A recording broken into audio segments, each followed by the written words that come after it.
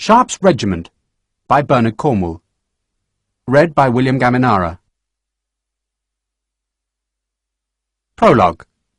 Spain, June 1813. Regimental Sergeant Major McLeod was a powerful man, and the pressure of his fingers, where they gripped Major Richard Sharpe's left hand, was painful. The RSM's eyes opened slowly. "I'll not cry, sir." "No." "They'll not say they saw me cry, sir." "No." A tear rolled down the side of the RSM's face. His shako had fallen. It lay a foot from his head. Sharpe, leaving his left hand in the sergeant major's grip, gently pulled back the red jacket. "Our Father, which art in heaven—" McLeod's voice choked suddenly. He lay on the hard flints of the robeway. Some of the dark flints were flecked with his blood. "Oh, Christ!" Sharpe was staring into the ruin of the sergeant major's belly. McLeod's filthy shirt had been driven into the wound that welled with gleaming bright blood. Sharpe let the jacket fall gently onto the horror. There was nothing to be done. "Sir," the RSM's voice was weak. "Please, sir." Sharpe was embarrassed. He knew what this hard man, who had bullied and whored and done his duty, wanted.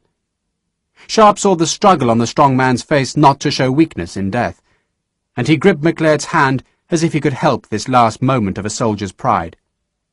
McLeod stared at the officer. "Sir?"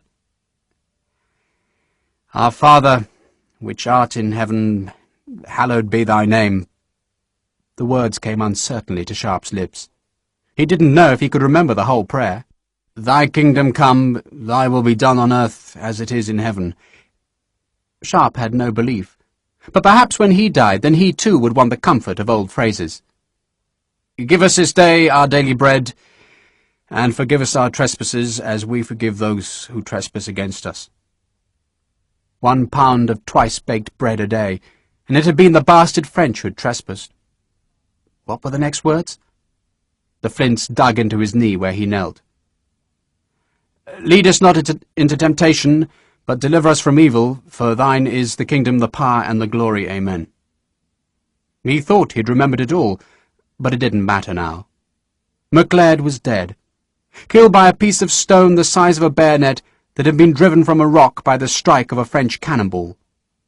The blood had stopped flowing, and there was no pulse in his neck. Slowly Sharpe uncurled the fingers. He laid the hand on the breast, wiped the tears from the face, then stood. "Captain Thomas?" "Sir." "RSM's dead. Take him for burial." "Captain Dallenbaugh?" "Sir." "Push those pickets 50 yards further up the hill. This isn't the goddamn field training day. Move!" The pickets were perfectly positioned, and everyone knew it, but Sharpe was venting in anger where he could.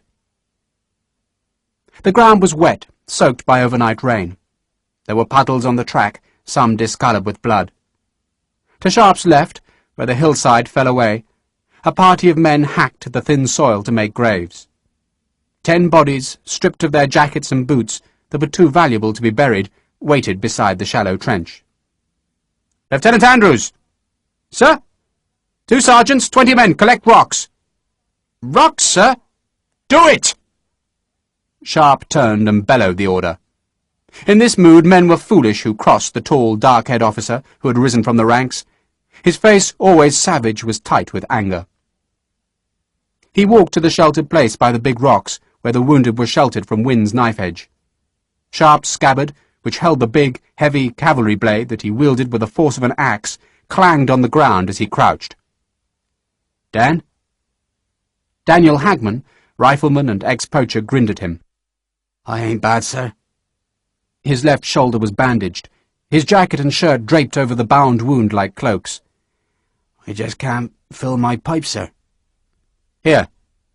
Sharpe took the short clay stump, fished in Hagman's ammunition pouch for the plug of dark, greasy tobacco, and bit a lump free that he crumbled and pushed into the bowl. "What happened?" "Bloody skirmisher. I thought the bastard was dead, sir."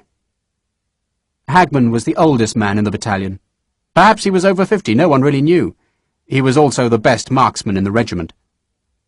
He took the pipe from Sharpe and watched as the officer brought out a tinderbox. "I shot the bugger, sir.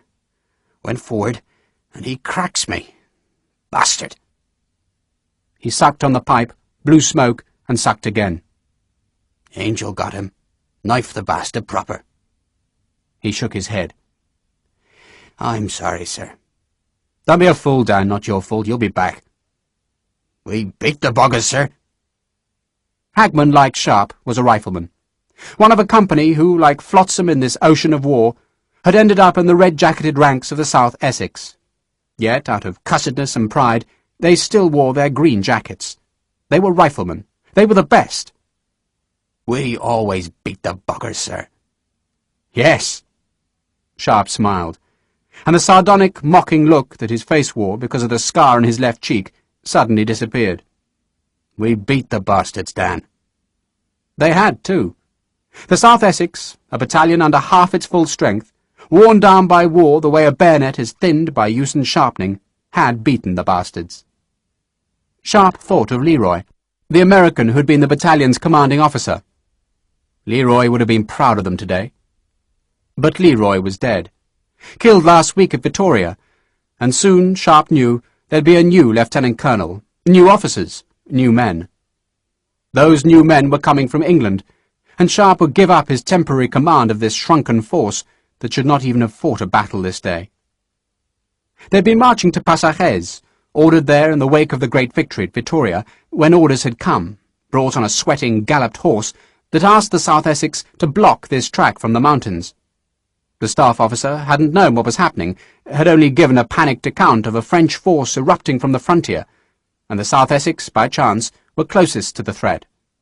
They had left their women and baggage on the main road and gone north to stop the French. They succeeded. They had lined the track, and their muskets had cracked in the deadly rhythm of platoon fire, flaying the northern approach, shredding the blue-jacketed enemy ranks. The South Essex had not given ground. Their wounded had crawled to shelter, or bled where they fell. Even when the enemy mountain gun had opened its fire, hurling back whole files in bloody shambles, they hadn't stepped back. They had fought the bastards to a standstill, and seen them off. And now Major Richard Sharpe, the taste of tobacco still sour in his mouth, could see what price he had paid. 11 dead, and more would yet die of their wounds. At least 12 of the wounded would never return to the ranks. Another dozen, like Hagman, should live to fight again, unless their wounds turned filthy, and that fevered, slow death did not bear thinking about. Sharpe spat. He had no water, for an enemy bullet had smashed his canteen open. "Sergeant Harper?" "Sir." The huge Irishman walked towards him. Perhaps alone in the battalion, this rifleman wouldn't fear Richard Sharpe's anger, for Harper had fought beside Sharpe in every battle of this long war. They had marched the length of Spain, until in this summer of 1813 they were close to the French frontier itself. "How's Dan, sir?" "He'll live. Do you have any water?" "I did, but someone worked a miracle on it." Harper, who illicitly had red wine in his canteen, offered it to Sharpe. The Major drank, then pushed the cork home. "Thank you, Patrick." "Plenty more if you need it, sir." "Not for that. For being here." Harper had married just 2 days before, and Sharpe had ordered the huge Irishman to stay with his new Spanish wife when the order to fight had come, but Harper had refused. Now Harper stared northwards at the empty horizon. "What were the buggers doing here?" "They were lost." Sharpe could think of no other explanation. He knew that a number of French units cut off by the defeat of Joseph Bonaparte at Vittoria were straggling back to France. This one had outnumbered Sharpe, and he had been puzzled why they had broken off the fight when they did.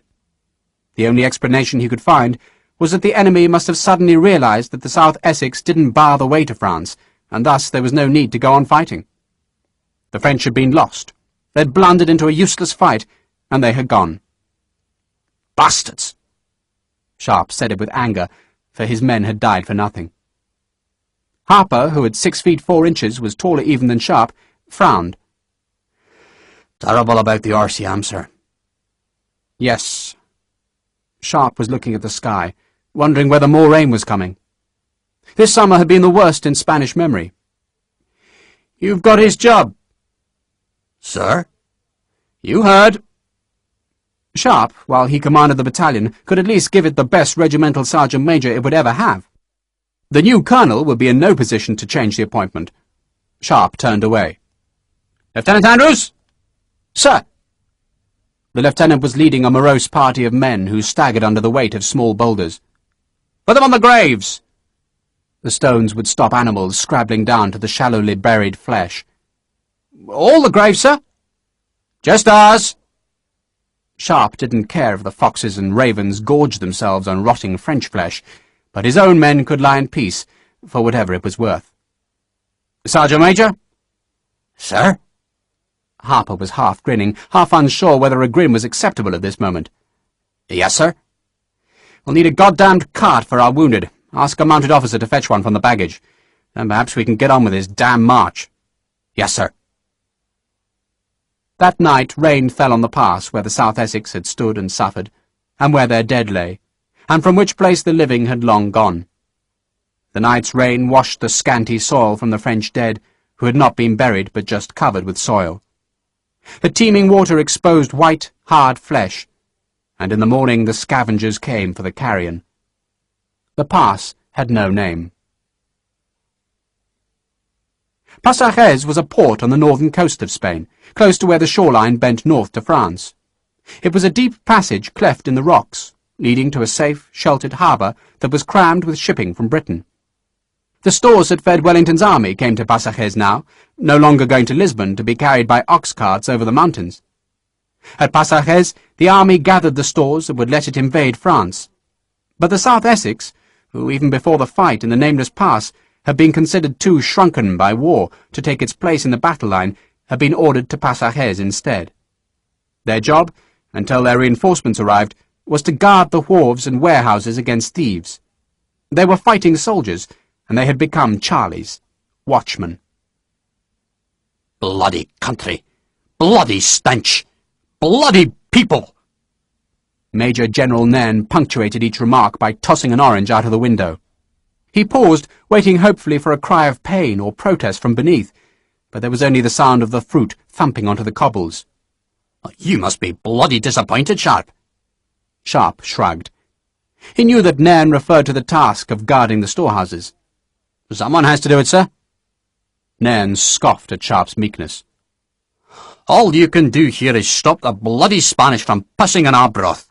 I'm disappointed for you." He lumbered to his feet and crossed to the window. He watched two high-booted Spanish customs officers slowly pace the wharfs.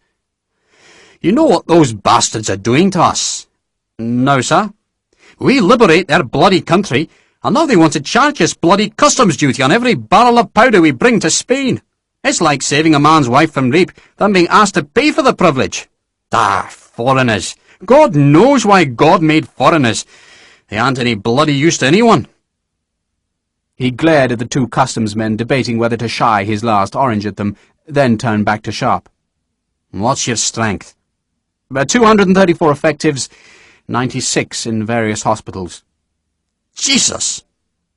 Nairn stared incredulously at Sharpe. He'd first met the rifleman at Christmas, and the two men had liked each other from the first. Now Nairn had ridden to Passages from the army headquarters in search of Sharpe. The Major General grunted and went back to his chair. He had white, straggly eyebrows that grew startlingly upwards to meet his shock of white hair. 234 effectives? "Yes, sir." I suppose you lost some the other day." "A good few." 3 more men had already died of the wounds they received in the pass. "But we've got replacements coming." Major General Nairn closed his eyes. "He's got replacements coming. From where, pray?" "From the 2nd Battalion, sir." The South Essex, for much of the war, had only possessed 1 battalion, but now, in their English depot at Chelmsford, a 2nd battalion had been raised.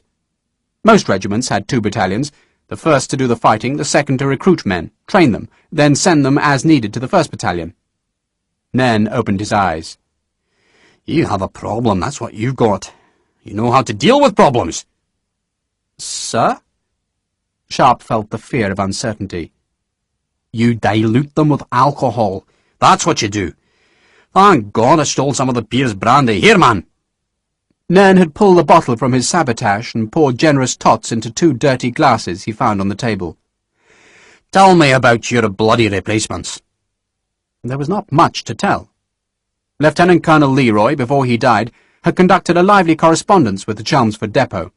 The letters from England, during the previous winter, told of 8 recruiting parties on the roads, of crowded barracks, and enthusiastic training. Nairn listened. "You asked for men to be sent?" "Well, of course." "So, where are they?" Sharpe shrugged. He had been wondering exactly that, and had been consoling himself that the replacements could easily have been entangled in the chaos that had resulted from moving the army's supply base from Lisbon to Pasajes. The new men could be at Lisbon, or at sea, or marching through Spain, or, worst of all, still waiting in England. "We asked for them in February. It's June now. They must be coming." "They've been saying that about Christ for 1800 years. Nairn grunted. "You had for certain they were being sent?" "No," Sharpe shrugged. "But they have to be." Nairn stared into his brandy as though it was a fortune-teller's bauble. "Tell me, Sharpe, have you ever heard of a man called Lord Fenner? Lord Simon Fenner?" "No, sir." "Bastard politician, Sharpe. Bloody bastard politician. I've always hated politicians. One moment they're grovelling all over you, tongues hanging out, wanting your vote. The next minute they're too bloody pompous to even see you. Insolent bastard jackanapes. Hate them. Hope you hate politicians, Sharpe. Not fit to lick your jakes out." "Lord Fenner, sir?" Sharpe knew bad news was coming. He knew that Major Generals, however friendly, did not ride long distances to share brandy with majors. "Foul little pompous bastard he is." Nairn spat the insult out. "Secretary of State at war. Works to the Secretary of State at war. And probably neither would know what a war was, even if it stuck itself in their back passages. So he wrote to us." Nairn took a piece of paper from his sabotage. "Or rather, one of his pox clerks wrote to us." He was staring at Sharpe rather than the letter.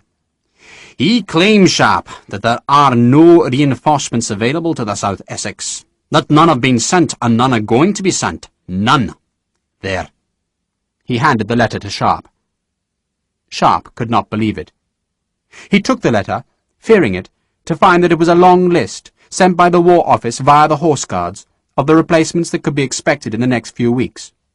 At the end of the list was the South Essex, against whose name was written, "2nd Battalion, now Holding Battalion. No draft available." That was all. And if it was true, it meant that the South Essex's 2nd Battalion had become a mere holding battalion. A place where boys of 13 and 14, too young to fight, waited for their birthdays, or where men in transit or wounded men were put to wait for new postings. A ragtag battalion without pride and of small purpose. "It can't be true. There are recruits. We had 8 recruiting parties." Nairn grunted. "In a covering letter, Sharpe, dictated by his bloody lordship himself, but which I won't offend you by showing to you, he recommends that your battalion be broken up." For a few seconds Sharpe thought he had misheard Nairn. A Spanish muleteer shouted outside the window. From the harbour came the cranking sound of a windlass, and in Sharpe's head echoed the words, "broken up." Broken up, sir? Sharpe felt a chill in this warm room. "Lord Fenner suggests, Sharpe, that your men be given to other battalions, that your colours be sent home, that your officers either exchange into other regiments, sell their commissions, or make themselves available for our disposal." Sharpe was incredulous. "Well, they can't do it!" Nairn gave a sour laugh. "Sharpe, they're politicians! You can't expect sense from the bastards." He leant forward. "We are going to need all the experienced units we can scrape together, all of them. But don't expect Lord Fenner to understand that.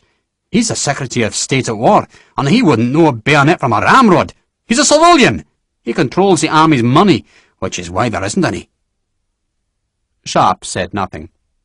He was thinking of the battalion's colours laid up in some English church, hanging high in a dusty chancel, while the men who had fought for them were scattered in penny packets around the army.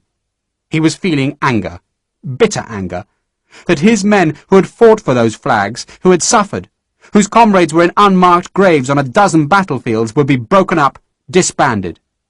He was thinking of a battalion that, like a family, had its quarrels and laughter, its warmth and pride, all to be sacrificed. "Breaking you up!" Nairn said it brutally. "Bloody shame! Busaco, Talavera, Fuentes de Noro, Ciudad Rodrigo, Badajoz, Salamanca, Vitoria, hell of a way to finish. Like sending a pack of hounds to the shambles, eh?" "But we had 8 recruiting sergeants out." "That's no good telling me, Sharpe, I'm just a dog's body." Nairn sniffed. "And even if we make you into a provisional battalion, you'll go on losing men. You need a draft of replacements." It was true.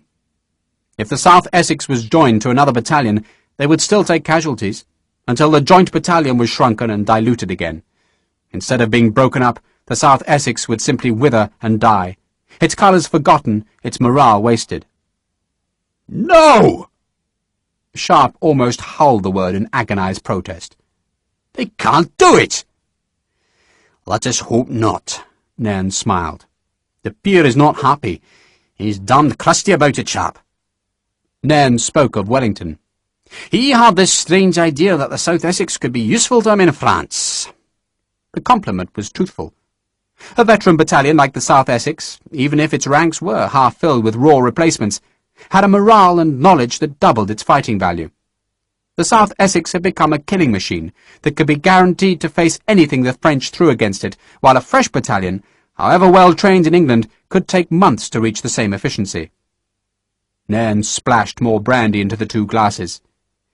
"The peer, Sharpe, does not trust those bastards in London. War Office, Horse Guards, Foreign Office, the Ordnance Department. We've got more damned offices running this damn war than we've got battalions. They've made a mess of it. They've lost their paperwork, they've got their bitches round their ankles, and they can't find mother to pull them up. Who's in charge at Chelmsford?" Sharpe had to think. His brain was in a turmoil of anger and astonishment that his battalion could be broken up.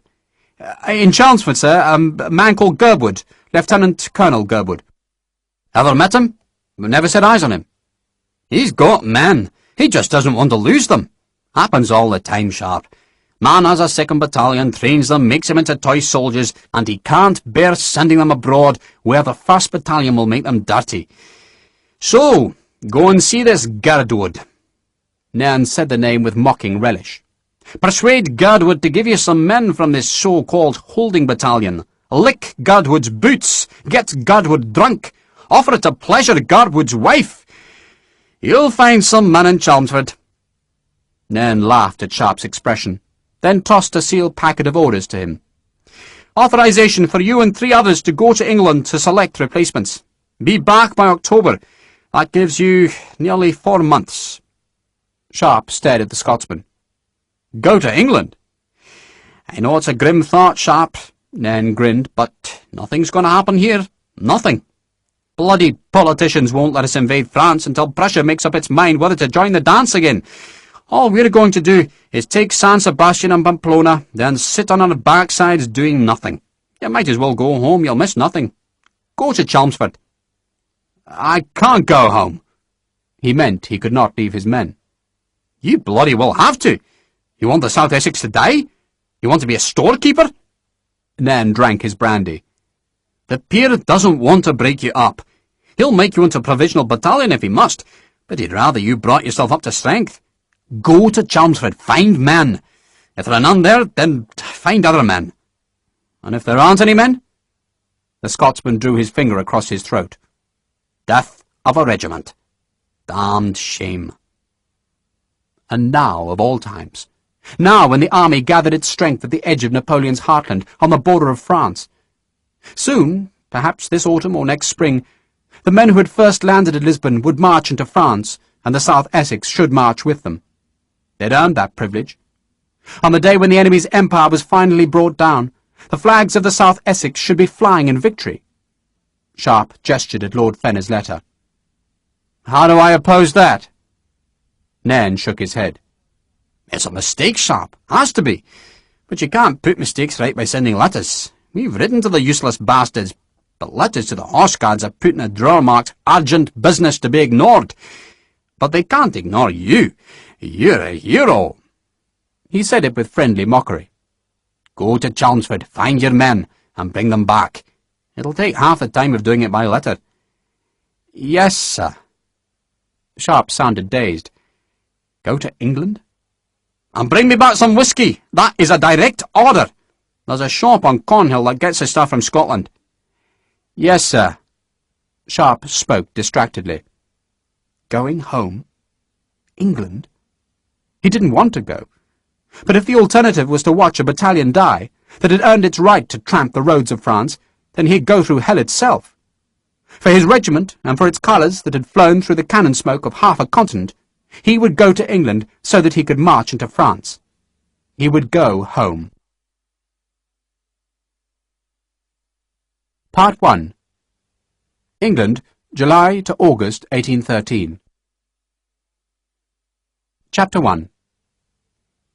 Sharpe, arriving in Chelmsford, couldn't remember the way to the South Essex's depot. He'd only visited the barracks once, a brief visit in '09, and he was forced to ask directions from a vicar who was watering his horse at a public trough. The vicar looked askance at Sharpe's unkempt uniform, then thought of a happy explanation for the soldier's vagabond appearance. "You're back from Spain?" "Yes, sir." "Oh, well done, first class." The vicar pointed eastwards, directing the soldiers out into the open country. "And God bless you." The four men walked eastwards. Sharpe and Harper earned odd glances, just as they had in London, for they looked as if they'd come straight from a Spanish battlefield, and still expected, even in this county town's quiet streets, to meet a French patrol. Captain Dallenbohr was dressed more elegantly than Sharpe or Harper, yet even his uniform, like Lieutenant Price's, showed the ravages of battle. "And it ought to work wonders with the ladies." Dallenbohr fingered a rent in his scarlet jacket, made by a French bayonet at Victoria. "Speaking of which," Lieutenant Harry Price had drawn his sword as they left the town behind, and now slashed with the blade at the cow parsley that grew thick in the lane. "Are you going to give us some leave, sir?" "You don't want leave, Harry. You'll only get into trouble." "All those girls in London," Price said wistfully. "Most of them haven't met a hero like me, back from the wars, and what are you smiling at, Sergeant?" Harper grinned broadly. "Just having a grand day, sir." Sharpe laughed.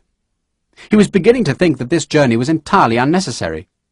He was convinced now that Lord Fenner's letter was a mistake, and that there were indeed replacements waiting in Chelmsford. In London, Sharpe had visited the Horse Guards, reporting his presence to the authorities, and the clerk in the dusty, impatient office had confirmed that the 2nd Battalion was indeed at Chelmsford. The man could offer no explanation as to why it was now called a holding battalion, suggesting wearily to Sharpe that it was perhaps merely an administrative convenience. But he could confirm that it was drawing rations and pay for 700 men. 700? That figure gave Sharpe hope. He was certain now that the 1st Battalion was saved, that within weeks, even days, he'd lead the replacements south to Passages. He walked towards the barracks with high hopes, his optimism made yet more buoyant by the splendour of this summer countryside. It seemed like a dream. Sharpe knew that England was as heavy with beggars and slums and horror as any city in Spain, yet, after the plains of Lyon or the mountains of Galicia, this landscape seemed like a foretaste of heaven. They walked through an England heavy with food and soft with foliage, a country of ponds and rivers and streams and lakes, a country of pink-cheeked women and fat men, of children who were not wary of soldiers or strangers. It was unnatural to see chickens pecking the road verges undisturbed, their necks not wrung by soldiers, to see cows and sheep that were in no danger from the commissary officers, to see barns unguarded, and cottage doors and windows not broken apart for firewood, nor marked with the chalk hieroglyphs of the billeting sergeants.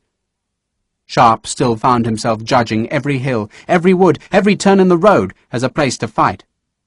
That hedgerow, with its sunken lane behind, would be a death-trap to cavalry, while an open meadow, bright with buttercups and rising towards a fat farm on a gentle hill, would be a place to avoid like the plague if French cuirassiers were in the area.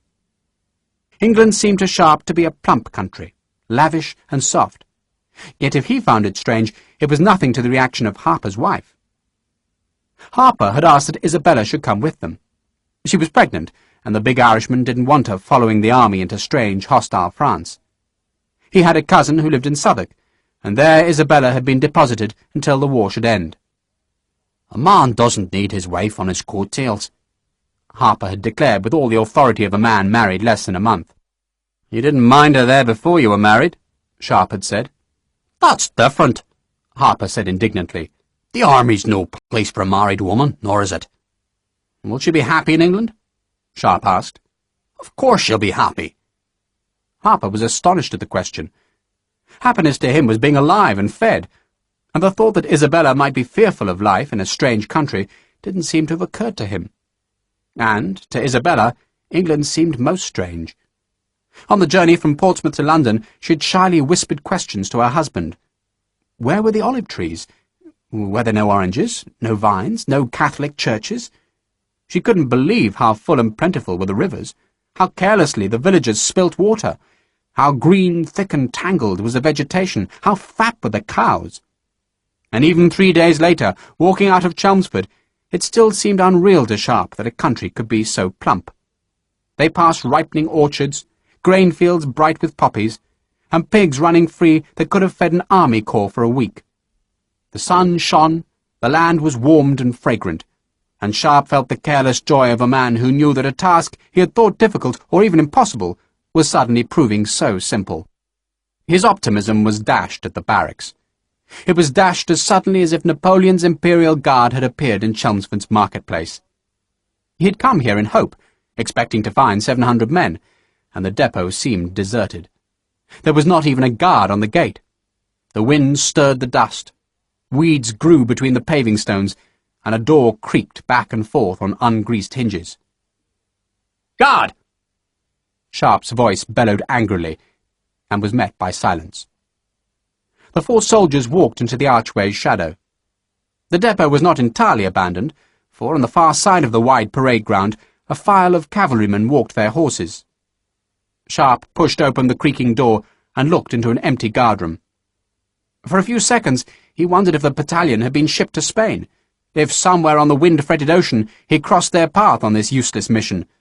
But surely the Horse Guards would have known if the battalion had moved. "Someone's home," Dallenbohr said. He nodded towards the Union flag that stirred weakly from a flagpole in front of an elegant brick-built building, which, Sharpe remembered, housed the officers' mess and the regiment's offices.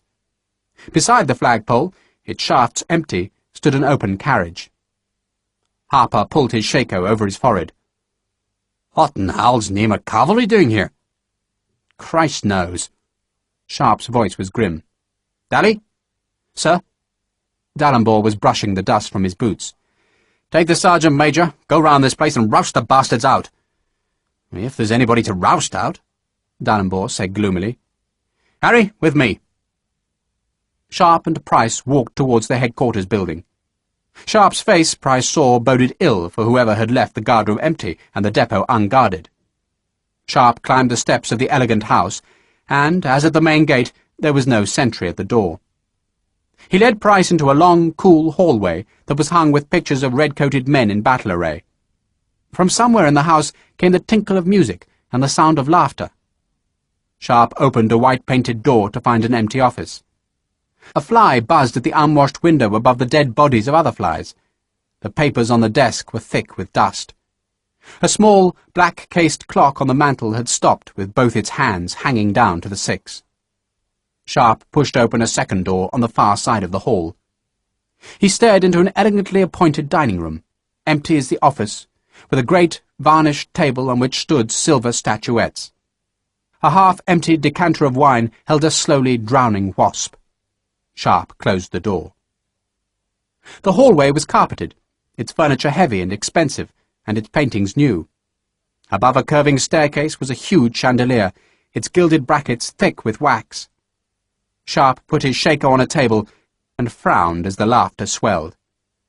He heard a girl's voice distinct above the trilling of the spinet. Lieutenant Price grinned at the sound. "Sounds like a brothel, sir." "It does, too." Sharpe's voice hid the anger that was thick in him, an anger at an unguarded barracks where women's laughter mingled with tinkling music. He went to the last door in the hallway, the one that he remembered opened into the mess, and from which came the laughter. He pushed the door slowly open, stood in the dark shadows of the hallway and watched. 3 officers, all wearing the yellow facings and chained eagle badge of the South Essex, were in the room. 2 girls were with them, one sitting at the spinet, the other blindfolded in the centre of the room. They were playing blind man's bluff. The officers laughed. They dodged the lunges of the blindfolded girl.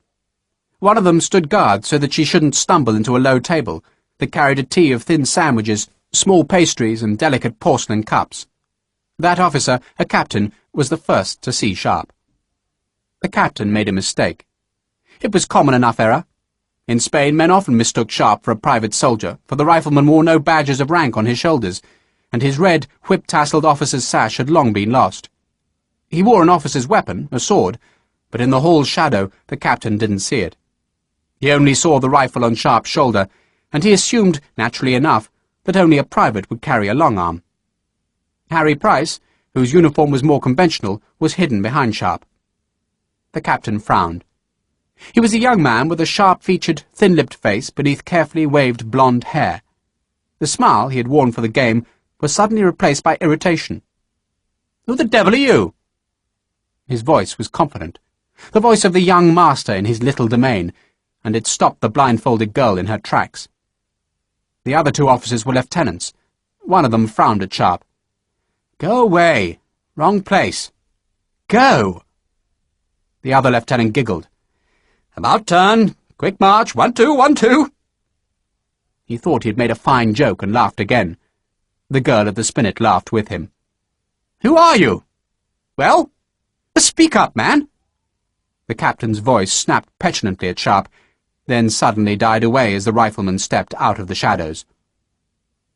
The realization that they might have made a mistake came to all 3 young officers at the same moment. They were suddenly silent and scared as they saw a tall man, black-haired, with a face darkened by a foreign sun and scarred by a foreign blade, a strong face that was given a mocking look by the scarred left cheek. That mocking expression vanished when Sharpe smiled, but he was not smiling as he stalked into the mess. He might have worn no badges of rank, but there was something about his face, about the sword at his side, and about the battered hilt of the rifle slung on his shoulder, that spoke of something far beyond their understanding. The girl in the room's centre took off her blindfold and gasped at Sharpe's sudden, startling appearance. The room was well lit by tall southern windows. The carpet was thick. Sharpe came slowly forward, and the captain put his feet together as if at attention and stared at the faded jacket, and tried to convince himself that the dark stains on the green cloth were not blood. Harry Price, seeing that one of the 2 girls was pretty, leant nonchalantly against the door-jamb with what he considered a suitably heroic expression. Sharpe stopped. "Whose carriage is outside?" No one spoke, but one of the girls made a hesitant gesture towards her companion. Sharpe turned. "Harry." "Sir?" "You will arrange for the coach outside to be harnessed." He looked at the 2 girls. "Ladies, what is about to happen here is not for your ears or eyes. You will oblige me by going to your carriage with Lieutenant Price." Price, delighted with the orders, bowed to the girls, while one of the 2 lieutenants, the young man who had laughed at his own jest, and who hardly looked more than 17, frowned. "I say, sir—" "Quiet!" It was a voice that sent orders across the chaos of battlefields, and the snap of it made the girls squeal and stunned the 3 officers into shocked silence. Sharpe looked again at the girls. "Ladies, you will please leave." They fled, snatching scarves and reticules, abandoning music sheets, uneaten cakes, cups of tea, and a bowl of chocolate confections. Sharpe closed the door behind them. He turned. He took the rifle from his shoulder and slammed it onto a varnished, delicate table. The sound made the 3 officers shiver. Sharpe looked at the captain beside the spinet. "Who are you?" "Carline, sir." "Who's officer of the day?" Carline swallowed nervously. "I am, sir." Sharpe looked at the lieutenant who had told him to go away. "You?" The lieutenant forced his voice to sound unafraid. "Merrill, sir." "And you?" "Pierce, sir." "What battalion are you?" He looked back to Carline. Carline, scarcely older than the 2 lieutenants, tried to match the dignity of his higher rank with an unruffled face, but his voice came out as a frightened squeak. South Essex, sir. He cleared his throat. 1st Battalion. Who's the senior officer in the depot? I am, sir, Carline said. He could not, Sharpe thought, have been more than 22 or 3. Where's Lieutenant Colonel Girdwood? There was silence. A fly battered uselessly against a window. Sharpe repeated the question.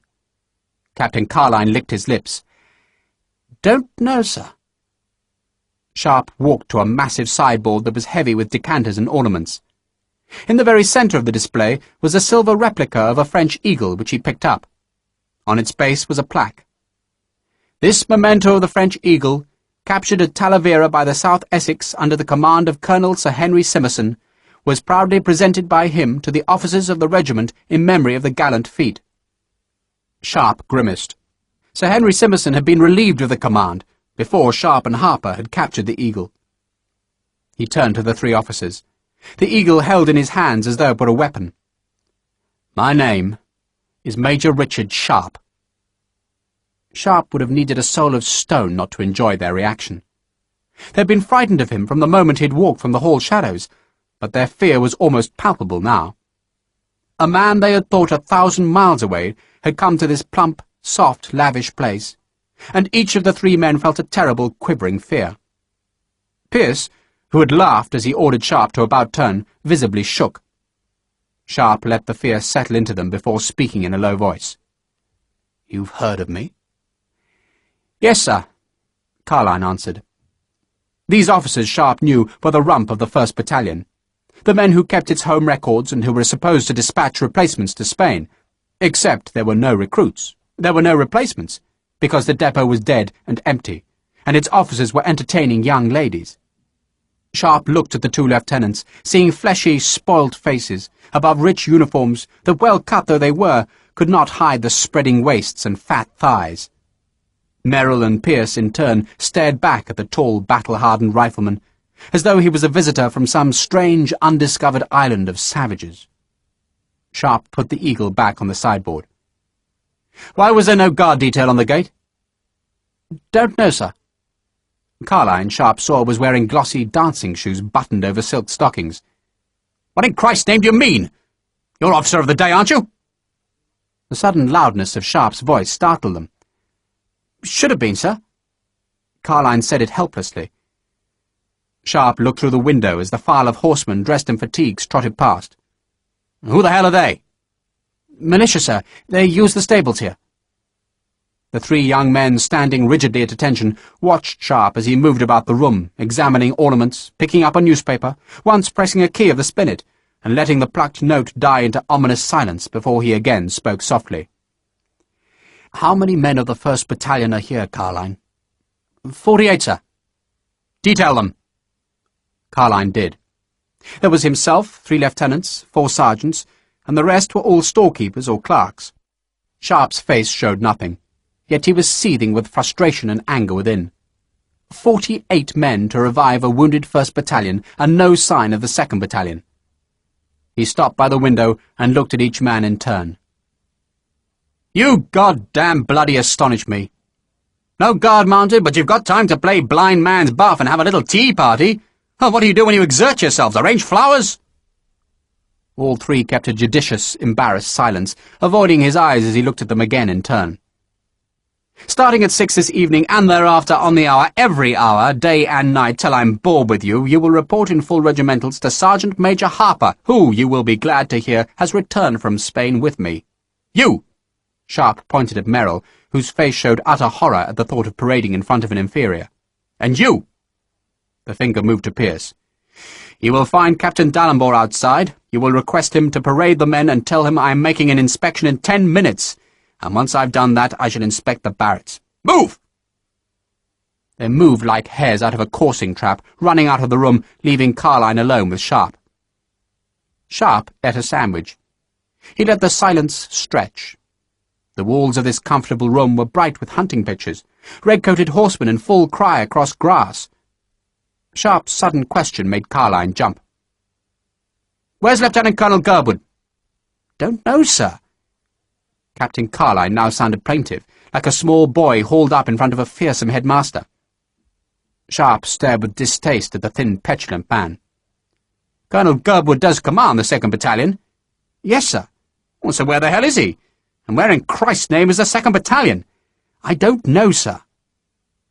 Sharpe stepped close to him, close enough to smell the tea on Carline's breath and the pomade in his carefully waved hair. "Captain?" Sharpe, taller than Carline, looked down into the pale eyes and made his voice conversational. "You've heard men speak, presumably, of Regimental Sergeant Major McLeod?" Carline gave the smallest nod. "I've heard the name, sir." "Less than 1 month ago, Carline, I saw his guts in blood. His belly was slit open. It wasn't a pretty sight, Captain. It would have spoilt your tea.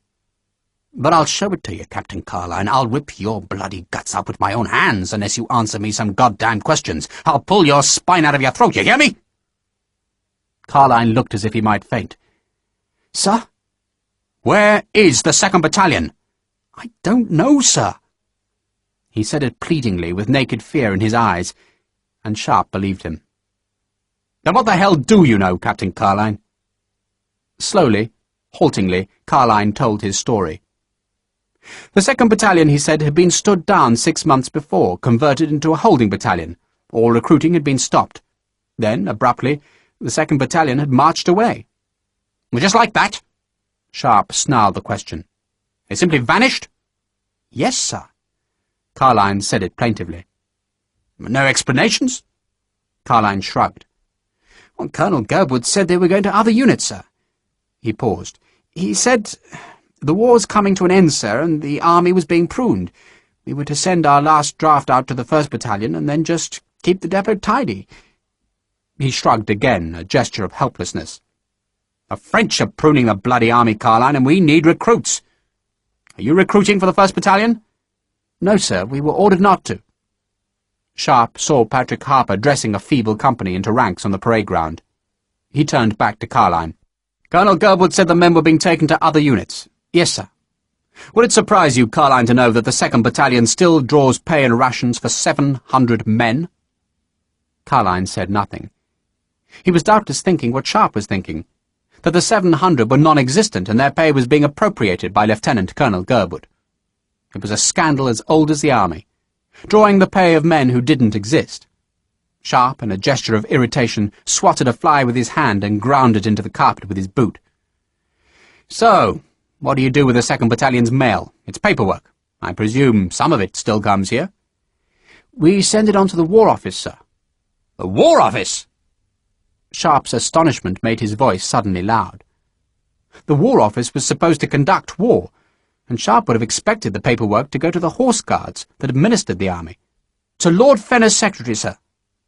Carline spoke with more confidence, as if the mention of the politician's name would awe Sharpe. It did. Lord Fenner, the Secretary of State of War, had suggested in his dispatch to Wellington that the 1st Battalion be broken up, and now it seemed he was the man responsible for the disappearance of the 2nd Battalion, a disappearance that must obviously have the highest official backing. Or else, and it seemed unthinkable, Lord Fenner was an accomplice with Lieutenant Colonel Girdwood in peculation, stealing money through a forged payroll. Footsteps were loud in the hallway, and Patrick Harper loomed huge in the doorway of the mess. He slammed to attention. "Mount parade, sir. What there are of them." Sharpe turned. "Regimental Sergeant Major Harper, this is Captain Carline." "Sir." Harper looked at Carline rather as a tiger would look at a goat. Carline, in his dancing shoes and with one hand on the spinet, seemed incapable of speaking. To think of himself as a soldier in the presence of these 2 tall, implacable men was ridiculous. "Sergeant Major," Sharpe's voice was conversational, "do you think the war has addled my wits?" There was a flicker of temptation on the broad face, then a respectful, "No, sir." "Then listen to this story, RSM. The South Essex raises a 2nd Battalion whose job is to find men, train men, then send them to our 1st Battalion in Spain. Is that correct, Captain Carline?" "Yes, sir." "So it recruits. It did recruit, Captain." "Yes, sir." "And 6 months ago, RSM," Sharpe swung back, "it is made into a holding battalion. No more recruiting, of course. It is merely a convenient dung heap for the army's refuse." He stared at Carline. "No one knows why. We poor bastards are dying in Spain, but some clodpole decides we don't need recruits. He looked back at Harper. I'm told, RSM, that the holding battalion has been broken up. It has disappeared. It has vanished. Its mail goes to the War Office, yet it still draws rations for 700 men. Sergeant Major Harper? Sir. What do you think of that story? Harper frowned. That's a real bastard, your sorters. He smiled. Perhaps if we break some heads, sir, some bastards will stop lying. I like that thought, Sergeant Major. Sharpe stared at Carline, and his voice was conversational no longer. If you've lied to me, Captain, I'll tear you to tatters. I haven't lied, sir. Sharpe believed him, but it made no difference. He was in a fog of deception, and the hopelessness of it made him furious as he went into the sunlight to inspect the few men who'd been assembled by D'Alembert. Either there were no men in the 2nd Battalion, in which case there would be no trained replacements for the invasion of France, or, if they did exist, Sharpe would have to find them through Lord Fenner, who would doubtless not take kindly to an interfering visit from a mere major. He stalked through the sleeping huts, wondering how he was to approach the Secretary of State at War, then went to inspect the armoury.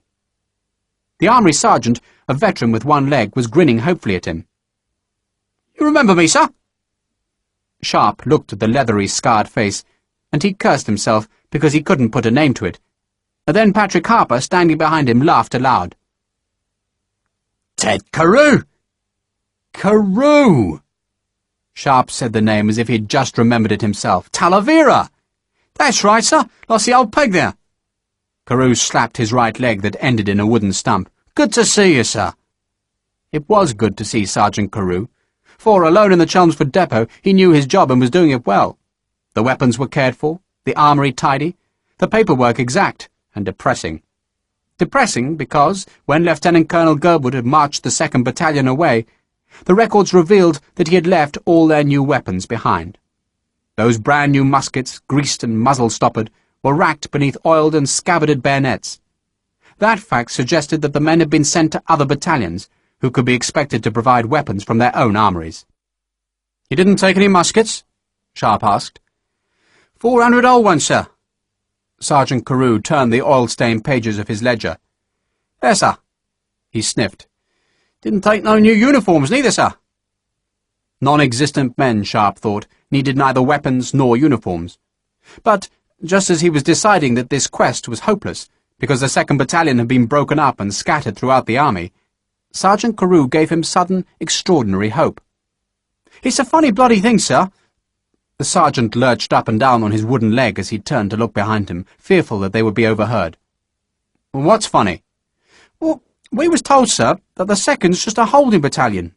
No more recruits, that's what they said, sir, but 3 weeks ago, as I live and breathe, sir, I saw one of our parties with a clutch of recruits. Sergeant Haverkamp it was, Horatio Haverkamp, and he was marching them this way. I said hello, I did, and he tells me to bugger off and mind my own business. Me! Carew stared indignantly at Sharpe. So I talks to the captain here, and I asks him what's happening. I mean, the recruits never got here, sir. Not a one of them. I haven't seen a lad in, 6 months. Sharpe stared at the sergeant, and the import of what Carew was saying dawned slowly on him. Holding battalions did not recruit. If there were recruits, then there was a 2nd Battalion, and the 700 men did exist, and the regiment could yet march into France. You saw a recruiting party? With me own eyes, sir. I told the captain, too. And what did he say? Told me I was drunk, sir. Told me there was no more recruiting parties, nothing. Told me I was imagining things. But I wasn't drunk, sir, and sure as you're standing there and me here, I'm telling you I saw Horatio Haverkamp with a party of recruits. Now, why would they not come here, sir? Can you tell me that? No, Sergeant, I can't. But he would find out. By God, he would find out. You're certain of what you saw, Sergeant? I'm certain, sir. This Sergeant Haverkamp wasn't recruiting for another regiment. Carew laughed. For our badge, sir.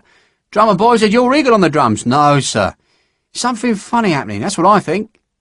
He was stumping towards the door, his keys jangling on their iron ring. Yep, but no one listens to me, sir. Not any more. I mean, I was a real soldier, sir. Smell the bloody guns. But they don't want to know. Too high and bloody mighty. Carew swung the massive iron door shut, then turned again to make sure none of the depot officers were near. I've been in the bloody army since I was a nipper, sir, and I know when things are wrong. He looked eagerly up at Sharpe. Do you believe me, sir? Yes, Ted. Sharpe stood in the slanting evening light and almost wished he did not believe the sergeant. For if Ted Carew was right, then a battalion was not just missing, but deliberately hidden. He went to inspect the stables. A missing battalion? Hidden? It sounded to Sharpe like a madman's fantasy, yet nothing in Chelmsford offered a rational explanation. By noon the next day, Sharpe and Dalrymple had searched the paperwork of the depot and found nothing that told them where Lieutenant Colonel Gerwood had gone, or whether the 2nd Battalion truly existed. Yet Sharpe believed Carew. The battalion did exist, it was recruiting still, and Sharpe knew he must return to London, though he dreaded the thought. He dreaded it because he would have to seek an interview with Lord Fenner, and Sharpe did not feel at home among such exalted reaches of society. He suspected, too, that his lordship would refuse to answer his questions, telling Sharpe, perhaps rightly, that it was none of his business. Yet to have come this far to fail? He walked onto the parade ground and saw Carline Merrill and Pierce standing indignantly to attention as Patrick Harper minutely inspected their uniforms. All 3 officers had shadowed, red-rimmed eyes because they'd been up all night. Harper, used to broken nights of war, looked keen and fresh. "Halt!" The sentry at the gate, eager to impress Major Sharpe, bellowed the challenge. Sharpe turned. A mounted officer appeared in the archway, glorious and splendid on a superb horse, dazzling in the red, blue and gold uniform of the 1st Life Guards, an officer utterly out of place in this remote, dull barrack square. "Bit hard to find, aren't you?" The officer laughed as he dismounted close to Sharpe. "It is Major Sharpe, yes?" "Yes." The captain saluted. "Lord John Rossendale, sir. Honour to meet you." Lord John was a tall young man, thin as a reed, with a humorous, handsome face and a lazy, friendly voice. "First time I've been here. I'm told there's a decent little pack of hinds up the road." "I wouldn't know." Sharpe said it ungraciously. "You're looking for me?" "Rather." Rossendale beamed happily. "Got something for you, sir, or I did." He dug into his sabretache, failed to find whatever he had brought, clicked his fingers, cursed himself for foolishness, then, with a happy and enlightened burst of memory, found what he was looking for in his saddlebag. "Ah, there you are, sir, safely delivered." He handed Sharpe a thick piece of folded paper, richly sealed. "Can I get luncheon here, sir? Your mess does a decent buy, does it, or would you recommend the Tyne?" Sharpe did not answer. He'd torn the paper open and was reading the ornate script. "Is this a joke?" "Lord, no!" Lord John laughed anyway. "Bit of a privilege, really, yes? He's always wanted to meet you. He was happy as a drunken bap when the Horse Guards said you'd come home. We heard you'd died this summer, but, well, here you are, eh? Fit as a fiddle, splendid, eh? Should be quite jolly, really." "Jolly?" "Rather." Lord John gave Sharpe his friendliest, most charming smile. "Best flummery and all that?" "Flummery?" "Uniform, sir. Get your chap to polish it all up. Put on a bit of glitter, yes?" He glanced at Sharpe's jacket and laughed. "You can't really wear that one, eh? They'd think you'd come to scour the chimneys." He laughed again to show he meant no offence. Sharpe stared at the invitation, and knew that his luck had turned. A moment ago he'd been apprehensive, rightly so, about seeing Lord Fenner. For what mere major could demand answers of a Secretary of State at war? Now, suddenly, the answer had been delivered by this elegant, smiling messenger, who had brought an invitation, a command, for Sharpe to go to London, and there meet a man who within the last year had insisted that Sharpe was promoted, and a man whom even Lord Fenner dared not offend. The Prince of Wales, Prince Regent of England, demanded Major Richard Sharpe's attendance at court, and Sharpe, if he was clever enough, would let that eminent royal gentleman demand to know where the 2nd Battalion had been hidden. Sharpe laughed aloud. He would go over Lord Fenner's head, and, with royalty's help, would march the colours of his regiment into France. Chapter 2. "There's a yellow line on the carpet. Observe it." "Yes," said Major Richard Sharpe. It is there that you stop. The Chamberlain gave a small, fanciful gesture with his white-gloved fingers, as if illustrating how to come to a halt. You bow. Another curlicue of the fingers. You answer briefly, addressing His Royal Highness as Your Royal Highness. You then bow again. Sharpe had been watching people approach the throne for 10 tedious minutes. He doubted that after seeing so many examples he needed to be given such minute instructions, but the courtier insisted on saying it all again. Every elaborate gesture of the man's white-gloved hand wafted perfume to Sharpe's nose. And when you've bowed the second time, Major, you back away. Do it slowly. You may cease the backward motion when you reach the lion's tail. He pointed with his staff at the rampant lion embroidered onto the lavish red carpet. The courtier, with eyes that seemed to be made of ice, looked Sharpe up and down. Some of our military gentlemen, Major Sharpe, become entangled with their swords during the backwards progression. Might I suggest you hold the scabbard away from your body? Thank you. A group of musicians, lavishly dressed in court uniform, with powdered wigs, plucked eyebrows, and intent, busy expressions, played violins, cellos, and flutes. The tunes meant nothing to Sharpe. Not one of them a stirring, heart-thumping march that could take a man into battle. These tunes were frivolous and tinkling, mincing delicate things suitable for a royal court. He felt foolish. He was grateful that none of his men could see him now. Dallenborough and Price were safely in Chelmsford, putting some snap into the half-deserted depot, while Harper, though in London, was with Isabella in Southwark. Above Sharpe was a ceiling painted with supercilious gods, who stared down with apparent boredom on the huge room. A great chandelier, its crystal drops breaking the candlelight into a million shards of light, hung at the room's centre. A fire, an unnecessary luxury this warm night, burned in a vast grate, adding to an already overheated room that stank of women's powder, sweat, and the cigar smoke that drifted in from the next chamber. An admiral was being presented. There was a spatter of light, bored applause from the courtiers who crowded about the dais. The admiral bowed for a second time, backed away, and Sharpe saw how the man held his slim sword away from his body as he bobbingly reversed over the snarling lion. "Lord Pearson, Your Royal Highness," said the overdressed flunkey who announced the names. Lord Pearson, attired in court dress, strode confidently forward, bowed, and Sharpe felt his heart beating nervously when he thought that in a few moments he would have to follow the man up the long carpet. It was all nonsense, of course, ridiculous nonsense, but he was still nervous. He wished he wasn't here. He wished he was anywhere but in this stinking, overheated room. He watched Lord Pearson say his few words and thought, with a sense of doom, how impossible it would be to bring up the subject of the missing battalion in those few scaring seconds of conversation. "It's best," the courtier murmured in his ear, "to say as little as possible. Yes, Your Royal Highness, or no, Your Royal Highness, are both quite acceptable." "Yes," Sharpe said. There were 50 people being presented this evening. Most had brought their wives, who laughed sycophantically whenever the courtiers on the dais laughed. None could hear the witticism that had provoked the laughter, but they laughed just the same.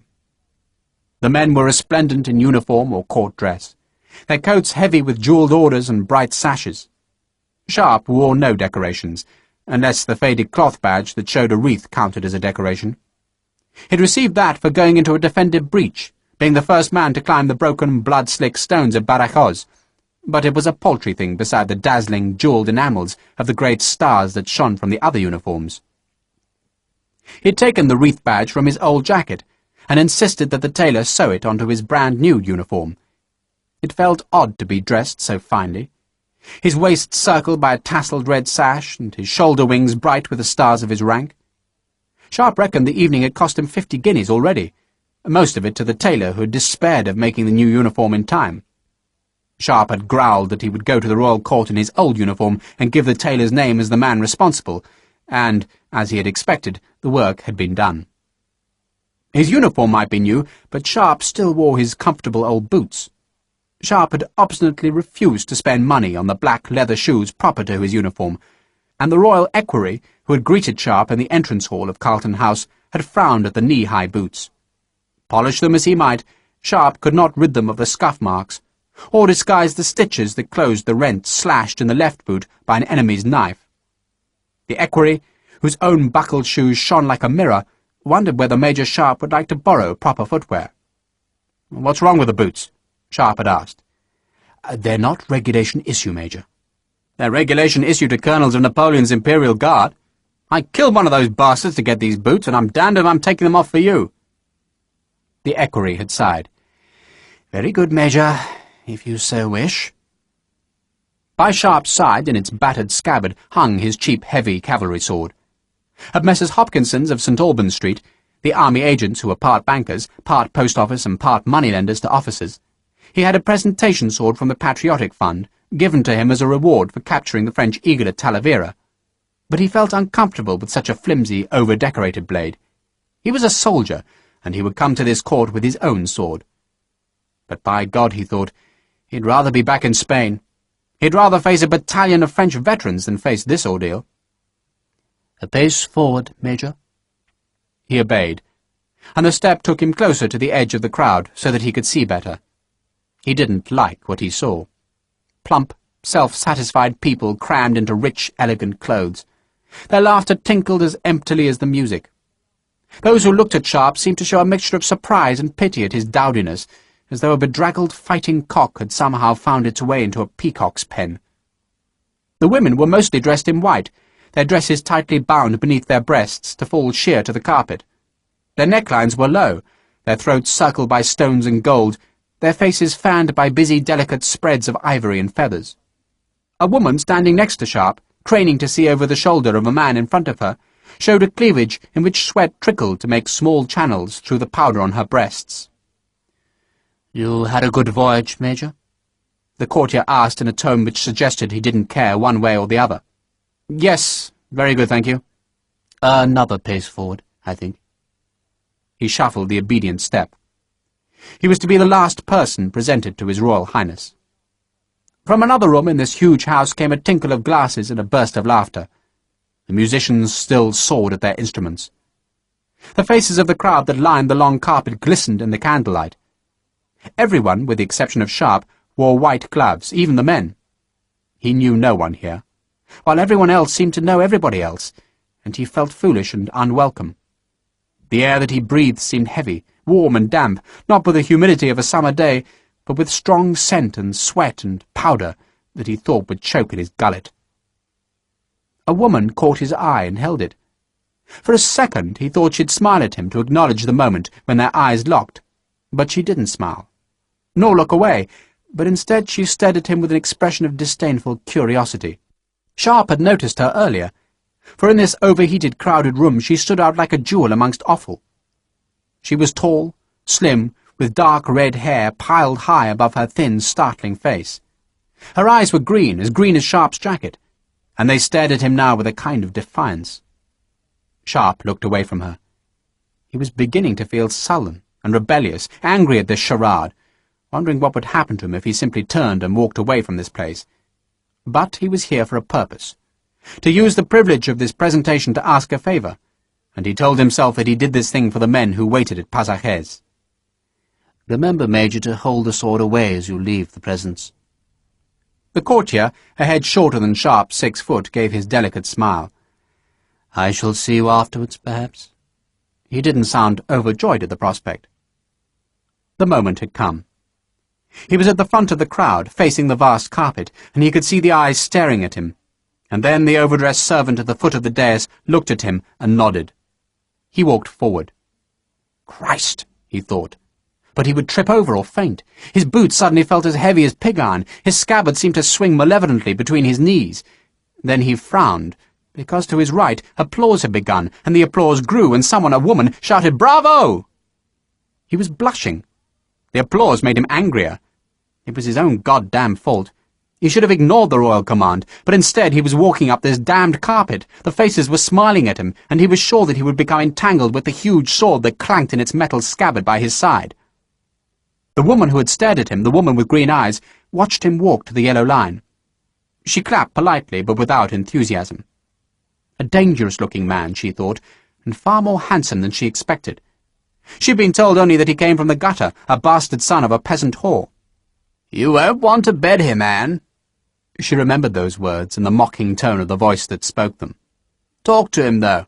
Find out what he knows." "Maybe he won't want to talk to me." "Don't be a fool. A peasant like that will be flattered to speak to a lady."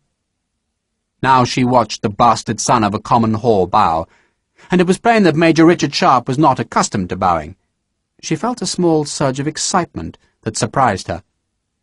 The courtier waited for Sharpe's clumsy bow to be made. "Major Richard Sharpe, Your Royal Highness, attached to His Majesty's South Essex Regiment."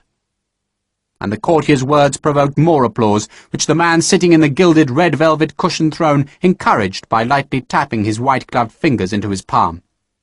No one else had received such applause, no one, and Sharpe blushed like a child as he stared into the glaucous eyes and fat face of the Prince of Wales, who this night was encased in the full uniform of a British general, a uniform that bulged on his thighs and over his full belly. The applause died. The Prince of Wales seemed to gobble with delighted laughter. He stared at Sharpe as if the rifleman was some delicious confection brought for his delight. Then he spoke in a fruity, rich voice that was full of surprise. "You're dressed as a rifleman, eh?" "Yes, Your Majesty." Oh, Christ, Sharpe thought. He should have called him Your Royal Highness. "But you're with the South Essex, yes?" "Yes, Your Royal Highness." Then Sharpe remembered that after the first answer he was supposed to call him Sir. "Sir," he added. "Yes?" Sharpe thought he was going to faint, because the fat, middle-aged man was leaning forward in the belief that Sharpe wished to say something. Sharpe's right hand fidgeted, wanting to cross his body and hold the sword-handle. "Very honoured, Your Majesty." Sharpe was sure he was going to faint. The room was a thick, indistinct whirl of powder-white faces, music, and heat. No, I'm honoured, yes, indeed. The honour is entirely mine, Major Sharpe." The Prince of Wales snapped his fingers, smiled at Sharpe, and the small orchestra abruptly stopped playing the delicate melody that had accompanied Sharpe's lonely walk up the carpet, and instead started to play a military tune. The music was accompanied by gasps from the audience, gasps that were followed by more applause that grew and was swelled by cheers that forced the musicians to play even louder. "Look!" The Prince of Wales gestured to Sharpe's right. "Look!" The clapping continued. Sharpe turned. A passage had been made in the applauding crowd, and, through it, marching in the old-fashioned goose-step that Sharpe had not seen in nearly 20 years, were 3 soldiers in uniforms of such pristine perfection that they must have been sewn onto their upright bodies. They had old-fashioned powdered hair, high stocks, but it was not the 3 soldiers, impressive and impractical though they were, that had started the new applause. "Bravo!" The shouts were louder as Sharpe stared at what the central soldier carried in his hands. Sharpe had seen that object before, on a hot day in a valley filled with smoke, and foul with the stench of roasting flesh. The wounded, he remembered, had been unable to escape the grass fires, and so they had burnt where they lay on the battlefield, the flames exploding their ammunition pouches and spreading the fire further. He had seen it before, but not like this. Tonight the staff was oiled and polished, and the gilt ornaments shone in the candlelight. Before, on that hot day when the musket wads had burnt, and the wounded had screamed for Jesus or their mothers, Sharpe had held the battered bloody staff, and he had scythed it like a halberd, cutting down the enemy, while beside him, screaming in his wild Irish tongue, Sergeant Harper had slaughtered the standard-bearers, and Sharpe had taken this eagle, this first French eagle to be captured by His Majesty's forces. Now it was polished. About the base of the eagle was a laurel wreath. It seemed unfitting.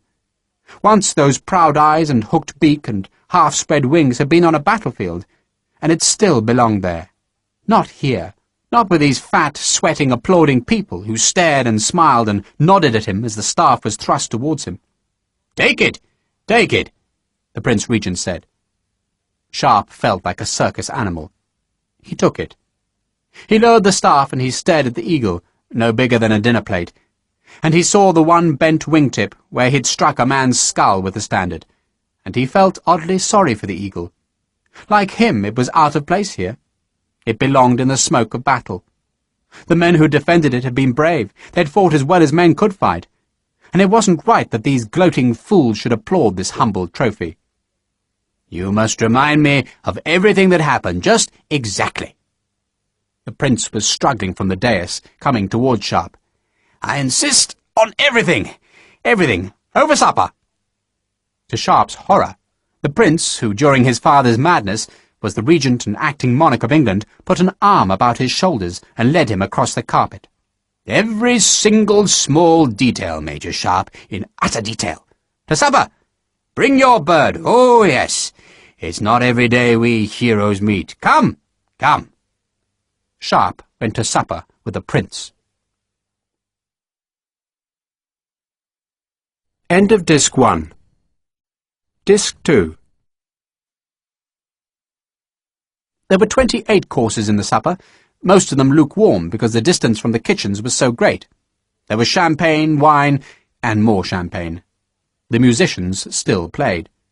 The Prince of Wales was extraordinarily solicitous of Sharpe. He fed Sharpe's plate with morsels, encouraged his stories, chided when he thought Sharpe was being modest, and finally asked the rifleman why he'd come to England. Sharpe took a breath and told him. He felt a small moment of pleasure, for he was doing what he'd come to do, saving a regiment. He saw some frowns about the table when he spoke of the missing battalion, as if the subject was unfitting for such an evening, but the prince was delighted. Some of my men are missing, eh? Well, that won't do. Is Fenner here? Fenner? Find Fenner. Sharpe suddenly felt that blaze of victory, like the moment in battle when the enemy's rear ranks are going back and the front was about to crumple. Here, in the Chinese dining room of Carlton House, Sharpe had persuaded the Prince Regent himself to put the question which Sharpe himself had so dreaded taking to Lord Fenner. Ah! Fenner! A courtier was conducting the Secretary of State of War towards the Prince's table. Lord Fenner was a tall man in court dress, with a thin, pale face dominated by a prominent hooked nose.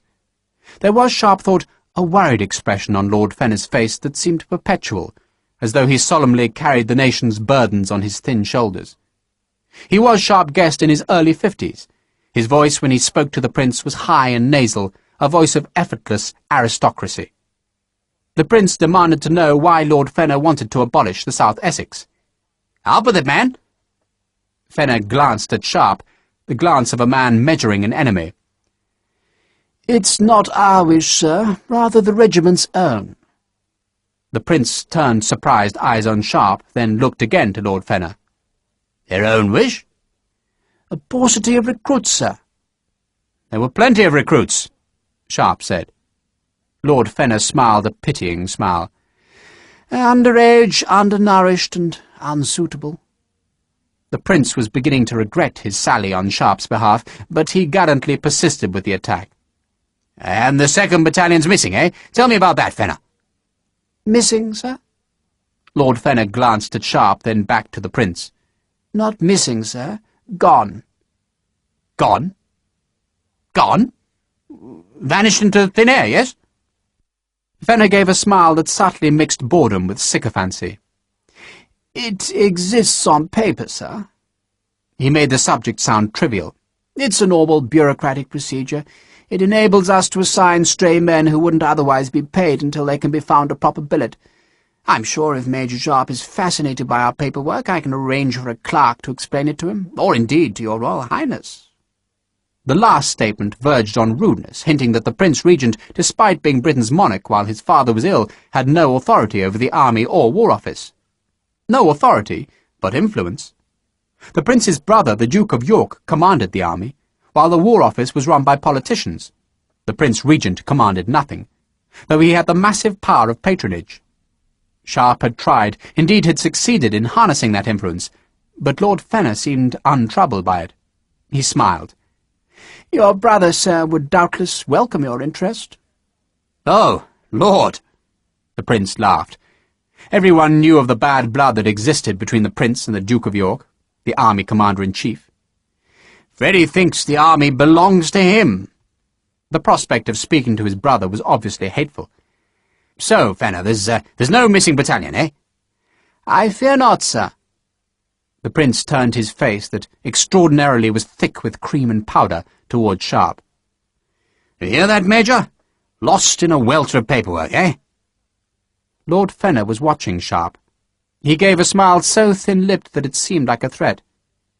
"Of course, sir, we shall do all we can to find Major Sharpe a new regiment." Of course. The prince beamed at Sharpe, then at Fenner. And quickly, Fenner. Sharply, even. Fenner smiled politely at the jest. "You are in London, Major?" At the Rose Tavern. "You will receive fresh orders tomorrow." Major Sharpe had tried to outflank Lord Fenner and had failed.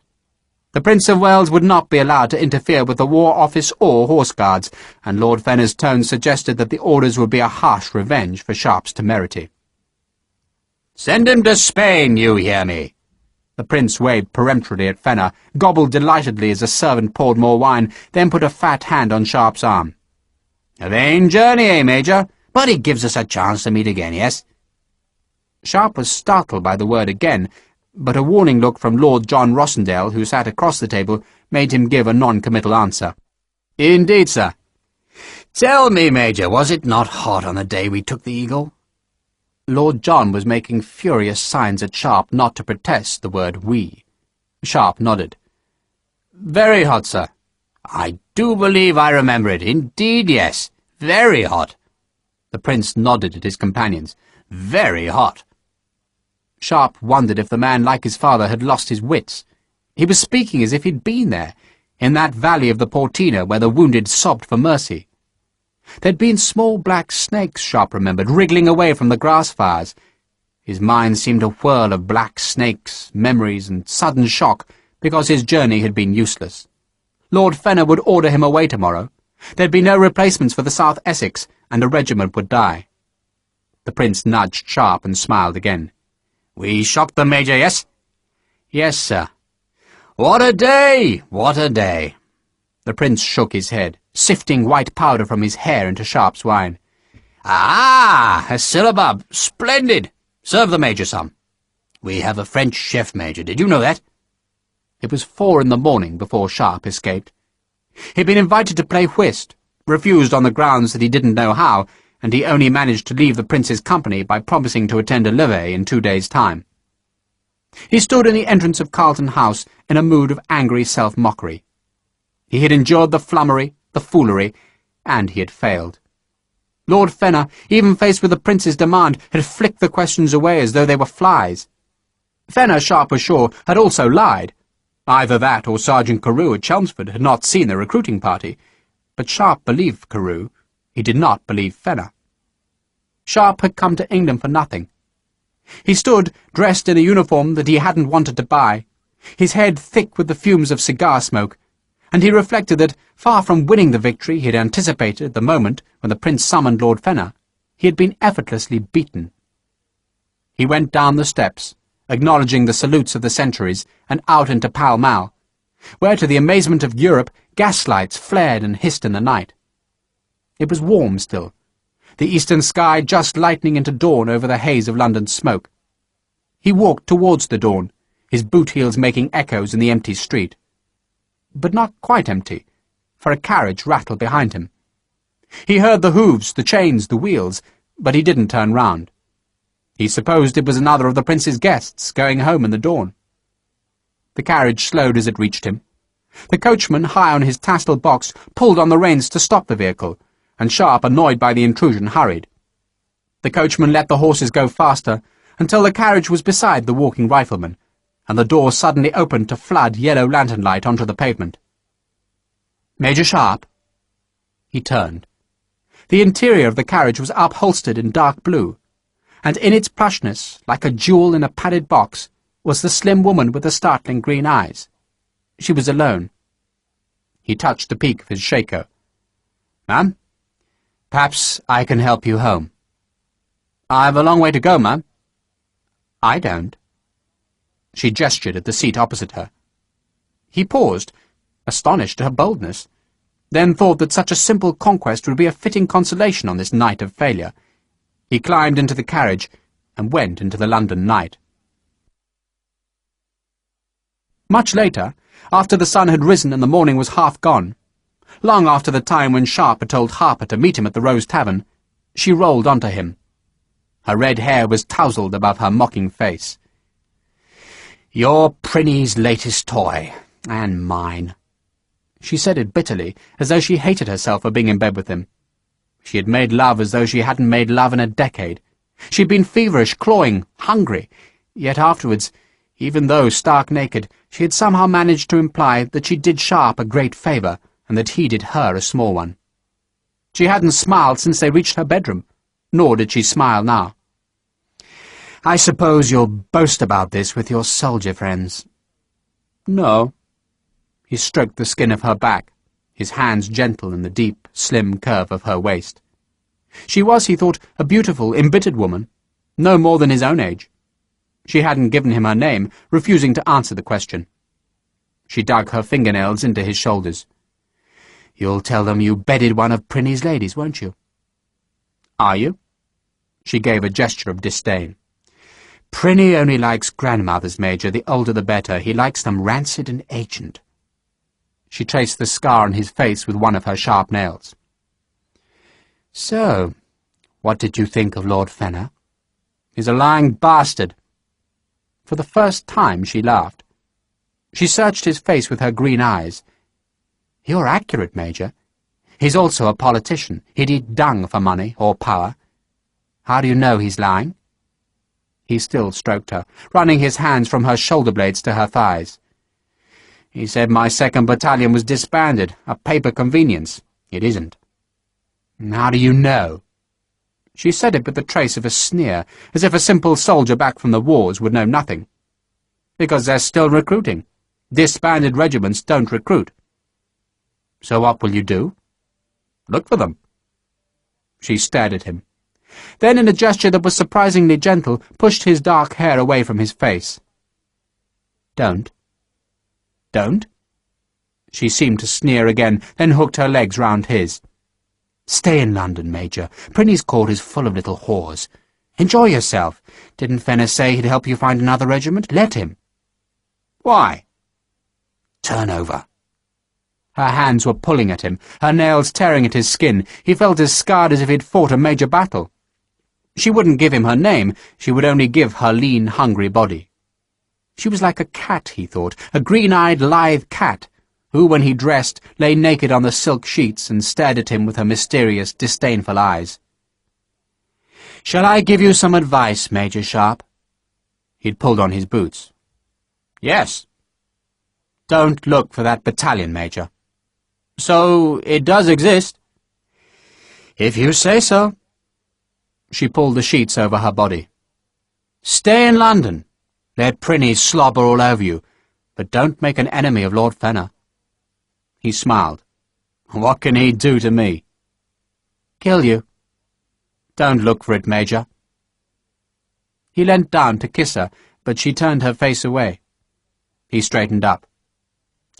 "I came to England to find it." "Go away, Major." She watched him buckle on his sword. "There are stairs at the back. No one will see you leave.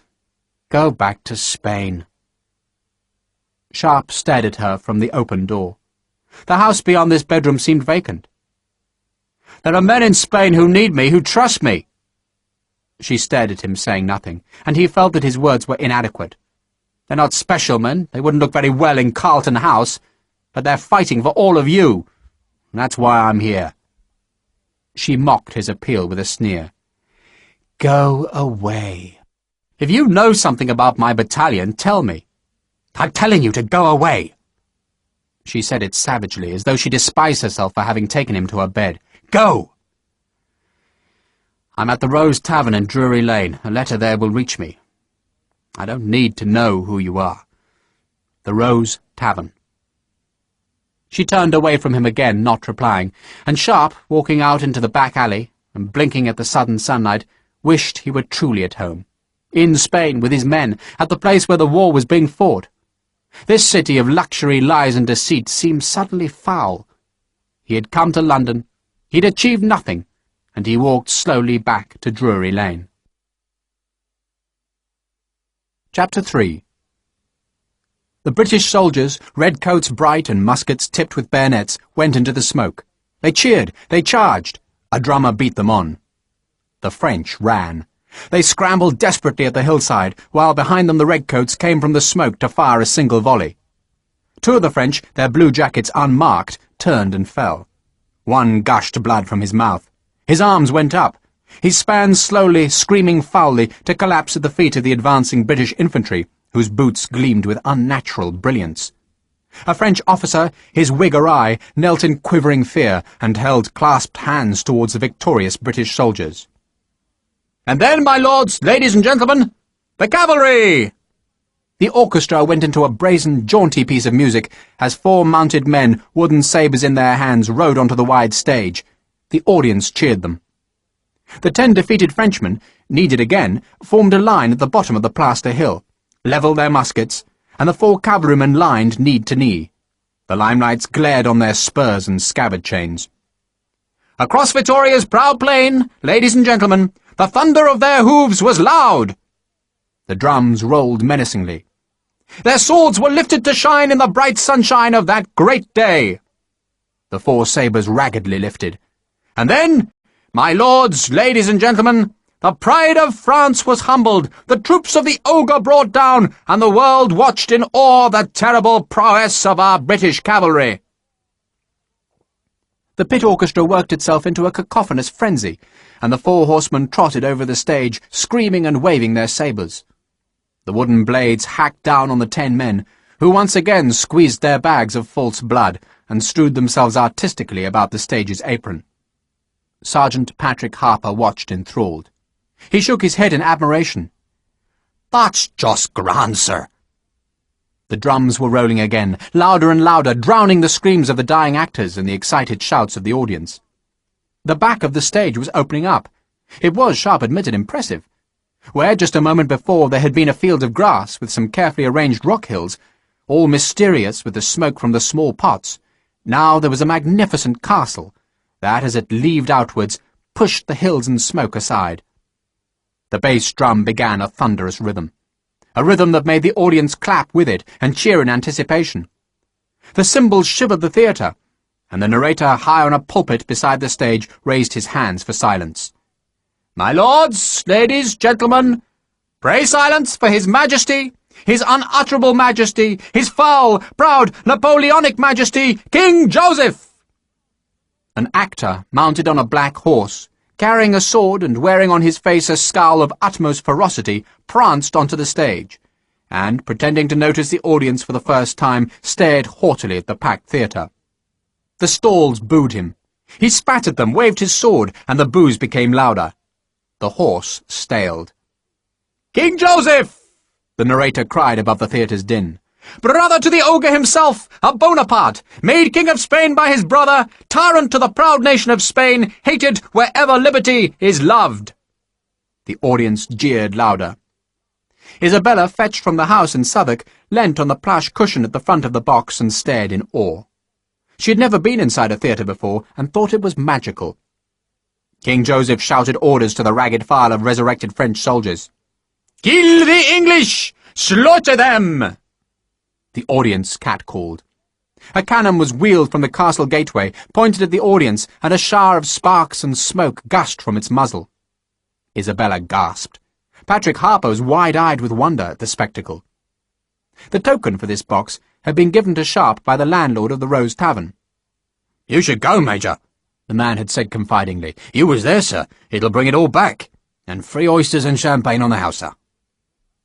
Sharpe had not wanted to go, but Harper and Isabella had been desperate to see the victory at Vittoria enacted, and eager for Sharpe to share the delight. He had agreed for Harper's sake, and now as the pageant neared its end, Sharpe found himself enjoying the antics far more than he had expected. The effects, he thought, were clever, while some of the girls, conveniently introduced as persecuted peasants or grieving widows into the stage's carnage, were luminously beautiful. There were worse ways, Sharpe thought, of spending an evening. The audience screamed in delight as King Joseph began a panicked flight about the stage. British troops, come from the wings, chased him, and he successively shed his sword, his hat, his boots, his gilded coat, his waistcoat, his shirt, and finally, to the delighted shrieks of the women in the audience, his breeches. All that was left to him was a tiny French tricolour about his arse. He stood shivering on top of the cannon, clutching the flag. The drums rolled. A British soldier reached for the small flag. The drum roll grew louder, louder, and the audience shouted for the soldier to pull the flag away. There was a clash of cymbals, and Isabella screamed in shock and delight as the flag was snatched away at the very instant that the curtain fell. The audience chanted for more. The orchestra swelled to fill the tiers of boxes with triumphal music, and the curtain, after a brief pause, lifted again to show the whole cast. King Joseph, cloaked now, facing the audience with linked hands to sing Proud Britons. A great Union flag was lowered above their heads. Sharpe was thinking of a sinuous, hungry, beautiful woman who had clawed at him and told him to go back to Spain.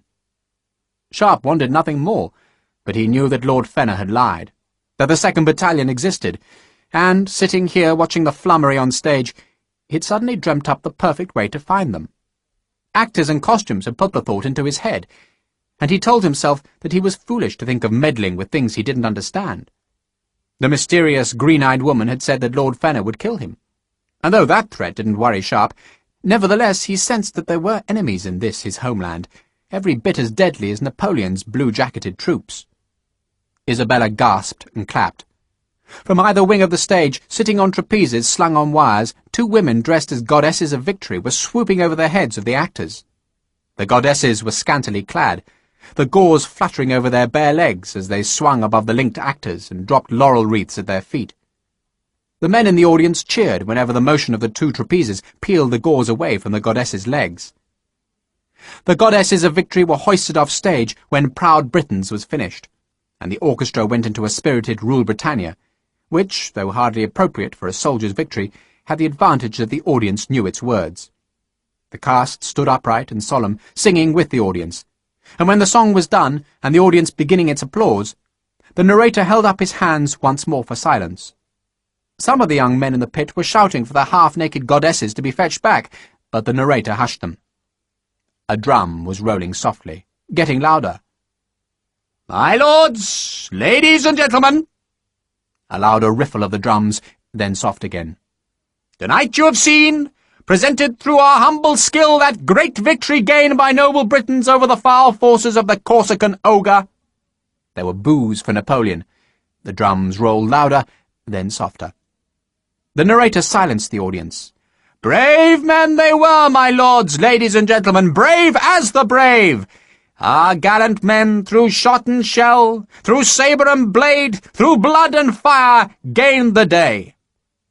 Another drum roll and another cheer. The door to the box opened. Sharpe turned, but it was merely one of the women who looked after the patrons, and he presumed that as the pageant was ending, so the boxes were being opened onto the staircase.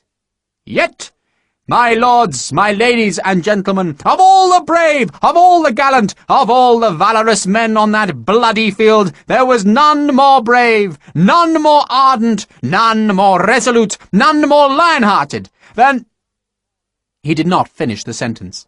Instead, he waved his hand towards the boxes, and to Sharpe's horror, lanterns were coming into his box, bright lanterns, and in front of them were the 2 goddesses of victory, each with a laurel wreath, and the audience was standing and clapping, defying the cymbals that clashed to demand silence.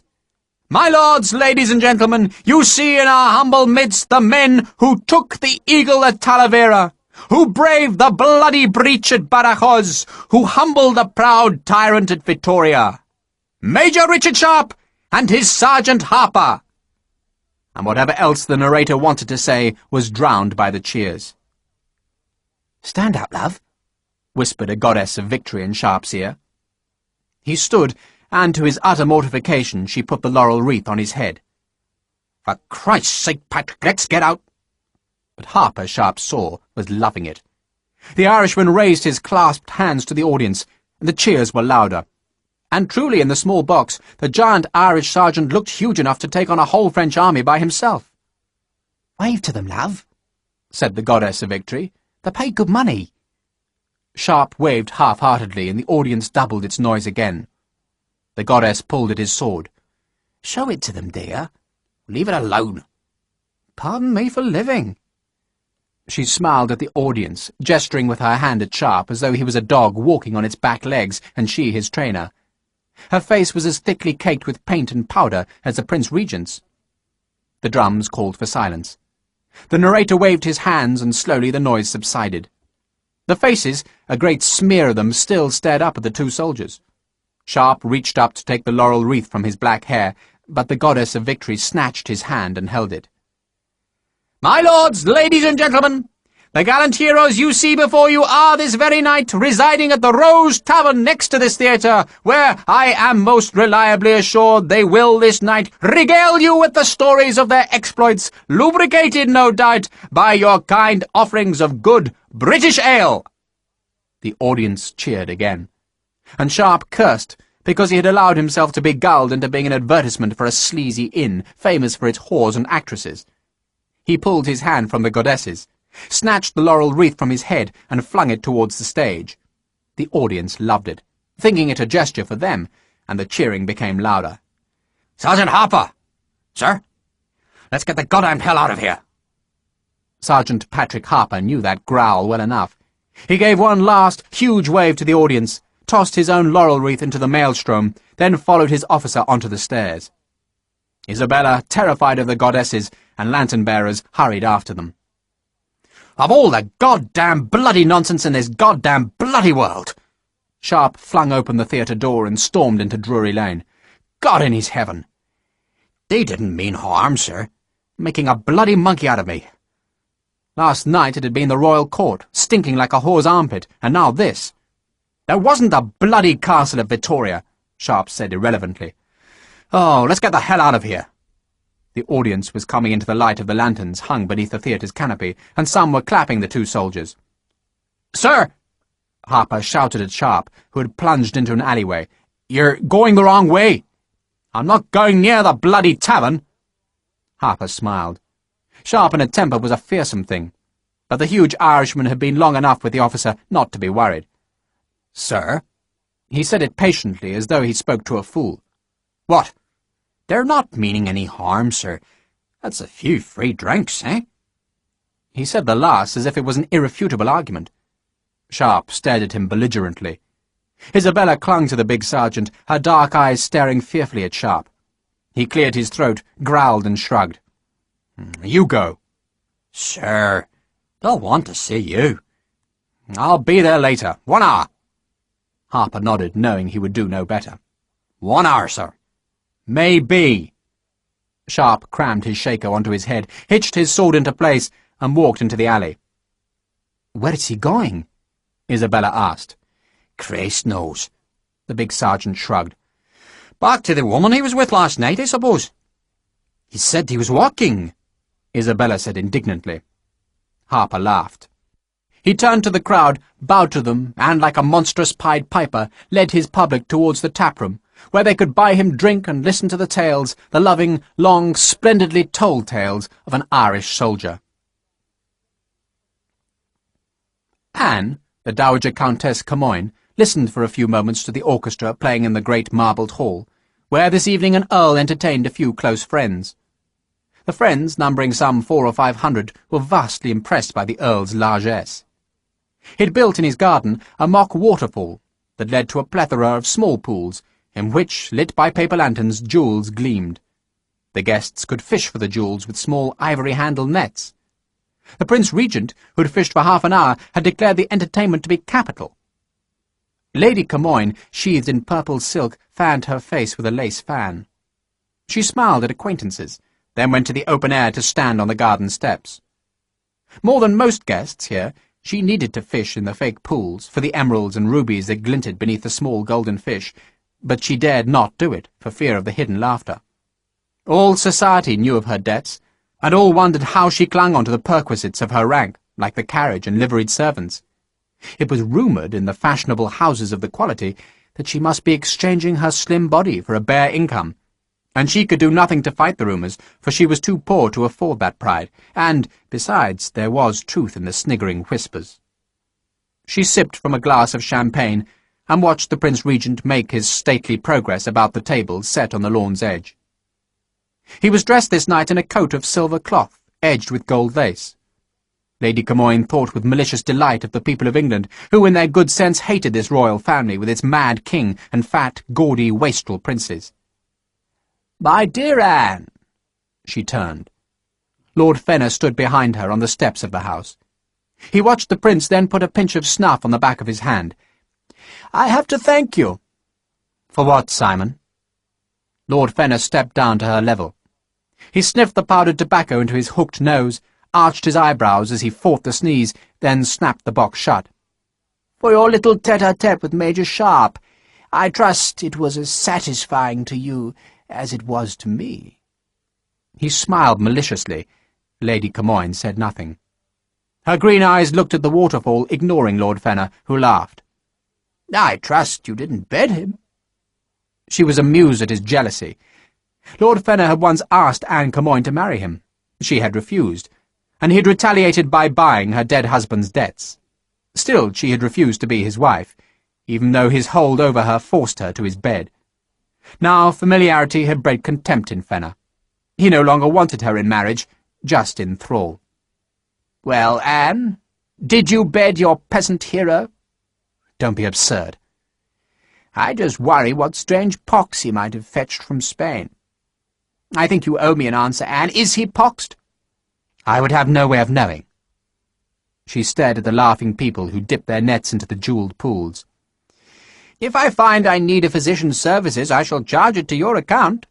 Fenner laughed and pushed the snuff-box into a pocket of his waistcoat. "But thank you for your note." Lady Camoin had written in the early afternoon that Sharpe intended to search for the 2nd Battalion.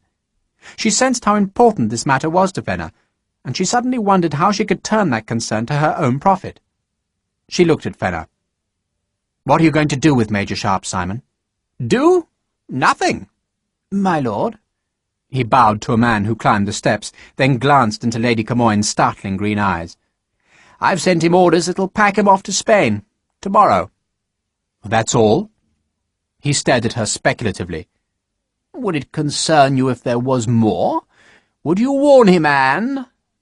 There was a shriek of laughter at the end of the garden as a choice ruby was fished up from a pool. Lord Fenner stared at the man who had found the ruby, and who now placed it, to much laughter, in the cleavage of a young woman who was one of the actresses so loved by the prince and his circle. "Would it worry you, Anne, if I said that Major Sharpe will be dead by morning?" "Will he?" He looked at her, his eyes shamelessly staring at her body beneath its sheath of silk. "Did you know, Anne, that there was a report that he was hanged this summer?" "Hanged?" It turned out to be false. So his death is overdue. Does it worry you? Did you like him?" "I talked to him, that was all." "And no doubt he was flattered." Fenner stared into her eyes. "Don't try and warn him, Anne, not unless you want me to foreclose on the Gloucester estate." He smiled, knowing he had his victory over her, then dropped a bag at her feet. "I'll let you stoop for that, Anne. It's your payment for talking to the peasant." He gave her the merest hint of a bow. "If both my lanterns are lit when you go home, do come to see me." He walked away from her, going towards the revellers about the waterfall.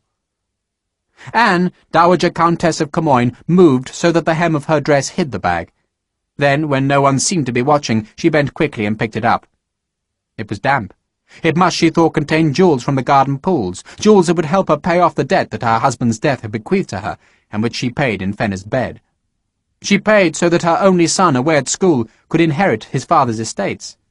She hated Fenner, and she despised herself, and she could see no escape from the trap that her dead husband's profligacy had made for her.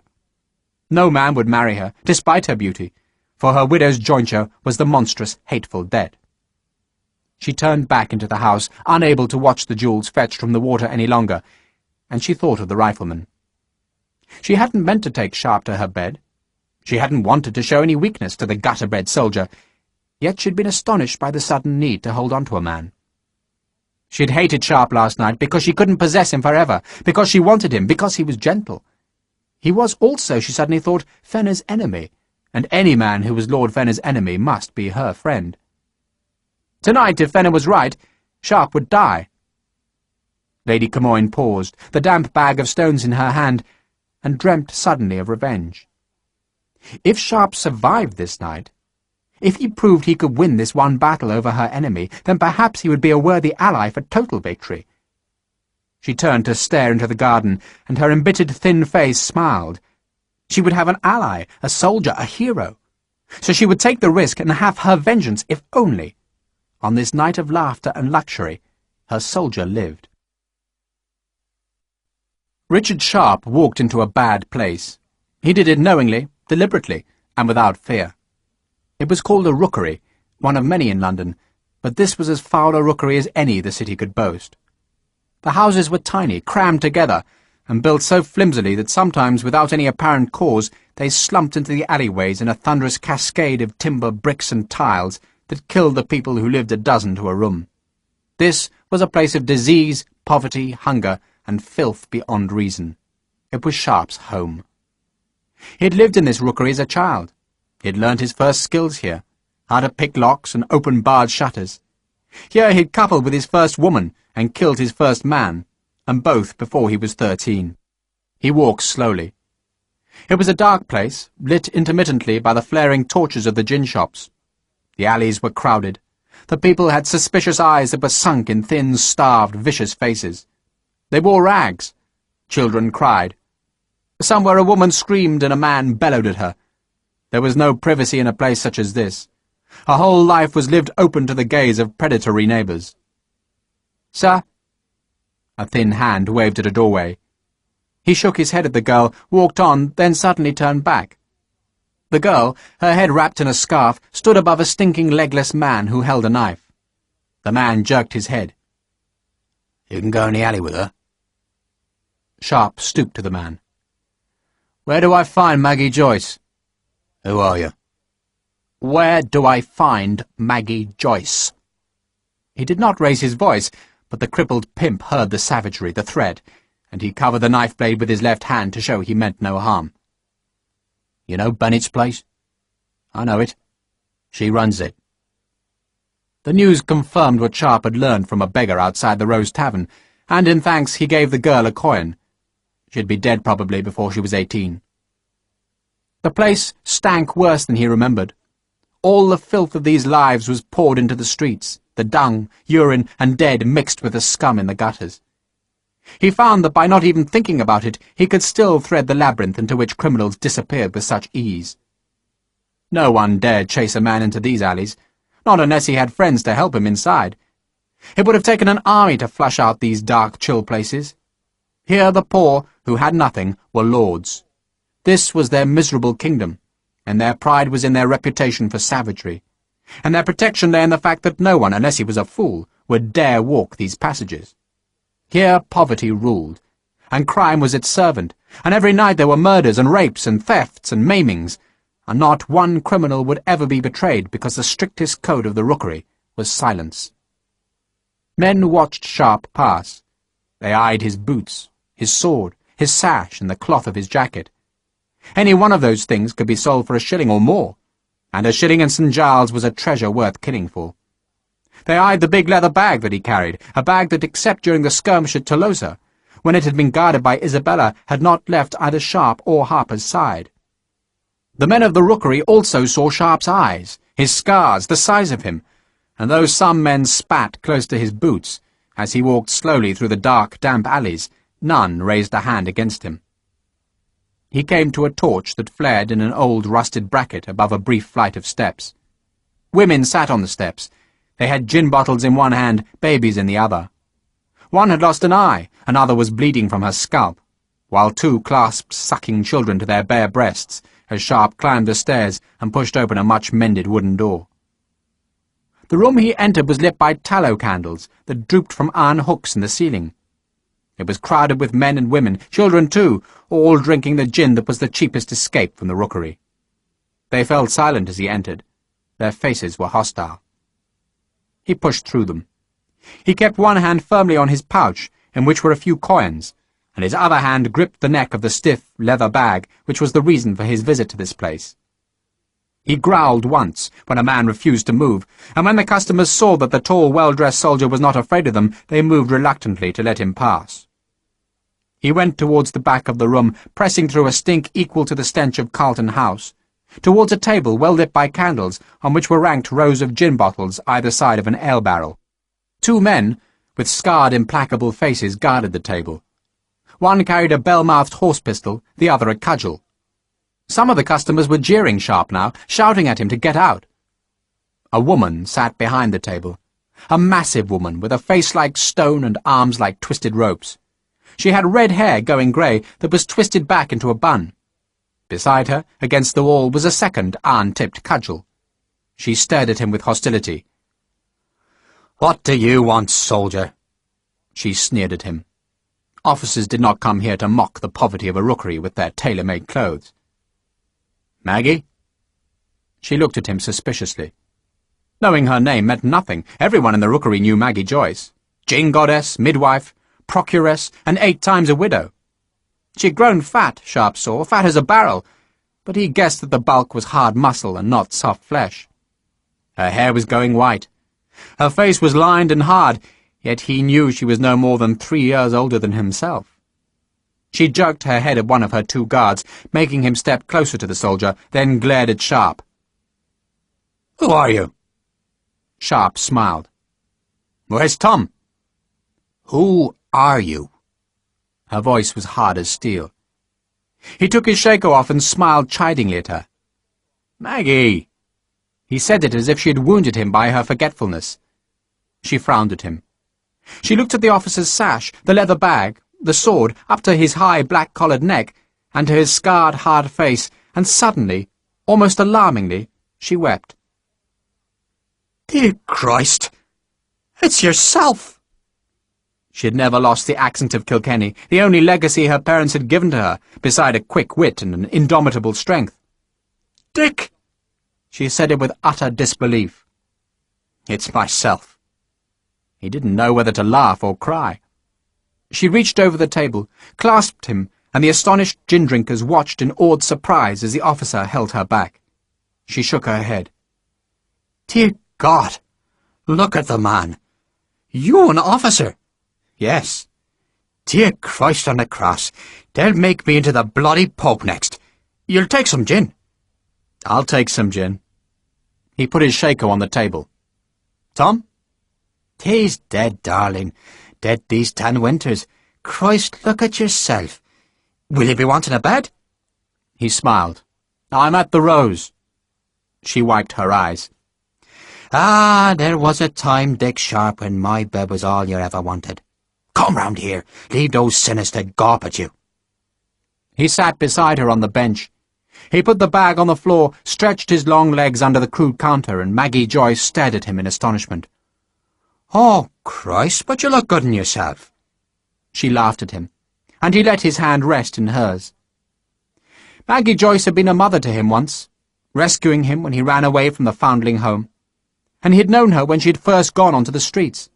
Later, when he had become skilled at opening locked doors, she had come back in the dawn and climb into his bed and teach him the ways of the world. She had been lithe then, as sharp a whip as any in the rookery. She had tears in her eyes. "Christ! And I thought you'd long gone to hell." "No!" He laughed. They both laughed, perhaps for what had been and what might have been, and while they laughed, and while she took the small coins from her customers and poured gin into their tin cups, the 2 men who had followed Richard Sharpe from Drury Lane stood unnoticed at the back wall and watched him. 2 men, one swathed in a greatcoat despite the warm night, the other a native of this rookery. Both men had weapons, the skill to use them, and much, much patience. They waited. Chapter 4. The 2 men, by not ambushing Sharpe on his way to Maggie Joyce's, had lost a fortune. In Maggie's back room, Sharpe unlaced the leather bag and spilt onto her table a king's ransom in diamonds. She stared at it, poking at the gems with a finger, as if she couldn't believe what she saw. "Christ in his heaven, Dick! Real?" "Real." "Mary, Mother of God!" She picked up a necklace of filigreed gold hung with pearls and diamonds. "Clean?" Clean. Which was not utterly true, yet the owners of the jewellery had no claim on it now. This was part of the plunder of Victoria, the treasure of an empire that had been abandoned by the French in their panic to escape Wellington's victory. Men had become rich that day, and none richer than Sharpe and Harper, who had taken these diamonds from a field of gold and pearls, silks and silver. Maggie Joyce delved into the heap of treasure that had once dazzled the aristocracy of the Spanish court. "You're a rich man, Dick Sharpe. You know that?" He laughed. This was a soldier's luck, and that he knew only too well could turn sour in the flash of a musket's pan. "Can you sell them for me?" "Sure, and I can." She held a ring to the light of a candle. "Would you remember Cross-Eyed Moses?" Green coat and a big stick?" "That's him. His son now. He's your man. I'll have him do it for you. You'll get a better price if you're patient." She was pushing the jewels back into the bag. "Take as long as you like." Sharpe could have let Messrs. Hopkinson, his army agents, handle the jewels, but he didn't trust them to give him full value, any more than he would have trusted the fashionable jewellers of West London. Maggie Joyce, a queen in this kingdom of crime, was one of his own people, and it was unthinkable that she would cheat him. She would take her commission on the sale, and that he expected, but rather her than the supercilious merchants who would see the rifleman as a sheep to be fleeced. She pushed the bag into a cupboard that seemed filled with rags. "Would you be wanting money now, Dick?" "No." There'd been gold at Vittoria, too. So much gold that the coins had spilt into the mud to be reddened by the setting sun. He'd put a year's salary of French gold into the army agent's safe, money that he would live on while in England, and which would gather interest when he returned to Spain. He wrote down Mrs. Hopkinson's address for Maggie Joyce. "That's where you put the money, Maggie, in my name." He and Harper would split the proceeds later. She laughed. "Christ, Dick, you always were a lucky bastard. When I first saw you, I didn't know whether to drown you or eat you. You were that skinny. But the good Lord told me to be kind to you. Ah, Christ, and he was right. Now, are you going to get drunk with me?" He was. And he did. Splendidly, laughingly drunk. And even the problems of a lying Lord Fenner disappeared in the haze of gin and half-forgotten stories that were embroidered by Maggie's Irish skill into great sagas of youthful lawlessness. He left her late. The city bells were ringing 2:45, and his head was spinning with too much gin and too much smoke in a small room. Even the stinking alleyway smelled good to him. "You take care of yourself," she called after him, "and bring yourself back soon." It was dark as sin in the alleys. There was a moon, but small light got past the high, narrow houses that seemed to lean together at their tops. Sharpe was drunk, and he knew it. He was happy, too, made sentimental by a visit to a past he'd half forgotten. He crossed a small court, went under an archway, and it seemed to him now that the rookery, instead of being a foul place of poverty and disease, was a warm, intricate warren of friendly, caring people. He laughed aloud. God damn all lords, especially lying bastards of politicians. He decided he hated no one, no single evil soul in all the whole mad world, as much as he hated bloody politicians. The two men who followed him were sensibly cautious, but not apprehensive. They'd been astonished when the officer had come into the rookery, for one of them was a killer hired from these very alleyways, and their victim had been foolish enough to come into the one place where his death would be easy and unquestioned. No Bow Street runner dared enter the St. Giles rookery. The two men knew who their victim was, but the knowledge didn't worry them. These men didn't fear a soldier, not even a famous soldier, and certainly not a drunken one. No man, however fast and skilled with weapons, could resist an ambush. Sharpe would be dead before he even knew that he was in danger.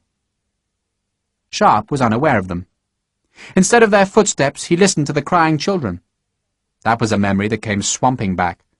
The rookery was always full of children crying, small children, for once they'd reached 4 or 5, they had learned not to cry.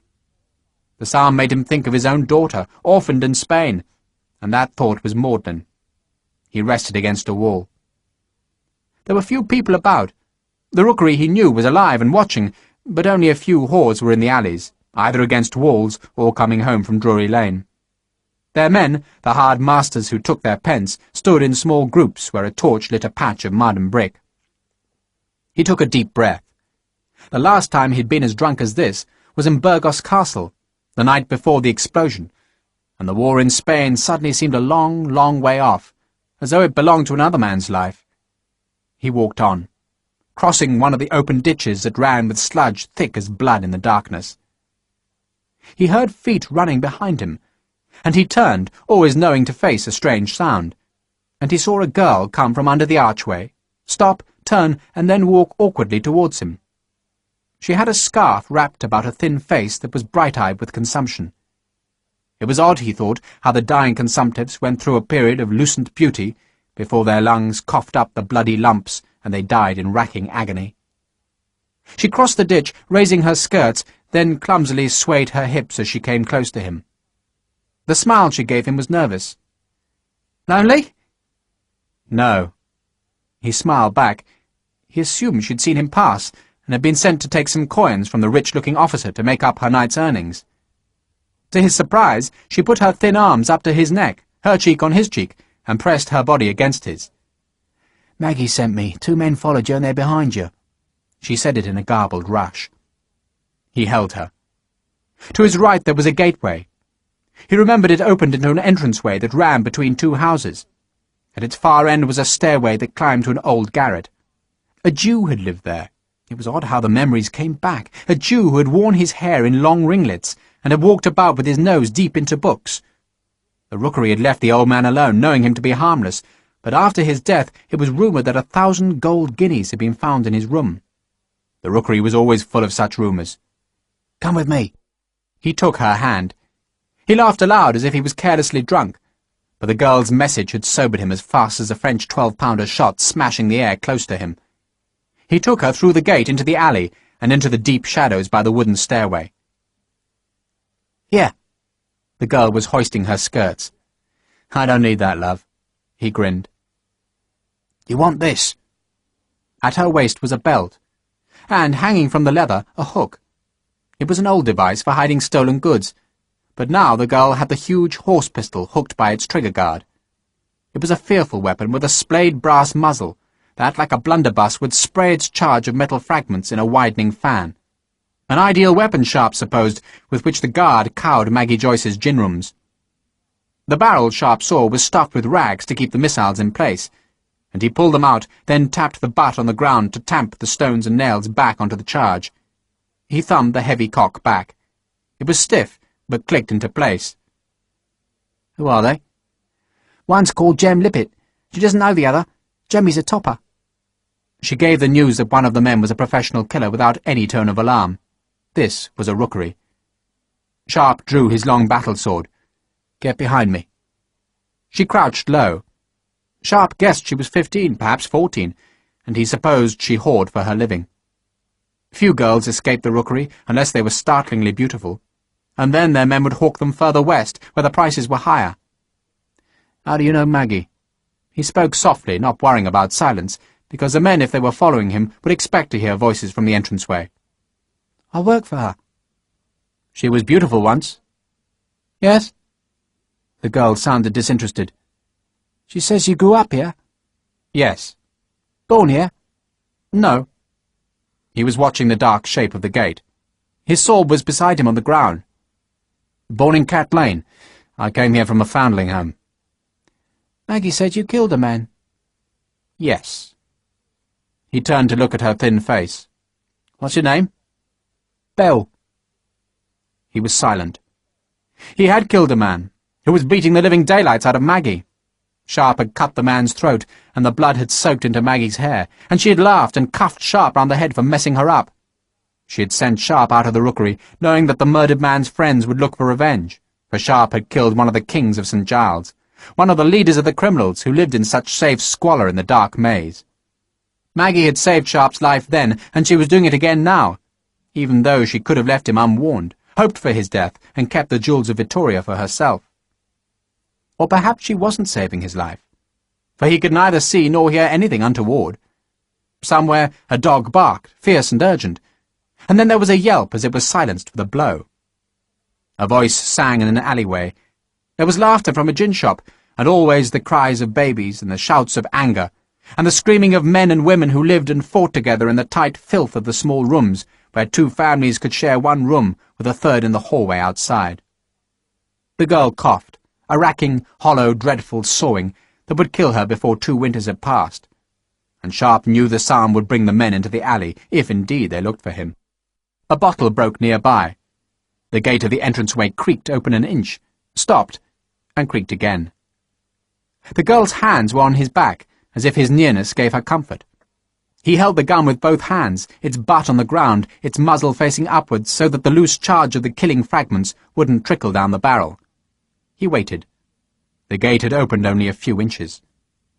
The gate was the only entrance into this place. It didn't move again. Sharpe wondered if the two men waited for him to come out, preferring to ambush him as he came through the gateway, rather than come themselves into the dark cul-de-sac where he might be waiting. He knew he must tempt them inside, make them think he was defenseless here. And he felt the crawling excitement that he'd thought he would only get on a battlefield when he faced the French. At this moment, just as he did on a battlefield, he must dictate the enemy's move for them. He smiled. The two men who pursued him, if indeed they came to kill him, had found themselves an enemy. "Belle?" He spoke in a whisper. "What?" "Make a noise." She knew what he meant. She began to moan, to give small gasps, and her hands rubbed up and down his back as the noises grew louder. "Come on," she said. "Come on, my love. Come on." The two men obeyed her. Two men, and moving so swiftly and silently that at first Sharpe was hardly aware that they had slunk past the door. And then he saw the gleam of a knife, and he pressed back with his spine to keep Belle moaning, and the noise drew the two men towards the dark space beside the stairs. Sharpe pulled the trigger. He half expected the old gun not to work, but the priming flashed.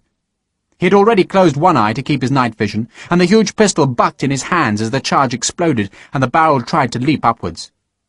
It was a nasty weapon. Its effect in the tight entranceway was as if a canister had been fired from a field gun. The scraps of stone and metal sprayed out from the stubby, splayed barrel, and ricocheted from the walls to throw the two men backwards in blood and smoke. And even as they fell, Sharpe was moving. He dropped the empty gun, picked up the long, heavy, killing sword, and shouted the war shout that put fear into his enemies. One of the men, the one dressed in the greatcoat, and in whose hand was a pistol, was dead. Half his head was missing, smeared in blood that fanned up the alley's wall. But the second man, cursing and sobbing, was trying to stand, and in his right hand was a long knife. The sword knocked the knife out of the blood-stained hand, and Sharpe dropped his knee onto the wounded man's belly. He put the huge sword against the man's throat. "Who are you?" The man's answer was short. Sharpe drew the sword an inch to one side, and the man, struck in the shoulder, waist, and thigh by the horse pistol's scraps, gasped as the edge cut into his throat. "Who are you?" "Jemmy Lippet." "Who sent you?" Sharpe let the sword slip another fraction. "No one sent me. I came with him." Lippett's eyes, their whites bright in the gloom, looked towards the dead man. The smoke from the pistol still lingered in the entranceway. Sharpe heard the girl move behind him. He pushed the blade down, making the man gasp. "Who was he?" "I don't know." "Who wanted me dead?" "I don't know." Sharpe drew the blade another half-inch. "Who?" "I don't know." The man felt the pressure of the steel, and he whimpered. "Just a bleeding soldier. Honest, he knew me da." Sharpe jerked his head towards the dead man. "He's a soldier?" "Yes." Lippett's eyes, staring up at Sharpe's face, suddenly moved.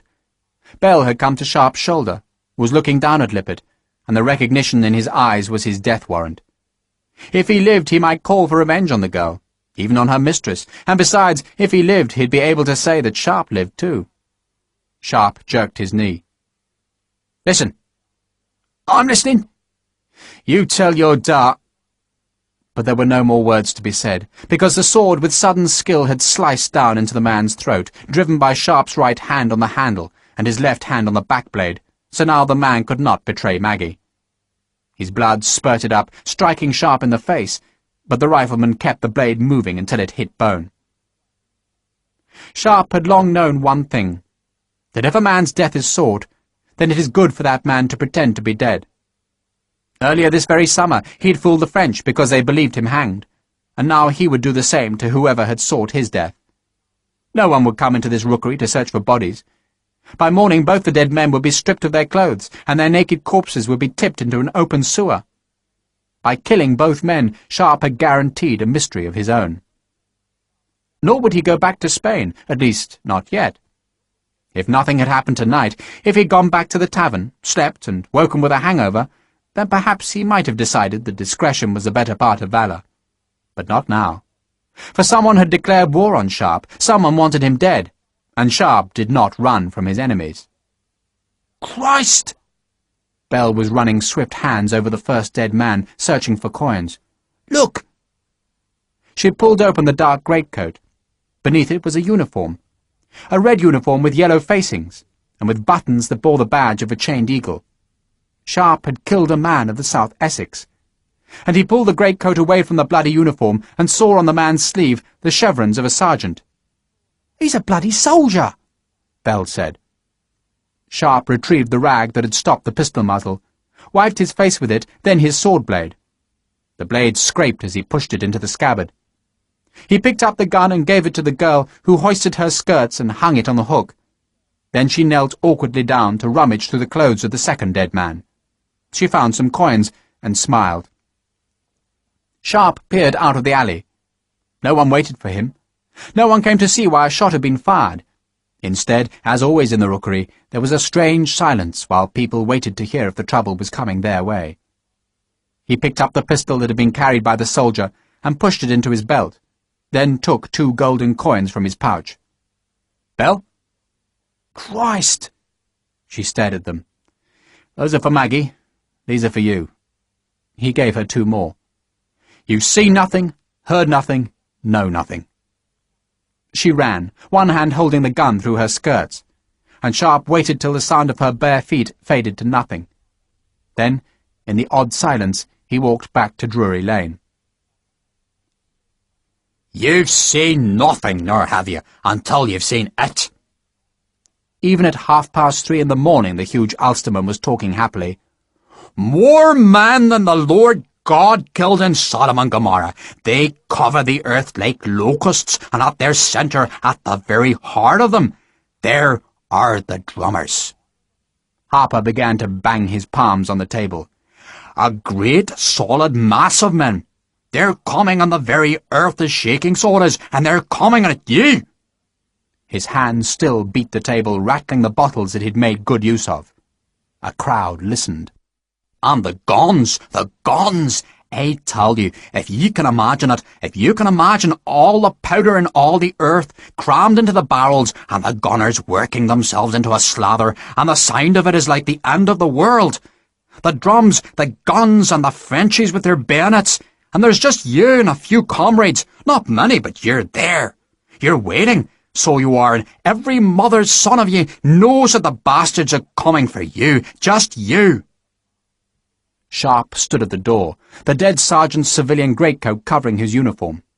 He grinned, then whistled a few brief, apparently tuneless notes. Patrick Harper held his hands up as though he was pushing on a great door. "They're coming towards you, so they are, and you can't see the sky for the smoke itself, and you can't hear a thing but the guns and the screams, and you're thinking that it's a long wee step from Donegal to Sallymonker, and you're wondering if you'll ever see your mother again." He shook his head dramatically. Sharpe whistled the notes once more, a rifleman's battlefield call that meant, "Close on me." He repeated it. The sergeant looked about the faces. "You'll not go away?"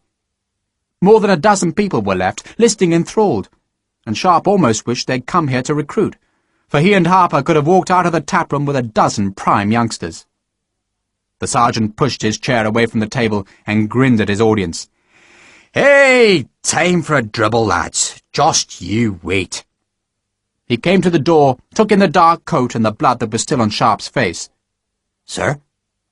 "Get my rifle, all my kit, everything, and yours. Fetch Isabella. We're going. Back alley in 10 minutes. "Aye, sir." Sharpe went outside.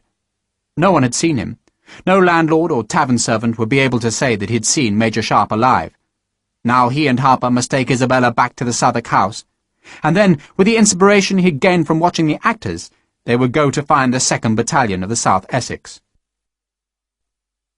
It was dawn before Isabella was safely restored to the Southwark house. She accepted the sudden panic gracefully, though even she was curious as Sharpe and Harper stripped themselves of their uniforms and gave their weapons to Harper's cousin. "You keep 'em for us," Harper said. "They'll be safe." Mrs. Riley brought them old, ragged clothes, and Sharpe exchanged his comfortable French boots for a pair of broken, gaping shoes. Each man hid a few coins in their rags. "How do I look?" Harper asked, laughing. "Awful." Sharpe laughed with him. When Harper had come from the Rose Tavern, gripping Isabella in one hand and Sharpe's belongings in the other, he had brought orders that had been delivered to the tavern during the evening. Sharpe had read them. Lord Fenner ordered him to report instantly to the Chatham depot for transport to Spain. If Lord Fenner had also been behind the murder attempt, then these orders, Sharpe surmised, were merely a disguise, or perhaps a precaution against Sharpe's survival. The Rileys had a pen, some ink and old yellowed paper. Sharpe wrote his own orders on the paper, addressed to D'Alembert, which told that officer and Lieutenant Price to make themselves scarce, to get out of Chelmsford and to hide in London. Wait for messages at the Rose Tavern. Do not wear your uniforms and do not report to the Horse Guards. They'd be mystified, but they would obey. Sharpe, thinking ahead, knew he'd need D'Alembert and Price, and he dared not run the risk that Lord Fenner would order those two officers, like himself, back to Spain. Sharpe would post the letter express this morning, paying the extra for it to be carried by a horseman. The mail office would think it strange that such a vagabond should pay such a sum for a letter, for Sharpe, like Harper, was in rags, and for a purpose. Somewhere in Britain there was a hidden battalion, and Sharpe didn't know how to find it. Yet the battalion was recruiting, and that meant its recruiting sergeants were on the roads of Britain, and those sergeants, Sharpe knew, would take their men back to wherever the battalion was concealed. Sharpe couldn't find the battalion, but the battalion could find him. Major Richard Sharpe and Sergeant Major Patrick Harper, who only the night before had been crowned by the goddesses of victory, were going to become recruits again. They'd donned the costumes of tramps and must act the parts of the desperate men whose last recourse was to join the ranks. Sharpe and Harper would join the army. Chapter 5. They walked north from London into a countryside that was heavy with summer and lush with flowers, a countryside that, compared to Spain, gave easy living. No gamekeeper in England could compete with the Spanish peasant at protecting his land, and the two riflemen lived well. There was only one problem in their first days on the road, and that a real one, which was Harper's inability to drop the word sir. It's not natural, sir. What isn't? Calling you... He shrugged. Dick? I can't. The big Irishman was blushing. You've bloody well got to. They slept in the open. They trapped their food, stole it, or, despite the money hidden in their rags, begged in village streets. 4 times in the first week they were chased out of parishes that didn't want such stout-looking troublemakers in their boundaries. They looked villainous, for neither man shaved. Sharpe wanted them to appear to be old soldiers, discharged legally, who'd failed to find jobs or homes outside the army. Patrick Harper, who accepted this turn in his fate philosophically, nevertheless worried at the problem of why the 2nd Battalion was hidden and secret. He constantly thought of the sergeant who had tried to ambush Sharpe in the rookery. Why would the bogger want to kill you, sir? Don't call me... I didn't mean it, but why? I don't know. Whatever secret was hidden with the 2nd Battalion stayed hidden, for in those first days they didn't see any recruiting parties, let alone one from the South Essex. They stayed clear of the coast, fearing to be scooped up by a naval press gang, and they wandered from town to town, always hoping to find one of the summer hiring fairs that were such good hunting grounds for a recruiter. They worked one day, hedging along the Great North Road, hoping that a recruiting party would pass. They were paid a shilling apiece. Poor wages for country labouring, but suitable pay for a soldier or vagabond. Harper rough-hewed the hedge, and Sharpe, coming behind, shaped it. At midday the farmer gave them a can of ale, and stopped to talk about the weather and the harvest. Sharpe, eating the bread and cheese the farmer had brought, wondered aloud what was happening in Spain. The farmer laughed, perhaps to hear such a question from a tramp. Don't fash yourself over that, man. Best place for the army abroad. He stood and arched his back. You're doing well, lads. You'll work another day. But the traffic on the road was small, and their one day's work had been less enjoyable than their wandering, so they refused. And indeed Sharpe enjoyed it all. To be so free, suddenly, of responsibility, to walk apparently aimlessly beneath the warm skies of summer, along hedgerows thick with flowers and berries, to fish country streams and steal from orchards, to poach plump estates and wake each morning without needing to check rifle and sword, all this was oddly pleasant. They went slowly north, indulging their curiosity to leave their track to explore villages, or gawp at old ancient houses, where the ivy lay warm on stone walls. Somewhere beyond Grantham, they came to a flat, black-drained country. and they hurried their pace across the fens as though eager to discover what lay beyond the seemingly limitless horizon. "Perhaps Ted Carew was wrong, sir," Harper said. "Don't call me sir." "Well, look, a pair of bloody idiots if he is wrong." The thought had occurred to Sharpe, but he stubbornly clung to the old armoury sergeant's belief that the 2nd Battalion, which was supposed to exist only on paper, was still looking for recruits. And at Sleaford Sharpe found what he was searching for. He found a real, booming, busy hiring fair, crammed with people from the nearby countryside, a recruiting sergeant's prayer. There was a giant on display, properly hidden behind a canvas screen, and the giant's keeper offered Harper a full crown in silver money if he'd agreed to become the giant's brother. There were Siamese twins, brought, the barker shouted, at great expense from the mysterious kingdom of Siam. There was a 2-headed sheep, a dog that could count, a monkey that drilled like a soldier, and the bearded lady without whom no country fair would be complete.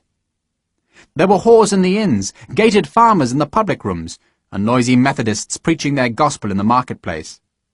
There was a recruiting party from a cavalry regiment, and another from the artillery.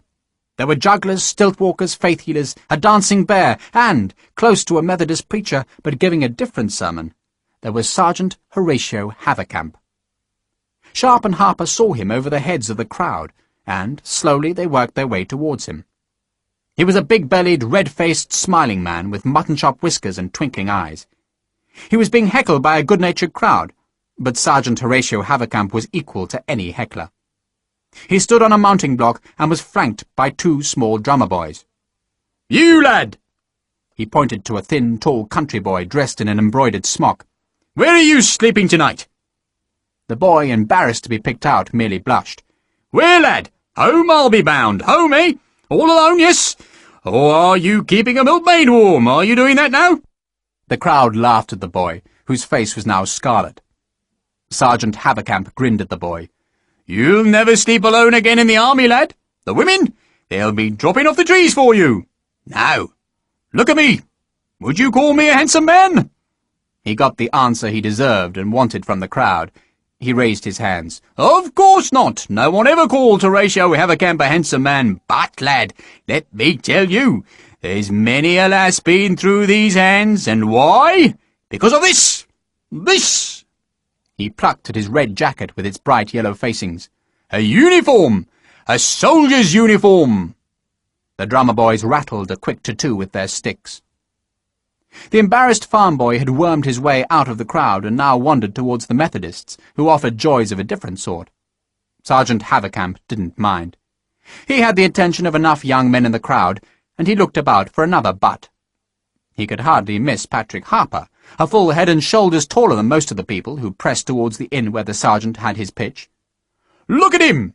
Sergeant Havercamp cried. "He could win the war single-handed. You ever thought of being a soldier?" Harper said nothing. His sandy hair made him look younger than his 28 years. Sergeant Havercamp rubbed his hands in glee. "How much money have you got, lad?" Harper shook his head as though too embarrassed to say anything. "Nothing, I'll be bound. Look at me now." Sergeant Havercamp produced 2 golden guineas from his pocket and dexterously rolled them between his fingers so that the gold glittered mesmerically as he skilfully wove the 2 coins in and out of his knuckles. "Money! Soldiers' money! You heard of the Battle of Vittoria, lad? We took treasure there. We took gold. We took jewels. We took more money than you'll dream of in a lifetime of dreams." Harper, who had fought at Vittoria and taken a king's ransom from that battlefield, gaped convincingly. Sergeant Havercamp juggled the 2 coins with one hand, tossing one up, then catching the other, while the first twinkled beside his whiskers. "Rich! That's what you can be as a soldier. Rich! Women, glory, money, and victory, lads!" The 2 drummer boys performed another obedient drum roll, and the young men in the crowd stared bewitched at the gold coins. "You'll never be hungry again. You'll never be without a woman. You'll never be poor again. You can walk with your head up and never fear again, because you will be a soldier." The drum roll again, and still the gold coins went up and down beside Sergeant Havercamp's smiling, confiding, friendly face. "You've heard of us, lads. You know of us. We're the South Essex. We're the lads who tweaked Bonaparte's nose. That monkey loses sleep because of us. The South Essex. we've put fear into the heart of an emperor, and you can belong to us. Yes, we'll even pay you. End of Disc 2. Disc 3. The drum roll once more. The coin stopped in Havercamp's raised right hand. He took off his shako, revealing red hair, and, holding the inverted shako in his left hand, as the drummer boys struck one sharp blow on their skins, he tossed one of the golden guineas into the hat. A second drum beat marked the second guinea joining the first, and, still without saying a word, Sergeant Havercamp produced more guineas from his pouch and tossed them one by one into the shako. 3! A small, weasel-faced man who had wriggled his way close to Sharpe and Harper shouted. 4! 5! Another man took up the count, and as the guineas mounted, the crowd called the numbers aloud to drown the thin hymn-singing of the Methodists. 15! 16! 17! 18! 19! 20! 21! 22! The count stopped. Sergeant Havercamp grinned at them. He put his hand into his pouch and brought out a half-guinea, held it up to the crowd, then tossed it into the hat. The drummers beat their skins. The sergeant followed the half-guinea with a quick shower of shillings and pence, raised the hat, then shook it to let the crowd hear the heavy sound of the money inside. £23, 17 shillings and sixpence. That's what we'll pay you. £23, 17 shillings and sixpence, just to join the army. We'll pay you. He shook the hat again. Now, lads, I was young once. He held up a hand to check the good-natured jeers. True, even I, Sergeant Horatio Havercamp, was young once, and let me tell you something. He paused dramatically, looking from face to face in the crowd. I never did meet, not ever will, a pretty girl who could resist the sound of money. Now, lads, if they'll kiss you for a shilling, what will they do for a guinea, eh? He raised one finger, licked it, and laughed.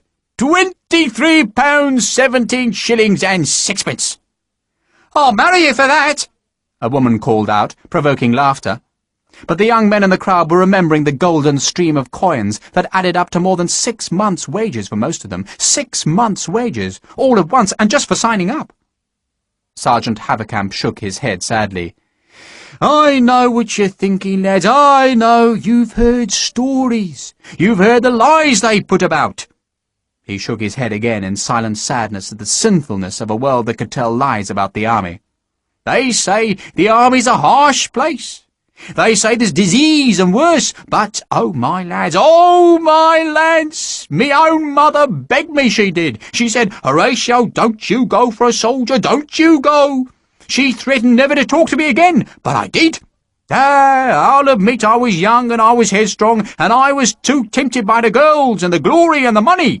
And me old mother, God bless her grey hairs, she said I'd broken her heart, broken her very heart. He let the enormity of this sink into them, then slowly smiled. But, my friends, my dear mother today lives in her own cottage, and with every breath she takes, my friends, she blesses the name of Horatio Havercamp. And why? Why? He paused dramatically. Because, my friends, it was I who bought her the cottage, and I who planted her wallflowers, and I who have given her the rest she so richly deserves. He smiled modestly. Only the other day the General passes by her garden gate. Mother Havercamp, he says, I sees your son Horatio has done you bravely. He has, she says, and all because he went for a soldier. Horatio Havercamp opened his pouch and tipped the money glintingly inside. He put his shako on his head, tapped it down, and drew himself up to his considerable height. Well, lads, the chance is yours. Money, glory, riches, fame, women. I won't be here long. There's a war that has to be fought, and there are women that wait for us, and if you don't come to us today, then perhaps your chance will never come. You'll grow old, and you'll rue the day that you let Horatio Havercamp go out of your life. Now, lads, I've spoken long enough, and I've a thirst like a dry dog in a smithy, so I'm spending some of that money the army gives me on some pots of ale in the Green Man. So come and see me. No persuasion, lads, just some free froth on your lips and a wee chat. The drummers gave a last loud roll, and Sergeant Havercamp jumped down to the roadway. The small, weasel-faced man who had led the chanting as the guineas were thrown looked up at Patrick Harper. "Are you going with him?" Sharpe guessed the man was a corporal, one of Havercamp's assistants, salted into the crowd to snare the likeliest recruits. He wore a corduroy coat over a moleskin waistcoat, but his grey trousers looked suspiciously like standard issue. Harper shrugged. "He wants to be a soldier." "You're Irish!" The small man said it delightedly, as though all his life he had nurtured a love for the Irish and had never, before this moment, had a chance to display it. "Come on! You must be thirsty." "The ale's free." "He said so, didn't he? Besides, what can he do to us?" Harper looked at Sharpe. "You want to go, Dick?" He blushed like an 8-year-old as he used Sharpe's name. The small, sharp-featured man looked at Sharpe. The scar in Sharpe's older face made him pause. Then he grinned. "3 of us, eh? We can always walk away if we don't take to the fella. You're called Dick?" Sharpe nodded. The man looked up at the huge Irishman. "You?" "Patrick." "Well, I'm Terry. Come on, eh, Paddy? Dick?" Sharpe scratched the thick, stiff bristles of his unshaven chin. "Why not? I could drink a bloody barrel." Sharpe and Harper went to join the army. Sergeant Horatio Havercamp had been wonderfully successful. 5 lads, other than Sharpe and Harper, were in the Green Man's Snug, where the good sergeant ordered quarts of ale and glasses of rum to chase the beer down. A window opened onto the street, and the sergeant sat close by it, so he could shout pleasantries to any likely-looking young man who wandered towards the fair's attractions. He had also, Sharpe noted, positioned himself close enough to the door so that he could cut off the retreat of any of his prospective recruits. The sergeant made a great show of giving Harper 2 quarts of beer. "So, you're Irish, Paddy?" "Yes, sir." "You don't call me sir, Lord love your boy. Call me Horatio, just like me mother does. You're a big lad, Paddy. What's your other name?" "O'Keefe." "A great name, eh?" Sergeant Havercamp paused to shout for more beer, then glanced suspiciously at Sharpe, who had sat himself in the darkest corner of the room. Havercamp was wise to the men who drank free beer and tried to escape at evening's end, and he jerked his head in a tiny, almost imperceptible motion that made Terry move his pot of ale and sit at Sharpe's side. Then Havercamp smiled confidingly at Harper. "It's a great regiment for the Irish, you know. The South Essex? Aye, lad." Sergeant Havercamp lowered most of his quart pot, wiped his moustache and patted his belly. "You heard of Sergeant Harper?" Harper choked, blowing the froth off the ale into the table. Then, with sheer amazement on his broad, good-natured face, he gaped at Horatio Havercamp.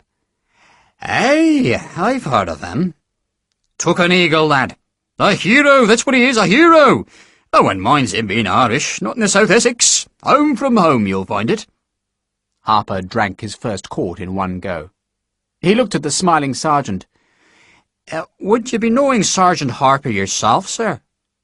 "Don't call me sir," Havercamp chuckled. "Would I be knowing him, you ask? Would I? Just like that we are." He crossed 2 of his fingers, nodded, an expression of regret for the good times that were in his past flickered over his face. "Oh, many's a night I've sat with him within earshot of the enemy, lad, just talking. Horatio, he'd say to me, we've been through a lot together. Aye, lad, I know him well." "He's big, I hear." Havercamp laughed. "Big? He'd give you 6 inches, Paddy, and you're not a shrimp, eh?" He watched with approval as Harper downed the second quart. Havercamp pushed the rum towards him. "Get yourself on the outside of that, Paddy, and I'll buy you some more ale." Harper listened wide-eyed as the wonders of the army were unfolded before him. Havercamp seemed to embrace all of his potential recruits as he expanded on the future that waited for them. There'd be sergeants, he said, before the snow fell, and as likely as not, they'd all be officers within the year. Havercamp laughed. "I'll have to salute you, yes?" He threw a salute to a bony, hungry boy who drank his beer as though he hadn't taken sustenance in a week. "Sir!" The boy laughed. Havercamp saluted Harper. "Sir!" "Sounds grand," Harper said wistfully. "An officer?" "I can see it in you now, Paddy." Havercamp slapped the rump of the girl who'd brought a tray of ale-pots. He distributed them around the table and ordered more. "Now, you've all heard of our Major Sharpe, haven't you?" 2 or 3 of the boys nodded. Havercamp blew at the froth on his pot, sipped, then leant back. Started in the ranks, he did. I remember him like it was yesterday. I said to him, I said, Richard, I said, you'll be an officer soon. Will I, Sarge, he says. Havercamp laughed. He didn't believe me, but there he is, Major Sharpe. You know him? Harper asked. The fingers twined again. Like that, Paddy, like that. I calls him sir, and he says, Horatio, there's no call for a sir to me. You taught me half I know. You call me Richard. The potential recruits stared in awe at the sergeant. The drinks came fast. 3 of the boys were farmers' lads, dressed in smocks, all of them. Sharpe judged likely to become good, solid men, if only Horatio could persuade them to take the shilling. One of the farm boys had a bright, lively face, and a small terrier that shared his ale. The dog, he said, was called Buttons. Buttons's owner was named Charlie Weller. Horatio Havercamp ordered a bowl of ale specially for Buttons. Can I bring my dog? Charlie Weller asked. Of course you can, lad. Havercamp smiled. Weller Sharpe guessed was 17. He was sturdy, cheerful, and any battalion would be pleased to have him. Will we fight? Weller asked. You want to, lad? Aye, Weller grinned. I want to go to Spain. You will! You will! The hungry boy, called Tom, was half-witted. His eyes flicked about the small room as though he expected at any moment to be hit. The last of the 5 was a sad-faced, frowning man of 23 or 4, dressed in a faded coat of broadcloth, with a decent but shabby shirt beneath. This last man, whose face and hands suggested he had never worked in the open air, hardly spoke. Sharpe guessed that he'd already made up his mind to join, and that this drinking and japery were not to his taste. Tom, the half-wit, Sharpe judged, would join simply so as not to be hungry. He'd fatten up in the army, and could be taught to stand in the musket line and perform his duty. Havercamp, Sharpe could see, was worried about Harper and the 3 farm lads. They were the ones he wanted, the ones he wanted to see drunk, the ones he wanted to snare before sobriety drove sense into their head. Sharpe himself, sitting in the corner, was ignored. It was not till dusk, when the drink had already made the 3 farm boys unsteady and silly, that Sergeant Havercamp came over to Sharpe's corner. The sergeant sat down. Sharpe was about to lift the pot of ale to his mouth when Havercamp's big hand came across the table and pushed Sharpe's down.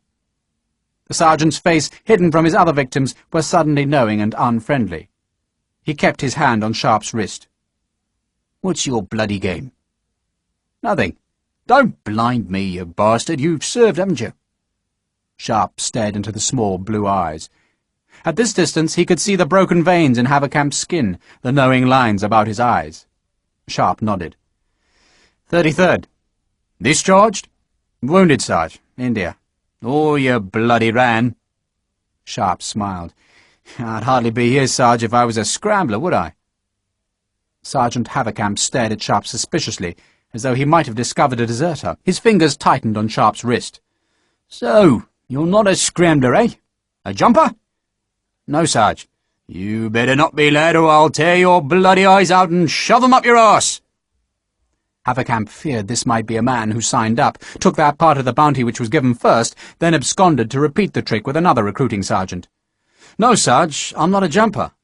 No, Sarge, I'm not a jumper. Havercamp mimicked him cruelly. So, why are you here? Sharpe shrugged. No work. When did you leave? Year back, maybe more. Havercamp stared at him. Finally he let go of Sharpe's wrist and let him lift the ale to his lips. The sergeant watched him as though he begrudged every sip Sharpe took. What's your name? Dick Vaughan. Read and write? Sharpe laughed. No. Got a clean back? Sharpe shrugged, then shook his head. No. He'd been flogged years before in India. I'm watching you, Dick Vaughan. I'm watching you every bleeding step to the bleeding depot. You understand? You queer my pitch, lad, and I'll have the rest of the skin off your bloody back. You know what I mean? Yes, Sarge. Sergeant Havercamp reached into his pocket and took out a shilling piece. His expression as he held the coin out mocked Sharpe's failure to survive outside the army. His voice was jeering. Take it! Sharpe nodded. Reluctantly, as though this was an act of desperation, as though every movement was an acknowledgment of his failure, he took the shilling. There, lads! Havercamp turned around. Dick here has joined up! Well done, Dick! The farm boys cheered him. Well done, Dick! Buttons, half drunk and excited by the cheers, barked. The half-wit was next, grabbing the shilling eagerly and laughing as he bit it and pushed it into his rags. The young man in the broadcloth coat took his without any fuss, resigned to it, taking it as though he was bored. "Now, Paddy, what about you?" Harper laughed. "You think I'm a fool, eh? Just because I'm Irish." One of the drummer boys sitting on his drum snored in a corner. Sergeant Havercamp watched as his two corporals, both of whom had taken their shillings obediently, as they still pretended to be recruits, poured rum for the three boys in their smocks. He looked up at the big Irishman. "What's the problem, Paddy? Tell me, eh?" Harper traced patterns on the wooden table with spilt beer. It's nothing." "Come on, tell me." "Nothing." Havercamp rolled a shilling into the spilt beer. It fell onto its side. "Tell me why you won't take it."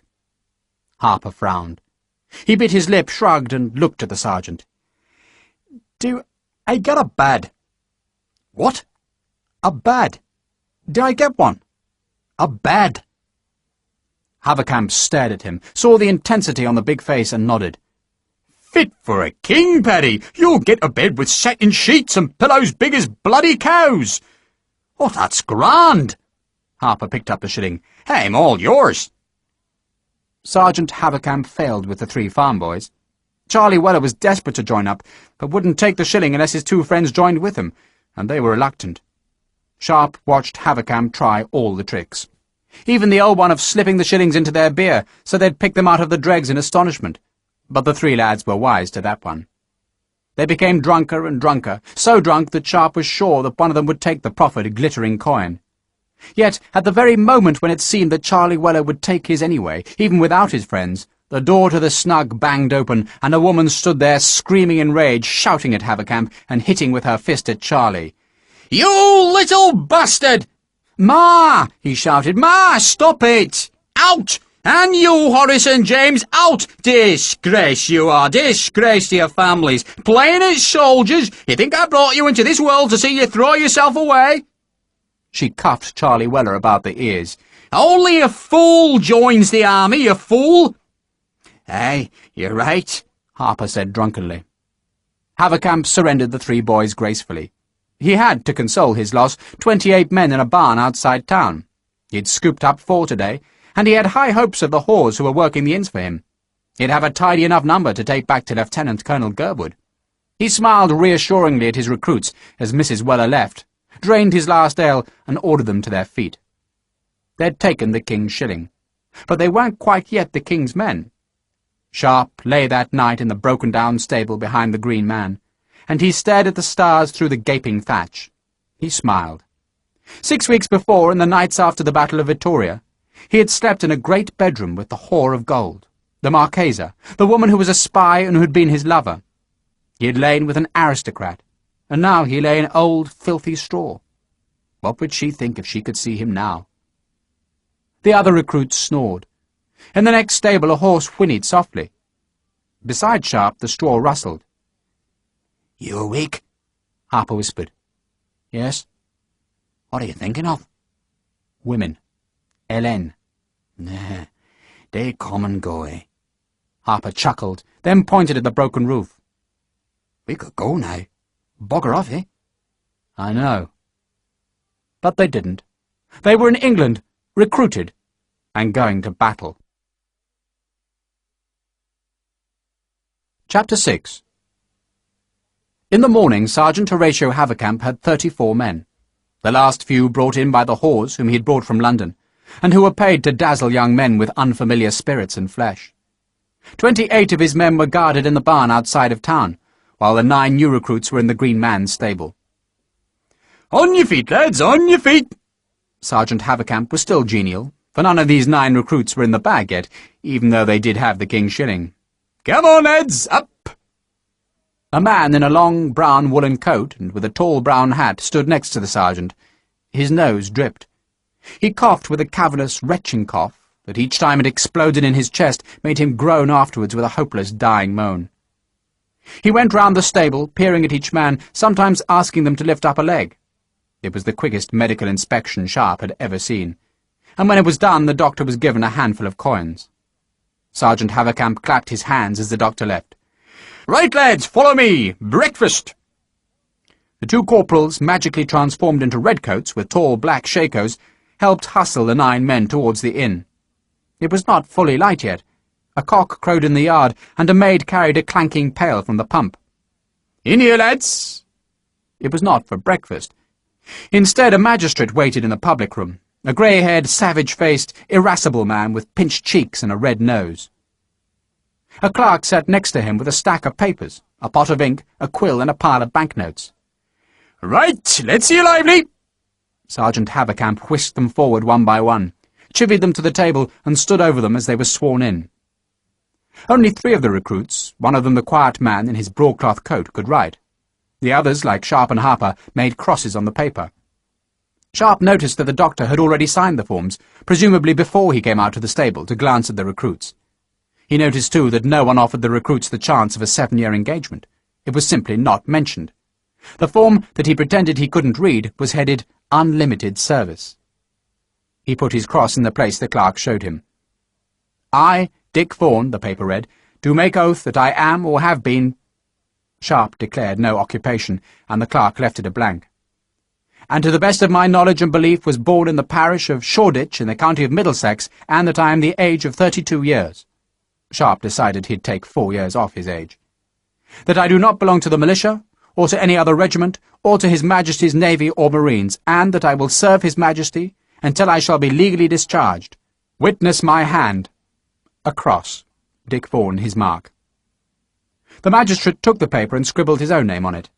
"I, Charles Meredith Harvey, one of His Majesty's Justices of the Peace of the Borough of Sleaford, do hereby certify that Dick Vaughan appeared to be 32 years old, 6 feet and no inches high, dark complexion, blue eyes, black hair, came before me at Sleaford on the 4th day of August, 1813, and stated himself to be of the age of 32 years, and that he had no rupture, and was not troubled with fits, and was no ways disabled by lameness, deafness, or otherwise, but had the perfect use of his limbs and hearing, and was not an apprentice, and acknowledged that he had voluntarily enlisted himself for the bounty of £23 17 shillings and 6pence to serve His Majesty King George III in the blank regiment of the blank, commanded by blank, until he should be legally discharged." Sharpe noticed that although the clerk filled in the personal details of each man as they stood at the table, and though the magistrate's blanks were all filled, strangely the South Essex's name did not appear in its proper place. At the end of the document there was an attestation that he had received 1 guinea of his bounty, which was pressed into his hand by the clerk. "Next!" He was in. Sworn in. He had taken the king's shilling, and accepted a newfangled scruffy pound note to make it into a guinea. And he watched silently as the other men went forward. More money he saw passed hands as the magistrate left, presumably so that worthy official would ignore the absence of any regiment noted down on the attestation form. Then Sergeant Haverkamp was bawling at them to get outside, into the inn-yard, and there each man was given a chance to drink at the pump, and half a loaf of stale bread was pushed into their hands. The 2 corporals, grinning in their red jackets, helped push the 9 men into 2 crude ranks. The drummer boys, yawning and sticky-eyed, banged their drums, and before the sun was risen properly, they were marching through the detritus of the hiring fair. The young man in broadcloth, who had given his name to the clerk as Giles Marriott, walked in front of Sharpe. He didn't speak a word to his neighbour, the half-wit Tom. Sharpe noticed, as they crossed the marketplace in the grey dawn, how Marriott stared at a fine brick-built house. "Move it! Come on!" Corporal Terence Clissoe pushed Marriott. "Get a bloody move on!" Yet still Marriott stared back, half tripping as he walked, and Sharpe turned to look at the house, wondering what it was that made the young, good-looking man stare so fixedly at it. The drums still rattled, and it was perhaps their sound that made one of the shutters open on the upper floor. A girl stared out. Sharpe saw her, looked at Marriott, and thought there was a glistening in the man's eye. Marriott lifted a hand half-heartedly, then seemed to decide that the small gesture was futile in the face of this huge gesture he had just made to spite the girl who'd jilted him. He dropped his hand and walked on. Yet the half-gesture so feebly made and so quickly retracted had not escaped Sergeant Haverkamp. He saw the girl, looked at Marriott, and laughed. They marched south. The hedgerows were thick with dew. The drums, now they were out of the town, fell silent. None of the 9 men spoke. A dog barked. Nothing unusual in a country dawn, except this dog was chasing after them, and Sergeant Havercamp turned, snarled, raised his boot to kick at it, then checked his foot. It was Buttons. Behind the dog, running just as hard, smock flapping and with a bundle on his shoulder, was Charlie Weller. "Wait for me! Wait for me!" Havercamp laughed. "Come on, lad!" Weller looked behind, as if to make sure that his mother was not following him, but the lane was clear. "Can I join, Sergeant?" "You're welcome, lad. Into line. We'll swear you in at the next town."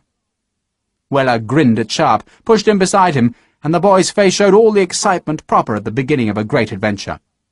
They collected the other recruits and their guards from the barn, then headed south for a soldier's life. At Grantham, where they were locked into the yard of the magistrate's court, Sharpe watched Sergeant Havercamp strike a deal. 12 prisoners were released to him, manacled men who were pushed into the back of the line. More bread was given to them, and Sharpe watched young Tom, the half-wit, thrust the loaf at his mouth and gnaw at it. The boy grinned constantly, always watching for a cuff, a curse, or a kick. If he was spoken to, he giggled and smiled. That night, 3 men ran, 2 successfully getting away, almost certainly to find another recruiting party and gull another guinea from the king. The 3rd was caught, brought to the yard where they had slept, and beaten by Corporal Clissow and Sergeant Havercamp. When the beating was over, and the man was lying bleeding and bruised on the yard's cobbles, Sergeant Havercamp retrieved the king's guinea, then kicked the man out into the road. There was small future in taking a jumper back to the battalion, for the man would doubtless only try to desert again. Giles Marriott had stared in awe at the beating, flinching when the corporal's boot slammed into the man's ribs. Marriott was pale by the time the punishment was given. He looked at Sharpe. "Are they allowed to do that?" Sharpe was astonished that Marriott had spoken.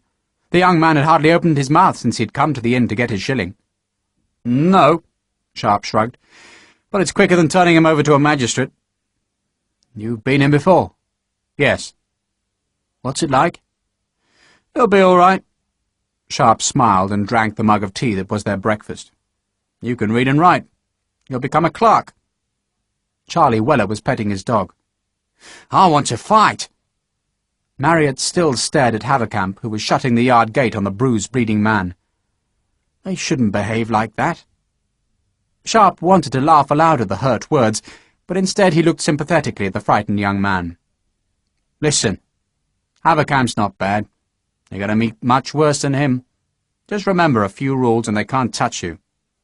"What?"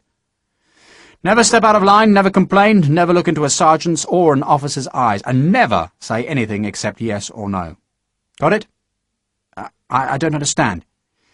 "You will," Harper said. He'd come back from the pump in the yard under which he'd dunked his head, so that the water now streamed down his face and soaked his thin, torn shirt. "By God, you will, lad." "You, Petty!" It was Sergeant Havercamp's voice booming over the yard. "Turn round!" Harper obeyed. The water had soaked the thin shirt to his hugely muscled back and showed, through its thin weave, the scars that lay over his spine. Sergeant Havercamp grinned beneath his red moustache. "Petty, Petty, Petty! Why didn't you tell me?" "Tell you what, Sarge?" "You served, didn't you? You're an old soldier, Petty." "You never asked me," Harper said indignantly. "What regiment?" 4th Dragoon Guards." Havercamp stared at him. "No, you didn't scamper, did you, Petty?" "No, Sarge." Havercamp stepped a pace closer. "And you're not going to give me any trouble, are you, Petty?" Havercamp, wary of the huge man, was nevertheless resentful of all the beer he had poured into Harper's throat in an attempt to make him join an army that obviously the big Irishman had wanted to rejoin all along. "No, Sarge, 'cause I'm bleeding watching you." Harper smiled, waited until Havercamp was a pace away, then spoke. "Bastard." He said it just loud enough for Havercamp to hear, and just softly enough for the sergeant to pretend that he hadn't. Harper laughed and looked at Marriott. "I'll tell you one other thing, lad." "What?" Marriott's face was pale with worry. "Just remember that all the officers and a good few of the sergeants are bloody terrified of you." "All the officers?" Sharpe said indignantly. "Well, Almost all, Harper laughed. He was enjoying himself. He picked Buttons up, fondled the dog, and grinned at Sharpe. Isn't that right, Dick? You're full of bloody Irish wind, you are, Paddy. Harper laughed. That's the English air. On your feet! Sergeant Havercamp shouted. Come on, you bastards! Get on your plates of meat! Move! Sharpe was wondering whether he and Harper would have to jump. It could be done, he knew, simply by overpowering the slack guard that watched them each night. He feared it would be necessary, because every southward step seemed to be taking them towards Chelmsford, and he couldn't imagine the ignominy of being delivered to Captain Carline and his plump lieutenants. Sharpe had embarked on this deception in the belief that they would be taken to wherever the 2nd Battalion was hidden. Yet Sergeant Havercamp was inexorably leading them towards the Chelmsford barracks. Then, at a large village called Witham, and to Sharpe's relief, Sergeant Havercamp took them off the Chelmsford road. The sergeant was in high spirits. He made them march in step, putting Sharpe and Harper at the front, and the corporals at the back. I'll teach you buggers to be soldiers! Lift! Lift! One of the drummer boys tapped the pace with his stick. They spent their last night of travel in a half-empty barn. Havercamp had them up early, and they marched in the dawn into a landscape like none Sharpe had seen before in England. It was a country of intricate rivers, streams, marshes, a country loud with the cry of gulls, telling Sharpe they were close to the sea. There was a smell of salt in the air. The grass was coarse. Once, far off to his left, he saw the wind whipping a grey sea white towards a great expanse of mud. Then the view disappeared as Sergeant Havercamp turned them inland once more. They marched through flat farmlands where the few trees had been bent westwards by the wind from the sea. They crossed the fords of sluggish rivers that ran in wide, muddy beds to meet the salt tide. The houses, low and squat, had weatherboards painted a malevolent black, while the churches were visible far over the flat land. Where are we? Harper asked. He and Sharpe still led the small procession as Havercamp turned them eastwards again, into the wind with its smell of salt and its lonely sounds of seabirds. Somewhere in Essex, Sharpe shrugged. No milestones marked the road they now walked, and no fingerboards pointed to a village or town. The only landmark now was a great house, brick-built, with spreading elegant wings on either side of its 3-storied main block. On the house's roof was an intricate weather vane. The house was 2 miles away, a lonely place, and Sharpe wondered as they marched along the deserted road towards the great isolated building whether the house was their destination. "Fall out! Fast now! Fall out!" Sergeant Havercamp was suddenly bawling from the back of the line. "Into the ditch! Come on! Hurry, hurry, hurry, you bastards! Into the ditch! Fall out!" Corporal Clissow pushed Sharpe, who stumbled into Harper so that both of them fell into the ditch that was stinking with green slime. They sat up to their waists in the foul water and watched as a carriage and 4 came towards them. Giles Marriott, who'd shown in the last 2 days a distressing urge to stand up for what he saw as his rights, protested at having to stand in the ditch. But Havercamp unceremoniously kicked him into the foul sludge, then jumped the obstacle, turned smartly in a turnip field, and stood to attention with his right hand saluting the carriage. 2 coachmen sat on the carriage's box, and 3 passengers sat within its cushioned interior. The leather hoods had been folded back, and one of the passengers, a girl, held a parasol against the sun. "Christ," Harper said. "Quiet." Sharpe put a hand on the Irishman's arm. Sir Henry Simmerson, riding in the open carriage, raised a fat hand towards Sergeant Havercamp, while his small, angry eyes flicked over the muddy, gawping recruits in the ditch. Sharpe saw the jug ears, the porcine face, and then he stared down at the green scum on the water so that Sir Henry would not notice him. I know who the hell it is," Sharpe hissed. And next to Sir Henry Simmerson, opposite a stern, grey-haired woman and beneath a parasol of white lace, was a girl whom Sharpe had last seen in a parish church 4 years before. Jane Gibbons, Simmerson's niece, and the sister of the man who had tried to kill Sharpe at Talavera. "On your feet! Hurry! Come on!" The dust from the carriage wheels was gritty in the air as Sharpe and Harper climbed from the ditch and dripped water onto the dry road. "Form up! In 2s!" Sharpe stared at the receding carriage. He could see the passengers sitting stiffly apart, and he tried to tell himself that Jane Gibbons was hating to be beside her uncle. "By the front! Quick! March!" Sharpe had held the Eagle in Carlton House before the admiring gaze of the courtiers, and now another remembrance of that far-off day had come back. Sir Henry Simmerson had been the first lieutenant colonel of the South Essex, an angry, arrogant fool who believed the battle lost and had taken the battalion from the battle line in panic. He had been relieved of his command, and the South Essex, who had been shamed by his leadership, recovered their honour that day by capturing the French standard. And afterwards, when Sharpe and Harper had been alone in the battle smoke, amidst the litter of death and victory, Lieutenant Christian Gibbons, Sir Henry's nephew, had tried to take the eagle from them. Gibbons had died, stabbed by Harper with a French bayonet. Yet the inscription on his marble memorial, undoubtedly composed by Sir Henry, claimed that he had died taking the eagle. And on Sharpe's last visit to England, in a small parish church which must, he knew now, be close to this flat, marshy place, he had met Jane Gibbons. In all the years since, on battlefields and in foul, smoky, flea-ridden billets, in the palaces of Spain, where he had met La Marquesa, in his own marriage bed, he hadn't forgotten her. Sharpe's wife, before she died, had laughed because he'd carried a locket with Jane Gibbons's picture inside, a locket Sharpe had taken from her dead brother. The locket was lost now, yet he hadn't forgotten her. Perhaps because she was the image of the England that soldiers remembered when they fought in a harsh, hot country. She had golden hair, soft cheeks, and eyes the same colour as the bright blue gowns that draped the virgins of all Spanish churches.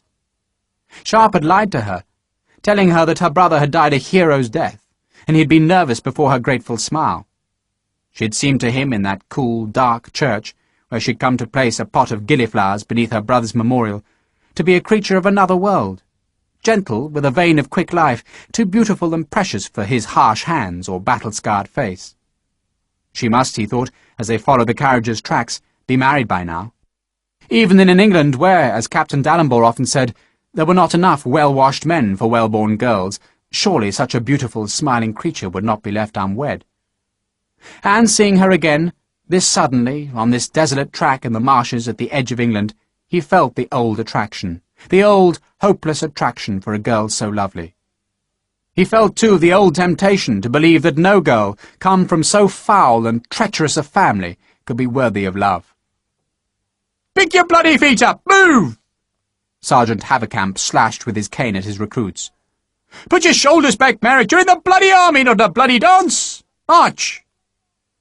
The carriage turned off the road ahead, and Sharpe saw it go towards the large, elegant brick house, with its white painted window frames and its weather vane, which, as a small band of recruits got closer, Sharpe saw to be in the shape of a French eagle. That bird, he thought, was coming back to haunt him. That one act on a battlefield, that first capture of a vaunted enemy standard, had made the South Essex's reputation, had saved Sharpe's career, and now he feared it was a symbol of the men who had tried to kill him in London, and who would certainly try again if they discovered his identity. "If that bugger sees us—" Harper did not finish the sentence. "I know."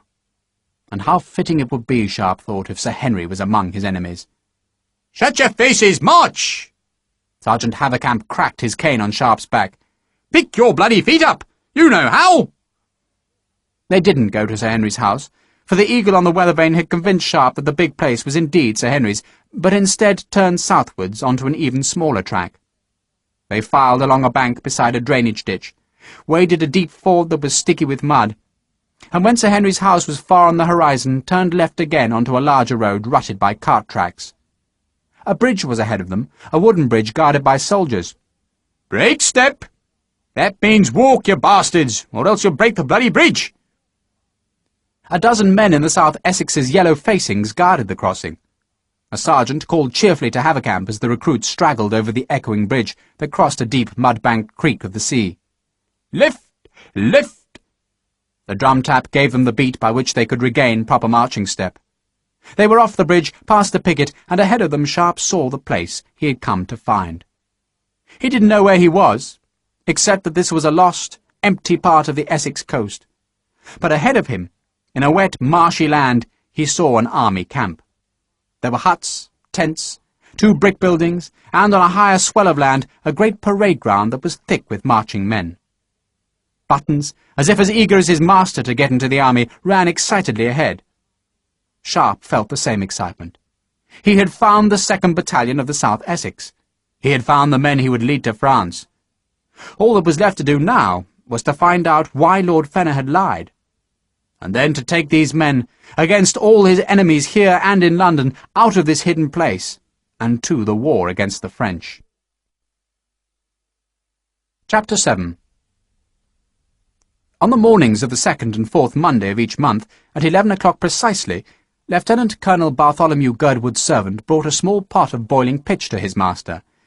Then, carefully, he put a thick cloth over the colonel's mouth, other cloths on his cheeks and nostrils, and, with a spatula borrowed from the battalion surgeon, he smeared the boiling tar into the colonel's moustache. He worked it in, forcing the thick, steaming mess deep into the wiry hairs. And, though sometimes the colonel's face would flicker as a boiling drop reached the skin of his lip, he'd stay utterly silent until the servant had finished the task. The cloths would be removed, there'd be a pause while the tar set solid, then the servant, with scissors, file, and heated spatula, shaped and polished the moustache, so that for another 2 weeks it would need no further attention.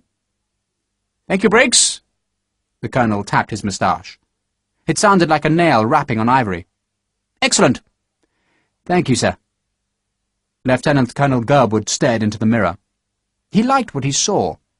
Tarred moustaches had been a fashion for officers of Frederick the Great's army, a fashion which forced a man's face into an unsmiling martial expression that suited Lieutenant Colonel Girdwood's unsmiling martial character. He fancied himself a harsh man. He was unfortunately smaller than he wished, but his thick-soled boots and high shako made up for the lack of inches. He was thin, muscled, and his face could have belonged to no one but a soldier. It was a hard face, clean-shaven but for the moustache, with harsh black eyes and black hair trimmed short. He was a man of rigorous routine, his meals taken to the minute, his days governed by a strict timetable that was meticulously charted on the wall of his office. "Sword?" Briggs held out the sword.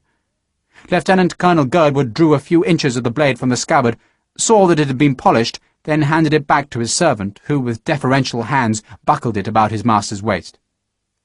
"Shako!" That, too, was inspected. Girdwood levered the brass plate that bore the badge of the chained eagle away from the black cloth stovepipe of the shako's crown, and saw to his pleasure that Briggs had polished the back as well as the front of the badge. He put it on his head, checking in the mirror to see that it was perfectly straight, then buckled the chin-strap. Lieutenant Colonel Girdwood held his head high. He had no choice. He favoured the stiff, leather 4-inch stock that dug into the skin of a man's chin. The new recruits, forced into the collar, would be unable to turn their heads because of the rigid leather, and within hours their skin would have been rubbed sore, even bleeding. Girdwood knew that the fighting battalions had abandoned the stock, and he understood the wisdom of that, for the lack of it allowed a man to aim a musket more efficiently.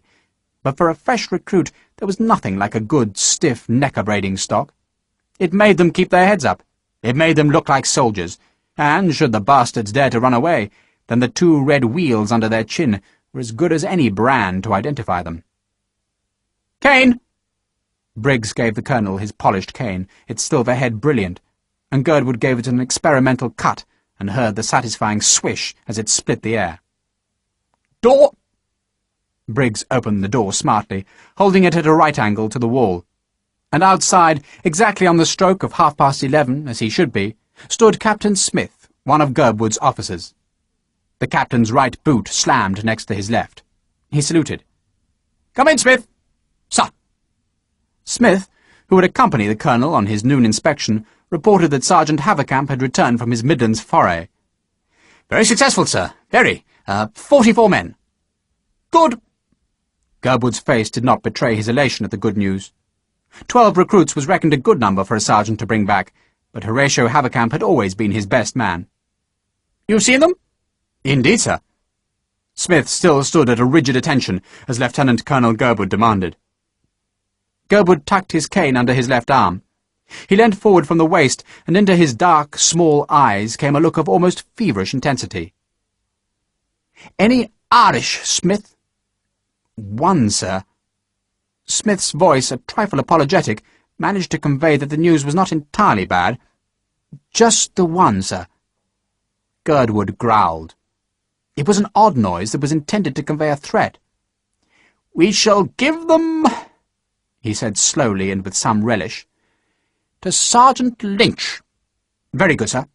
"And I will inspect them in 23 minutes." "Very good, sir." "Follow me." The sentries slammed to attention, saluted, and the sun glinted on the polished, gleaming moustache as Lieutenant Colonel Bartholomew Girdwood set out, with officers and clerks in attendance, on his noonday inspection. "You say goodbye to me, lads." Sergeant Horatio Havercamp walked slowly down the line of his recruits. Each man was dressed in fatigues now, grey trousers, boots, and a short, thin, pale blue jacket. Havercamp brushed at his moustache. "But I shall be back, lads. Come to see you and your soldiers." He stopped opposite Charlie Weller. "Keep the bleeding dog out the way, Charlie. The Colonel don't like dogs." Weller, at whose side Buttons wagged his tail, looked worried. Out the way, Sarge." "I'll have a word with the kitchens, lad. Can he rat?" "Oh, yes, Sarge." Havercamp walked on down the line, stopping at Giles Marriott. "You, lad, keep your bleeding mouth shut." He said it in a kindly enough way. He disliked Marriott with the irrational dislike that some people engendered simply by their looks and manner. But, now that Havercamp was leaving the squad, he gave the lovesick clerk the same advice that Sharpe had given him. "Just keep your bloody nose clean." "Yes, Sarge."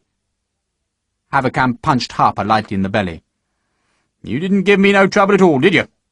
"Course not, Sarge." "Good luck, Paddy. That's all, lads."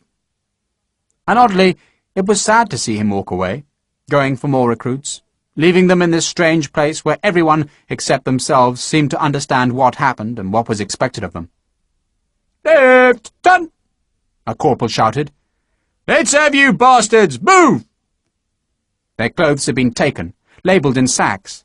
They'd been given their fatigues, and now they were issued with what the army called their necessaries: gaiters, spare shoes, stockings, shirts, mittens, shoe brush, foraging cap, and knapsack. Then, loaded down with the kit, they were taken one by one into a clerk's hut, and peremptorily told to sign a piece of paper that was thrust at each man. Sharpe made his cross. Giles Marriott inevitably complained. Harper, standing outside, heard the whining voice, and groaned. "Stupid bastard!" "I protest!" Marriott was shouting at the clerk. "It's not fair!" Nor was it. They'd each been promised a bounty of £23, 17 shillings and sixpence. Sergeant Havercamp had dazzled the recruits with his cascade of gold and Sleaford, and the guinea they'd each received at their attestation had compounded the promise. But now came the reality. The paper they signed confirmed that there was no bounty, or rather, that each recruit was deemed to have already spent it. The army had charged them for their necessaries. It had charged them for the food they'd eaten on their journey, and for the ale and rum they'd drunk in Sergeant Havercamp's generous company. It charged them for the laundry they'd not washed, for the army hospitals at Chelsea and Kilmainham that most had never heard of, and, by one deduction after another, it was proved to them that, far from the army owing them the balance of their bounty, the recruits all owed money which would be deducted from their pay. Of course it was not fair, but the army would have no recruits unless it made the extravagant promise, and no money to fight the war if it kept it. Nevertheless, Sharpe had never known so much to be stripped from the bounty. Someone, he reflected, as Marriott's shrill protest continued, was making a fine profit from each recruit. "Filth!" The voice came from behind them, startling them, making them turn to see a small, immaculately uniformed sergeant pacing towards them with a face of such concentrated fury and hatred that the recruits instinctively shrank back, letting the small, dark-faced man stride into the clerk's hut. There was a shriek from inside, followed by a yelp of protest. Then Marriott came backwards from the door, tripped, fell, and the sergeant followed, slashed him about the head with his cane, and kicked him in the shins with his gleaming boots. "Up, filth, up!" Marriott, shaking, stood. He was a head taller than the sergeant, who, once Marriott was standing, punched him in the belly. "You've got a complaint, filth?" "They promised us—" The sergeant punched him again harder. "You've got a complaint, filth?" "No, sergeant." "I can't hear you, filth." "No, sergeant." There were tears on Marriott's cheeks. The sergeant snapped his head round to look at the other recruits, then passed them to where Lieutenant Colonel Girdwood approached with his retinue. "Filth!" he shouted at them all. "Fall in!" Lieutenant Colonel Bartholomew Girdwood was a man soured by life, a man mistreated by life, a man that few understood. He was a soldier. He regarded himself as a great soldier, but he had never, not once, been allowed to go into battle. The closest he'd come to war had been in Ireland, but he despised fighting against peasants, and even when the peasants had decimated his troops and run him ragged round the damp countryside, he'd still despised them.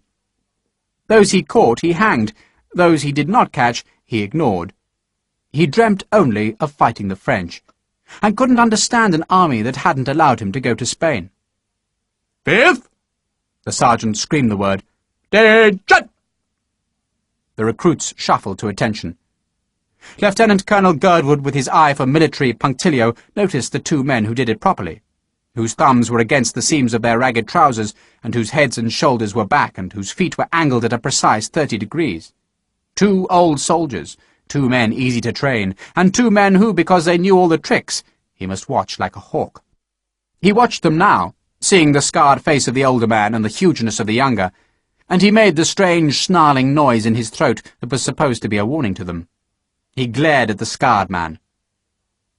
"What regiment were you?" Sharpe, who knew better than to stare into an officer's face, was nevertheless fascinated by the rock-hard, gleaming black moustache that contrasted so oddly with the white, scraped skin of Girdwood's face. 33rd, sir." "Discharged?" "Sir." Girdwood glanced at the huge man, instinctively disliking Harper because he was so tall. "You?" "4th Dragoon Guard, sir." Sharpe, who was amused that Harper had chosen such an elegant regiment for his supposed past, sensed that Lieutenant Colonel Girdwood's hostility had been increased by the big man's answer. Girdwood made the odd, snarling noise in his throat once more, then tapped his left palm with a silver-topped pane. "The Royal Irish." He said it slowly with savage dislike. "Then listen to me, soldier. This is not an Irish regiment. I'll have none of your damned insolence here, do you understand me? Sir, none of it!" Girdwood's voice was a harsh shriek that startled the other recruits whom he glared at, staring at them one by one as if by the sheer force of his dark, harsh gaze he could fill them with fear and respect. He seemed to stare at them for a long, long time, saying nothing, but in his head the angry thoughts uncoiled. Peasants, he thought, nothing but peasants. Scum, filth, horrid, stinking, foul, stupid, lax, undisciplined scum. Civilians. His gaze came back to Harper's stolid, expressionless face. "Who's the King of Ireland?" "King George, sir." Girdwood's polished black moustache was level with the second button of Harper's fatigue jacket. The colonel glared up at the huge man. "And what are the rebels?" Harper paused. Sharpe, standing next to him, prayed that the Irishman would lie. Harper, if an accident of hunger and fate had not driven him into the British army, would doubtless have been one of the rebels who had fought so hopelessly against the British in Ireland.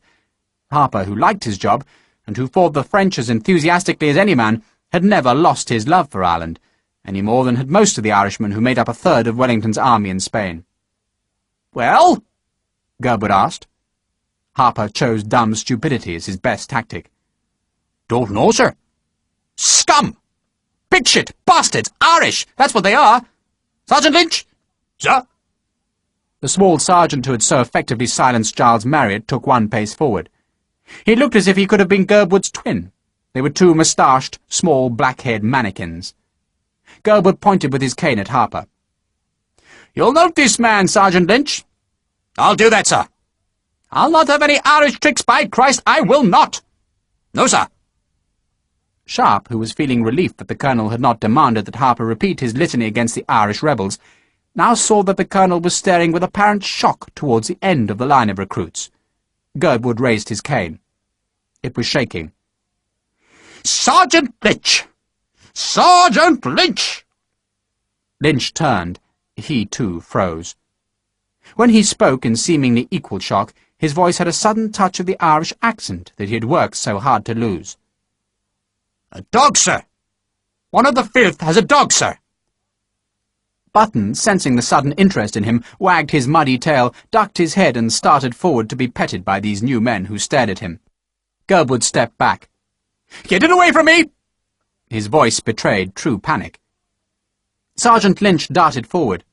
Charlie Weller stepped forward too, but a corporal tripped him just as Sergeant Lynch kicked the dog, a brutal rib-breaking kick that forced a yelp out of the animal and lifted it into the air to fly, screaming as it went, a full 5 yards away. Charlie Weller, his face aghast, tried to stand up, but the corporal kicked him in the head, and kicked again to keep the boy down. Buttons, his ribs broken, came whimpering and limping back towards his master. He flinched away from Sergeant Lynch, but the sergeant stood over the dog, lifted his heel, and smashed it down onto the dog's skull. Buttons shrieked again. The heel was forced slowly, grindingly down, and the recruit stood in horror as the dog slowly died. It seemed to take a long time. No one spoke. The corporal pulled Weller upright, blood on the boy's face, and pushed him, too stunned to resist, back into the line. Sergeant Lynch smiled as the small dog stopped moving, and Lieutenant Colonel Gerwood breathed a sigh of relief. Gerwood hated dogs. They were undisciplined, messy, and savage. He had been bitten as a child, after throwing a half-brick at a mastiff, and the terror had never gone. "Thank you, Sergeant." There was blood on Lynch's right boot. "Only my duty, sir." The death of the dog had lifted Lieutenant Colonel Gerwood's spirits from the depression caused by hearing Harper's accent. Depression, for Lieutenant Colonel Gerwood had cause to hate Ireland. For it was in that country, as a captain, that he had been reprimanded by a court of inquiry held in Dublin Castle. Not just reprimanded, but dismissed from the Dublin garrison. It hadn't been his fault. He'd been ambushed. By God, it was not his fault. If His Majesty's troops could not march in decent close order down an Irish highway, well, where could they march? They had been traitorous peasants, the men who had shot from behind hedges and who had tumbled his men in blood on the sunken road, while Captain Gerwood, screaming in anger, had ordered his redcoats to form line and fix bayonets. But by the time he'd imposed decent order on his company, the Irish bastards had gone. Gone, run away. In other words, as he told the court, he had defeated them. "I was left master of the field," he had said. And was it not true? The court had thought not. They had passed him over for promotion, dismissed him from the garrison, reprimanded him, and recommended that Captain Bartholomew Gerwood be no longer employed in the service of His Majesty's army. He had taken his reprimand to Sir Henry Simmerson, Member of Parliament, Commissioner of the Excise, a man known to be a scourge of the lax discipline that was creeping into the army. And from that fortuitous meeting, in which their two minds were of such sweet accord, had come promotion and this opportunity. Sir Henry, with his friend Lord Fenner, had purchased a majority for Gerwood, then promoted him to lieutenant colonel, and presented him with a battalion and with a chance to become wealthy. There was more to come. The war, Gerwood was assured by both Sir Henry and Lord Fenner, was ending, and he could look forward, thanks to their generosity and patronage, to a peacetime career of eminence and comfort. He would be married to Sir Henry's niece. He'd become rich, powerful, and until then, he'd continue to do the job that he believed he did better than any man alive, the job of turning undisciplined, lax civilians into soldiers. He shivered as he remembered the shock of seeing a dog, then smiled at his rescuer, Sergeant Lynch. "Carry on, Sergeant, and well done." One man in this camp hated the Irish more than the colonel, and that was Sergeant John Lynch. He'd been christened Sean, but just as he tried to lose the accent of his native Kerry, so he had lost his native name. He modelled himself on Gerwood, seeing in the lieutenant colonel the quality of rigid discipline that had made Britain's army victorious over the Irish rebels. Sergeant John Lynch wanted to be with the winners, and not just with them, but of them. Instead of being an Irish peasant forced to show unwilling respect to the English, he wished to be a man to whom that respect was shown. He had turned against his country with all the passion of a convert, exactly as he had abandoned his parents' faith to become an Anglican. There could have been no man better suited to attract Patrick Harper's hatred, or indeed the hatred of every man in the squad, for Sergeant John Lynch was a most harsh trainer of troops, yet, as Sharpe grudgingly allowed, an effective one. The training was done the old-fashioned way, by brutal discipline, punishment, and unrelenting hard work. Gerwood believed that what made a man stand in the musket line and fight outnumbering enemies was not pride, nor loyalty, nor patriotism, but fear of the alternative. He made soldiers, and it was apparent he made money too. Indeed, within 3 days it seemed to Sharpe that perhaps money was the reason for the camp's secrecy. It was not just the way that Lieutenant Colonel Gerwood's men had stolen the bounty from each recruit, but the way that day after day the debts piled up. At every inspection Sergeant Lynch would find a fault with a man's necessaries, a torn knapsack strap, a whole sock, and each fault would be noted and the cost of the item deducted against future pay. Sharpe guessed that no man of the camp received pay, that all of it was channeled into the hands of Gerwood. Such raids on men's pay were quite normal in the army. Half of every man's wages was deducted for food alone, yet Sharpe had never seen it done on such a scale or with such enthusiastic rapacity. Only the training was pursued with more enthusiasm, and Sharpe had not seen any camp in which recruits were worked so hard. They drilled from morning till sundown. The grammar of soldiering was hammered into them until the clumsiest recruit, after 1 week, could perform all the manoeuvres of company drill. Only Tom, the half-wit, was considered untrainable, and he was given to the sergeant's mess as a cleaner. The object of their life, from the cold mornings when they were roused before dawn, until the sun was set and the bugle called the lights out, was to avoid punishment. Even after the bugle there was still danger, for it was a maxim with Lieutenant Colonel Gerwood that mutinies were plotted at night.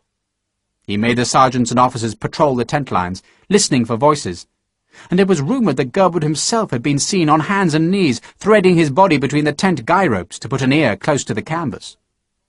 The punishments were as varied as the crimes that occasioned them. A whole squad or tent could fetch a normal fatigue duty, digging latrines, clearing one of the many drainage channels that ran to the mudflats, or mending, with stiff twine and a leather worker's needle, the stiff canvas of the tents. Sergeant Lynch favoured a swift beating, and sometimes used a knapsack filled with bricks as his instrument of punishment, either worn for extra drill, or else held at arm's length while he stood behind, ready to cut with his cane at the first quiver of fatigue in the outstretched arms. There were beatings and floggings, and, savage though they were, they could all be avoided by the most simple expedient of obedience and anonymity. Most of the recruits learned fast, even when it rained and it seemed impossible to keep the mud from their uniforms, or from the tarpaulins that formed the ground sheets of their tents. They learned to scrape and wash the mud entirely away. And even though the cleaning water that was blessedly abundant in the low, marshy land soaked their thin straw paillasses, it was better to sleep shivering and damp than to incur the wrath of Lieutenant Colonel Gerwood's inspection. Yet Giles Marriott, who had joined the army in a mood of self-destruction because his girl had jilted him for a richer man, earned punishment after punishment. Morning after morning at the dawn inspection, Sergeant Lynch would find a speck of mud on Marriott's pipe-clay, and the sergeant's voice would snap at the terrified man. "Strip!" Marriott would strip. He'd stand shivering. "Run!" He'd run the tent lines, stumbling in the mud, jeered on his way by sergeants and corporals who had slashed at his bare buttocks with their canes or steel-tipped pacing sticks. "Asta! Asta!" He'd come back to Sergeant Lynch with tears in his eyes and his pale flesh scarred by the welts of the blows. "Just keep your bloody mouth shut," Harper told him. "We're not animals, we're men." "No, you're not. You're a bloody soldier now. Never look the bugger in the eyes, never argue, and never complain." Marriott listened, but did not hear. The other recruits did both, for in only a few hours Sharpe had become their unofficial leader and guide within the army. On their very first day, Sharpe had calmed Charlie Wellerdown, gripping the boy's shoulders till it hurt. "You do nothing, Charlie." "He killed him." "You do nothing, you bloody endure, that's all. It gets better, lad." "I'll kill him." Weller, with all the passion of his 17 years, could not hold back the tears caused by Buttons's death. "After Patrick's torn his head off, maybe." Sharpe grinned. He liked Weller. The boy was one of those rare recruits who joined the army not out of desperation, but because he wanted to serve his country. Weller, given time, would rise in the army, but Sharpe knew that first the 17-year-old must survive this place. A place where, to his astonishment, he discovered that there were more than 700 men in training. Some were close to finishing, almost ready to take their place in the ranks that must fight the French. Others, like his own squad, still learnt the basic grammar of the trade. Yet there were more than enough men here to save the 1st Battalion in Passages, and to form the core of a properly constituted 2nd as well. He discovered, too, where the camp was. On a rainy, drizzling day, he was ordered to the kitchens, where he unloaded a cart of half-rotted cabbages. A mess corporal, leaning in the doorway, and staring at the low cloud to the south, grumbled what a god-awful bloody place it was. "What place?" Sharpe asked. The corporal lit a pipe, and, when it was drawing to his satisfaction, spat into the mud. "Into the bleeding world, called Foulness." "Foulness? Bloody foul too, yes?" The corporal laughed. "Christ knows why they sent us here. Chelmsford was all right, but the buggers want us here." The corporal was happy to talk. Foulness, he said, was an island joined by the wooden bridge to the mainland, and on the island there was a single small, poor village and this army camp. To the south, the corporal said, was the Thames estuary. At low tide it was a great desert of mud. To the east was the North Sea, and to the north and west were the tangling tidal creeks and rivers of the Essex coast. It's like a prison, Sharpe said. The corporal laughed. You won't be here long. 6 weeks and they ship you out. You should feel sorry for me, stuck out here. Sharpe had guessed already that the corporal, like the 2 senior companies in the camp that alone on Foulness were dressed in red jackets, was one of the men who were here to guard the recruits against escape. It truly was like a prison, with water as its walls and troops as its jailers. Sharpe chopped a cabbage in half. Where do they ship us to? Wherever the buggers want you. You know that. You're an old soldier. And being an old soldier was to Sharpe's advantage, for it kept him out of trouble and spared him the punishments that racked the less experienced men. No sergeant wanted to punish Sharpe or Harper, for the simple reason that both men gave the appearance of being able to take any punishment that was handed to them. Instead it was Marriott, always Marriott, who with his tuppence worth of education was unable to rid himself of the idea that he was superior to the illiterate men who were his fellow recruits. He argued stubbornly, wept when he was punished, and even at night in the stillness of the tent lines, when the soft tread of the patrolling sergeants and officers listening for mutiny could be heard outside, Marriott cried. Harper's view was simple. It's his own bloody fault. He thinks he's too clever to be sensible. Sharpe was the only man to whom Marriott would listen. But even Sharpe couldn't drive into the ex-clerk's head that the only route to survival lay in acceptance and submission. I'm going to get out. I'll run, Marriott had told him.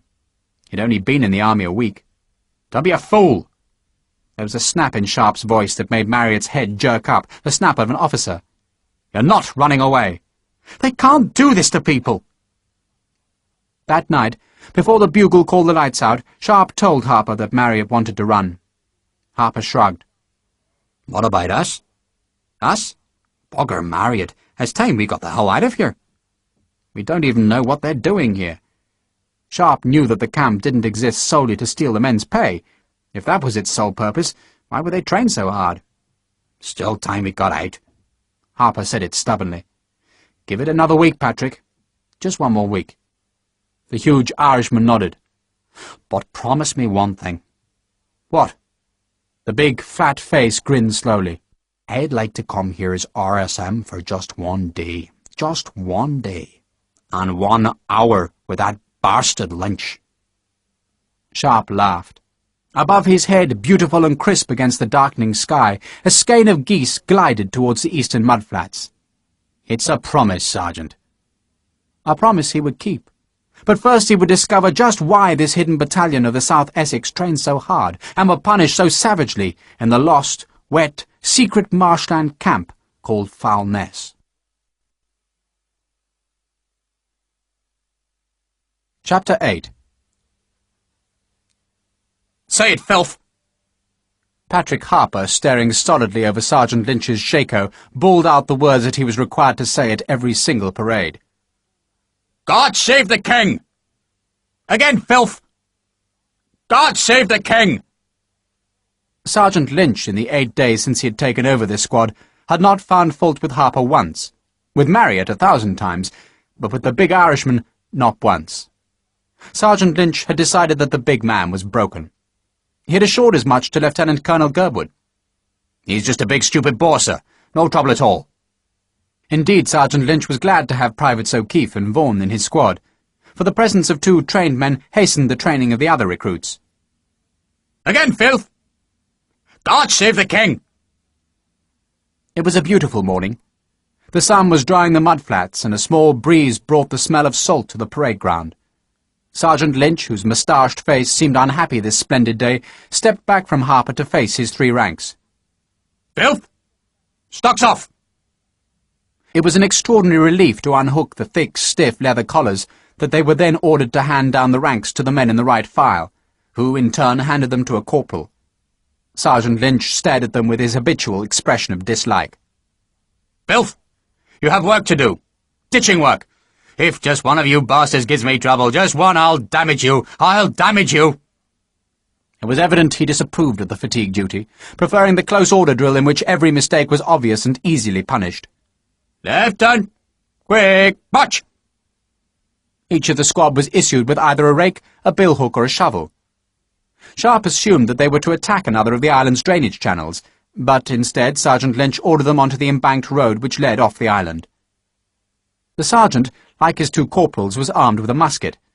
If this was a prison, then now the squad was under armed guard as they left Foulness. Sharpe noted again the strength of the picket that stood sentry duty at the wooden bridge. More than a dozen men watched the squad pass, while the presence of a tethered horse beside the wooden guard hut suggested to Sharpe that an officer was on duty there as well. Sergeant Lynch took them back along the road they'd come when they first arrived at Foulness, then north on the track which led to the big brick house with its eagle weather vane, and Sharpe prayed that they were not being marched to Sir Henry Simmerson's home. They splashed through the ford, climbed to the track on the bank. Then, before reaching Sir Henry's house, they turned right onto a narrow path that led ever more narrowly into the reeds of the sea marsh. It seemed to Sharpe that they must be skirting Sir Henry's estate. They worked their way east, then north, and Sharpe was glad to see a creek between themselves and the house of the one man who might recognise him in this corner of Essex. Nevertheless, his worry increased as, pace by pace, Sergeant Lynch led them closer and closer to the big, splendid house. It looked peaceful on this bright summer's day. The morning sun caught the gleaming white paint of the window and door frames that faced east. Before the east facade was a terrace that sloped down to a wide, close-cut lawn that ended with a brick retaining wall. The top of the wall was level with the lawn, while at its base was the muddy channel of the creek. The channel was silted and choked, the mud banked and overgrown with plants. Sergeant Lynch, stopping by a belt of sea rushes, ordered the men to halt. "Listen, filth!" His voice was softer than usual, perhaps because he didn't want to offend the ears of the English gentry beyond the silted creek. "You're going to clear out this bloody channel. Start there." He gestured with his pacing stick to the end of the garden wall. "And you'll work it down to that marker."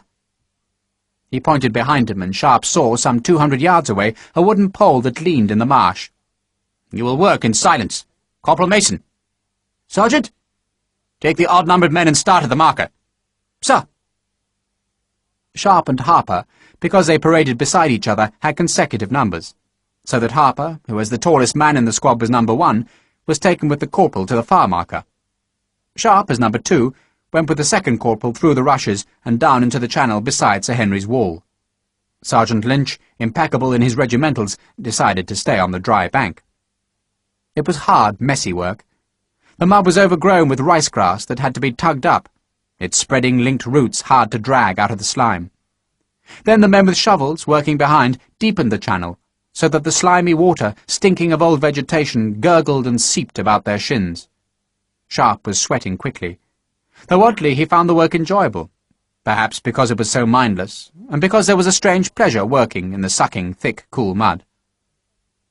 It was clear that Sir Henry Simmerson had requested the channel cleared, not just so that his east lawn should be edged with water, as if by a moat, but because halfway down the brick moss-grown wall there was an archway that led into a boathouse. A barred gate, rusted and padlocked, faced the creek, while behind the bars Sharpe could see 3 old punts that would need this channel excavated if they were ever again to float. Beyond the punts, Sharpe could see a stone stairway that must lead up to the garden. "You! You, filth!" Sergeant Lynch was pointing at Sharpe. "Fawn!" "Sergeant!" "Wait there, filth!" It seemed to Sharpe that he'd been singled out for punishment, though for what he couldn't think. But instead he saw, through the bars of the water-gate, a man descend into the boathouse. He felt a second's panic, fearing that it was Sir Henry himself. But instead it was a servant, who, stooping along a brick walk built at one side of the tunnel that formed the arched dock, came and unlocked the padlock. The key took a deal of turning, so stiff was the lock, but finally it was undone and the gate creaked open. The man sniffed, as though it was beneath his dignity to talk to a mere muddy soldier. "It has to be cleared out." He gestured at the boathouse. "Deep enough for the craft to float at high tide. Do you comprehend me?" He frowned as if Sharpe was an animal who might not understand English. "Yes." End of Disc 3. Disc 4. Sergeant Lynch sent Marriott to help Sharpe, and first they had to lift the punts out of the tunnel and put them on the bank of the creek. Next there was a mess of tarpaulins, poles, fishing lines, paddles and awning hoops to drag out of the dark, dank tunnel, and only then could they begin to dig at the stinking, clinging mud. Marriott attacked the mud like a maniac, flinging it with his shovel out into the creek. Sharpe protested, telling him to slow down. Slow down? They can't see us in here. We take our bloody time. It was strange, Sharpe thought, how he slipped back into the ways of the ranks. As a major, his job was to make men work, but now, at the bottom of the army's heap, he found himself looking for ways to avoid undue exertion. Marriott did not argue, but instead slowed to such a dawdling pace that it would have taken them a full 2 days to dig the mud out from the boathouse. Sharpe approved. They were out of Sergeant Lynch's sight, while the corporal in charge of this half of the squad was more concerned about keeping the mud from his shoes and trousers than how hard his men worked. "They shouldn't do this to us," Marriott said. "Better than bloody drill." Sharpe was sitting on the brick walkway, wondering if he dared try and steal a few moments' sleep. "Labourers work this." "We are bloody labourers." Sharpe yawned. A butterfly came down the garden steps, hovered bright in the boathouse entrance, then flew away. "We're soldiers, lad. Our job is to clear up the bloody mess the politicians make. We're the buggers no one wants until the politicians make their mistakes. Then everyone's grateful to us." He was surprised to hear himself say it, not because it was untrue, but because it didn't tally with the character he had adopted in this squad.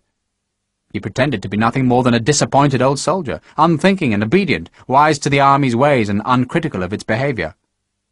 Marriott stared at him. "You know, you're cleverer than you think." He said it patronisingly. "Bugger off," Sharpe said. "I'm going to. I shouldn't be here." Marriott's face was feverish. "I had this letter, see?" "A letter?" Sharpe couldn't keep the astonishment out of his voice, an astonishment that made Marriott look curiously at him. "A letter, yes. How do they know where to send it?" "The depot at Chelmsford, of course." Marriott seemed as astonished as Sharpe that the matter should be worthy of surprise. "That's where they told us letters should be sent." "I can't write, you see," Sharpe said, as if that explained his astonishment. It seemed obvious now that Girdwood, to prevent discovery of this camp, would order those men who wanted to send letters to use the Chelmsford address, their replies to be forwarded from there to some London clerk of Lord Fenner's, who in turn dispatched the mail to Foulness. "It was from my girl." Marriott said it eagerly, wanting to share his good news with someone. "And?" Sharpe was only half listening. He had heard a shout from the direction of the house. "She said she was wrong. She wants me to go back." The desperation in Marriott's voice made Sharpe turn to him. "Listen, you're in the bloody army. If you run, they'll catch you. If they catch you, they'll flog you. There are other girls, you know. Christ!" He stared at the unhappy Marriott. "You're bright, lad. You could be a bloody sergeant in a year. I shouldn't be in the bloody army." Sharpe laughed grimly. "Lad, you're too bloody late." He turned away. He had heard a shout, but not just any shout. This was a bark of command, an order to quick march. And now from the lawn above him he could hear the voice shouting crisp drill orders, and he wondered what on earth was happening in that wide, spacious garden of Sir Henry's. "Where's the corporal?" Marriott peered out of the archway. 20 yards away." "Watch him for me." Sharpe crept up the steps as slowly, as carefully, as if he expected to find a French picket at their top. He was hidden by the bulk of the boathouse from Sergeant Lynch beyond the creek, but there was precious little cover at the head of the steps to hide him from the house. Nothing but a stone flower pot in which grew bright red geraniums. Yet he didn't need to climb to the very top. From a few inches below the level of the upper step, he could see what he wanted to see. On the north lawn, 2 companies of infantry were being drilled. They were dressed in fatigues, carried muskets and bayonets, and were commanded in their drill by Sergeant Major Brightwell of the Foulness camp. Brightwell, a great bull of a man, didn't concern himself with the lowly squads of new recruits, only with the companies, like these 2 on the lawn, that were close to finishing their training. They seemed to be giving a display of drill to a group of seated officers, who sipped drinks as they watched the 2 companies. Behind the officers, standing stiffly at ease, was a line of sergeants. Sharpe watched for 10 whole minutes, watching a comprehensive display of company drill that finished with some crisp musket movements. The officers sitting in wrought-iron chairs clapped politely. A servant brought more drinks on a silver tray. Sergeant Major Brightwell ordered the parade to attention, to open order, to order arms, and then there was silence. The officers stood. Sharpe, his face half hidden by the geranium pot, saw Lieutenant Colonel Girdwood walk forward, and next to him the unmistakable figure of Sir Henry Simmerson, who was this fine summer's day dressed in his old uniform. Somehow there was no surprise in this proof that Sir Henry was allied to Girdwood. The two men, followed by the other officers, strolled up and down the paraded ranks. "What are you doing?" Marriott whispered. "Shut up." Sergeant Major Brightwell ordered a half-dozen men out of the ranks. They seemed to have been selected at random by the officers, and the 6 were lined at the bottom of the garden facing north, and the Sergeant Major took cartridges from his pouch and handed them to the men. Sharpe watched as the 6, with reasonable proficiency, fired 2 small volleys into the empty marshland. The muskets sounded flat in this wide, damp landscape. The smoke in small white clouds drifted over the scythed lawn. 2 of the visiting officers turned back to the house. Both were laughing, both holding drinks in their hand, and Sharpe saw that both had buff facings on their red jackets. He hadn't seen many officers at Foulness, but whoever these men were, they were not of the South Essex. 2 more officers turned back towards the house. One had white facings, the other red. And suddenly Sharpe understood why officers from other regiments were brought to this remote place. He understood, and the realization made him slide back down the steps so he was hidden. And he wondered if he could be right, yet knew that he was. And part of him was filled with admiration for such a clever, profitable scheme. Sir Henry Simmerson and Lieutenant Colonel Girdwood were nothing but crimpers. God-damned bloody crimpers. And what was more, Lord Fenner was with them. Crimping was not an honourable trade. The army was chronically short of recruits. In 1812, Sharpe knew it had lost more than 25,000 men through disease or war, and less than 5,000 had come forward in Britain to take their place. A good regiment, like the Rifles, was never short of volunteers. But for most regiments of foot, there was always a shortage that was combated with extravagant promises of lavish bounty, promises that were never sufficient to fill the ranks who fought in India, in Spain, and in America, and who garrisoned forts from the Far East to the Fever Islands. The army was short of recruits, and crimping was one answer to that simple, eternal fact. A crimp was a contractor, a man paid so much a head for recruits, and Lieutenant Colonel Girdwood and Sir Henry Simmerson had turned the 2nd Battalion of the South Essex into just such a contractor. Sharpe knew he was right. They were raising the recruits, using the achievements of the 1st Battalion as a lure, training the men, then selling them to those unfashionable, unsuccessful regiments who could not attract their own recruits. What Sharpe had just seen on this lawn was the end of the process, the display of the goods. And now he supposed in Sir Henry's drawing-room the money would be paid over. 7 years before, Sharpe knew, a crimper could fetch £25 for a man. The price must have doubled since then. He guessed there were close to 200 men on the North Lawn. If each man fetched £50, then there was a profit this day alone of £10,000, enough to keep a man in solid comfort for 2 lifetimes. Add to that the stolen bounty and the other peculations of the Foulness camp, and it seemed to Sharpe that Sir Henry and Lieutenant Colonel Girdwood could be making a profit of close to £70 a man. Crimping was not illegal. The army often contracted with a businessman to raise recruits, but crimping by a regiment was definitely outside the law. It was clever, it was profitable, and it was starving the South Essex to death. Sharpe felt a sudden, fierce exultation because he had solved the problem. He knew it, and just as he felt that soaring pulse of success, he felt fear too. He felt fear because a dog, a tiny, white, fierce little handful of a dog, came scampering down the steps from the lawn, saw him and began barking at him in a shrill yelp. "Shut up!" he hissed. "Bugger off!" "Rascal!" It was a girl's voice. "You know the Colonel hates you! Rascal, come here!" Sharpe, sitting on the stone steps, slithered urgently towards the cover of the boathouse's tunnel. But suddenly there was a shadow on the stone and a voice above him. "It's all right, he won't hurt you. It's just that the Colonel's terrified of dogs." She laughed. He knew he should not have looked. He should have muttered an acknowledgment then, like some creature of the earth, skulked back into the dark, wet tunnel. But the voice was that of a young woman of whom he had dreamed impossible dreams, prompted by a single brief meeting in a dark, cool church before her brother's memorial stone. He did what he knew he should not do. He looked up at her. He reasoned that she wouldn't recognize him, and he wanted after these 4 years to see if she was as truly lovely as his memory of her. She was stooping, petting the dog, and she smiled again. He sounds very fierce, but he isn't. He's a coward, really, though he frightens lieutenant colonels, don't you, Ross?" Her voice faded. Jane Gibbons was staring at him. She saw a man smeared with mud, yet she recognized him. He wondered how in all creation it was possible for her to recognize him, yet she did. She stared, her mouth open, the dog forgotten, and Sharpe stared back. He had remembered her as beautiful, but the image of her that he had carried in his head was entirely wrong. He had thought of her as a kind of doll, a creature manufactured in his dreams to be all that he wanted her to be, while now, staring at each other in silent amazement, she seemed to Sharpe to be suddenly so alive.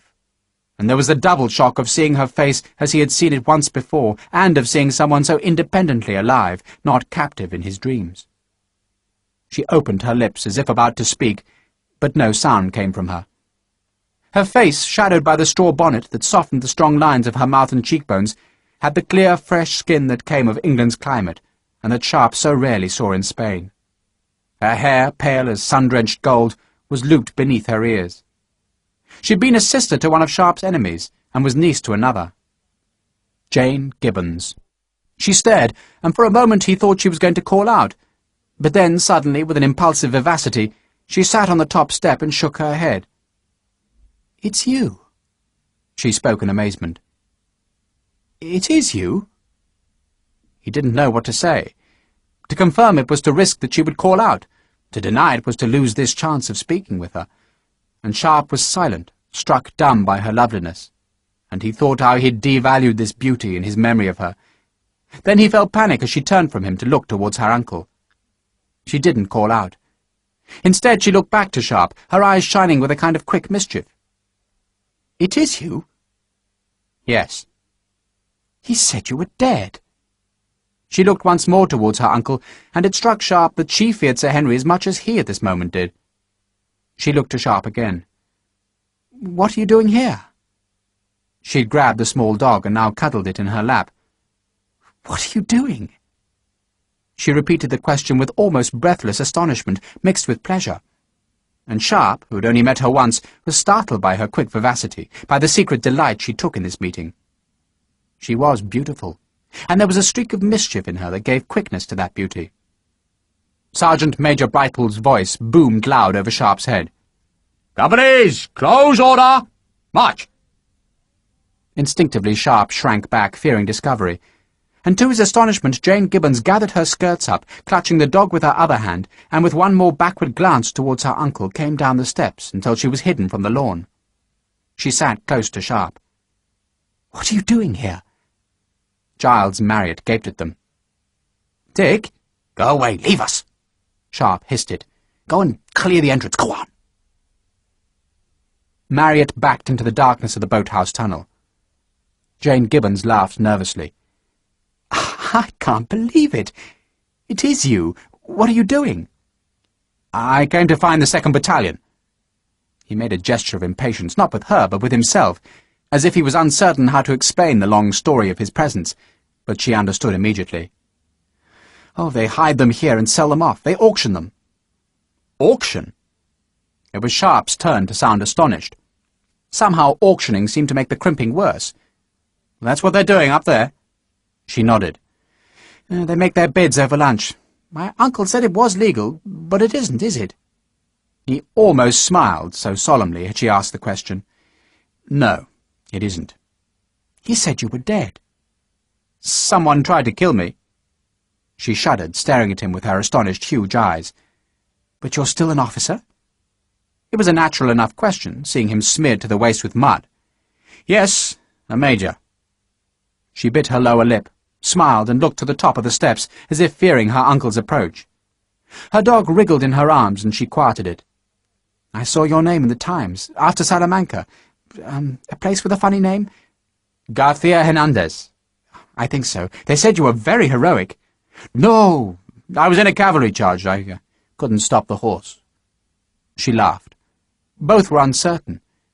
Sharpe had dreamt so often of seeing her again, of talking with her, yet now he seemed struck dumb. He stared into her face as though he would try to remember it forever. Her skin looked so soft. Her hair was gold. He began to say, But at the very same moment she said, "Will—" and they both stopped, embarrassed and smiling. "Go on," he said. "Will they try and kill you again?" "If they know who I am. They don't. I'm calling myself Dick Vaughan." "And what will you do?" "I have to get away, me and a friend. You remember Sergeant Harper, the big fellow?" She nodded, but her face was suddenly worried. "You have to escape." "Tonight." He'd made up his mind. He knew now what happened here. That Gerwood, Simmerson and Lord Fenner were crimping on a grand scale. He had no more business as Private Dick Vaughan, just vengeance as Major Richard Sharpe. "After dark tonight." She glanced back up the steps, then to Sharpe again. "They guard the camp." Her voice was an earnest, sibilant warning. "They have militia patrolling from here to Wickford. There are cockle-boats on the sands, off the shore, and they even watch those. If they catch men deserting, they get a reward." "The fishermen?" "And the militia. I've heard shooting in the night." Above them, Sergeant Major Brightwell ordered the companies to turn left. Jane bit her lip and held her dog tight. "You could take one of our punts, cross the river. They don't guard the north bank." Her voice was only a whisper. He smiled, suddenly delighted that she'd become a conspirator. She could have betrayed him. She could have screamed at the sight of him. But instead she had come into this hiding place and plotted with him. She'd taken his sudden presence as coolly as a veteran soldier would have taken an ambush. She hadn't screamed, nor shouted, just made her decision and talked with him. He admired her for it. And looking into her eyes, he suddenly knew that his own heart was beating like a frightened recruit facing the French for the first time. "Can you leave us some food? Money?" 2 guineas? "That would be plenty. In the boathouse tonight." She nodded, her eyes suddenly bright with mischievous delight. "And you'll stop the auctions?" "I'll stop them, with your help." He smiled at her, and it seemed like a miracle that their heads were so close. He could smell her scent, like a clean thing in a foul land. She looked at the dog in her lap. She seemed embarrassed suddenly, then her big eyes came back to Sharpe and she hesitated. "I want—" But whatever she was to say could not be said, for there was a sudden yelping coming from the lawn. "Jane!" It was the petulant, peremptory voice that had haunted Sharpe through the summer before Talavera. "Where are you, girl? Jane!" Anger flecked Sir Henry's voice. Sharpe imagined him portly and red-faced, striding over the lawn. "Jane!" She scrambled backwards up the steps. "I was looking for Rascal, Uncle. He got out of the house." She was at the top of the steps now, and Sharpe was shrinking back into the tunnel. Sir Henry's voice was desperately close. "Lock him up, for God's sake, girl. You know Colonel Gerwood doesn't like dogs. Now hurry!" "I'm coming, Uncle." She turned, walked away without a backward glance, and Sharpe, muddy and undiscovered in the boathouse, wanted to shout his luck aloud. His heart was still beating in extraordinary, tremulous excitement, and he was filled with a crazy, idiotic happiness that made him want to laugh out loud, to shout his good news across these lonely marshes, to forget that he was trapped in this crimping business of Lieutenant Colonel Gerwood's battalion. She remembered him. He had thought so often of her. Even when he was married and the dreams had seemed unworthy, he had thought of her, and tried to convince himself that her behaviour to him in that small, cool church, where they had met so briefly, had shown that she liked him. And now this! She remembered him. She trusted him. She would help him. She had given him the key to escape. He knew from their first meeting that her parents were dead, that she lived with her aunt and uncle, and he had assumed that she would be long married. But he had seen no ring on her finger. Instead, he had seen delight on her face, as she surely must have seen it on his. The happiness was on him, the foolish, crazy, insane happiness of a man who believes himself, despite the lack of evidence, to be in love. And the happiness made him laugh aloud as he leant down to pick up his shovel, and as he wondered how he and Harper would escape from Foul Nest this night. Then the happiness went. He hadn't noticed it till this moment, so bound up was he by her sudden appearance, and by the shock of her words on all his hopes. But Giles Marriott, whom Sharpe had ordered to go away, had obeyed. He had gone.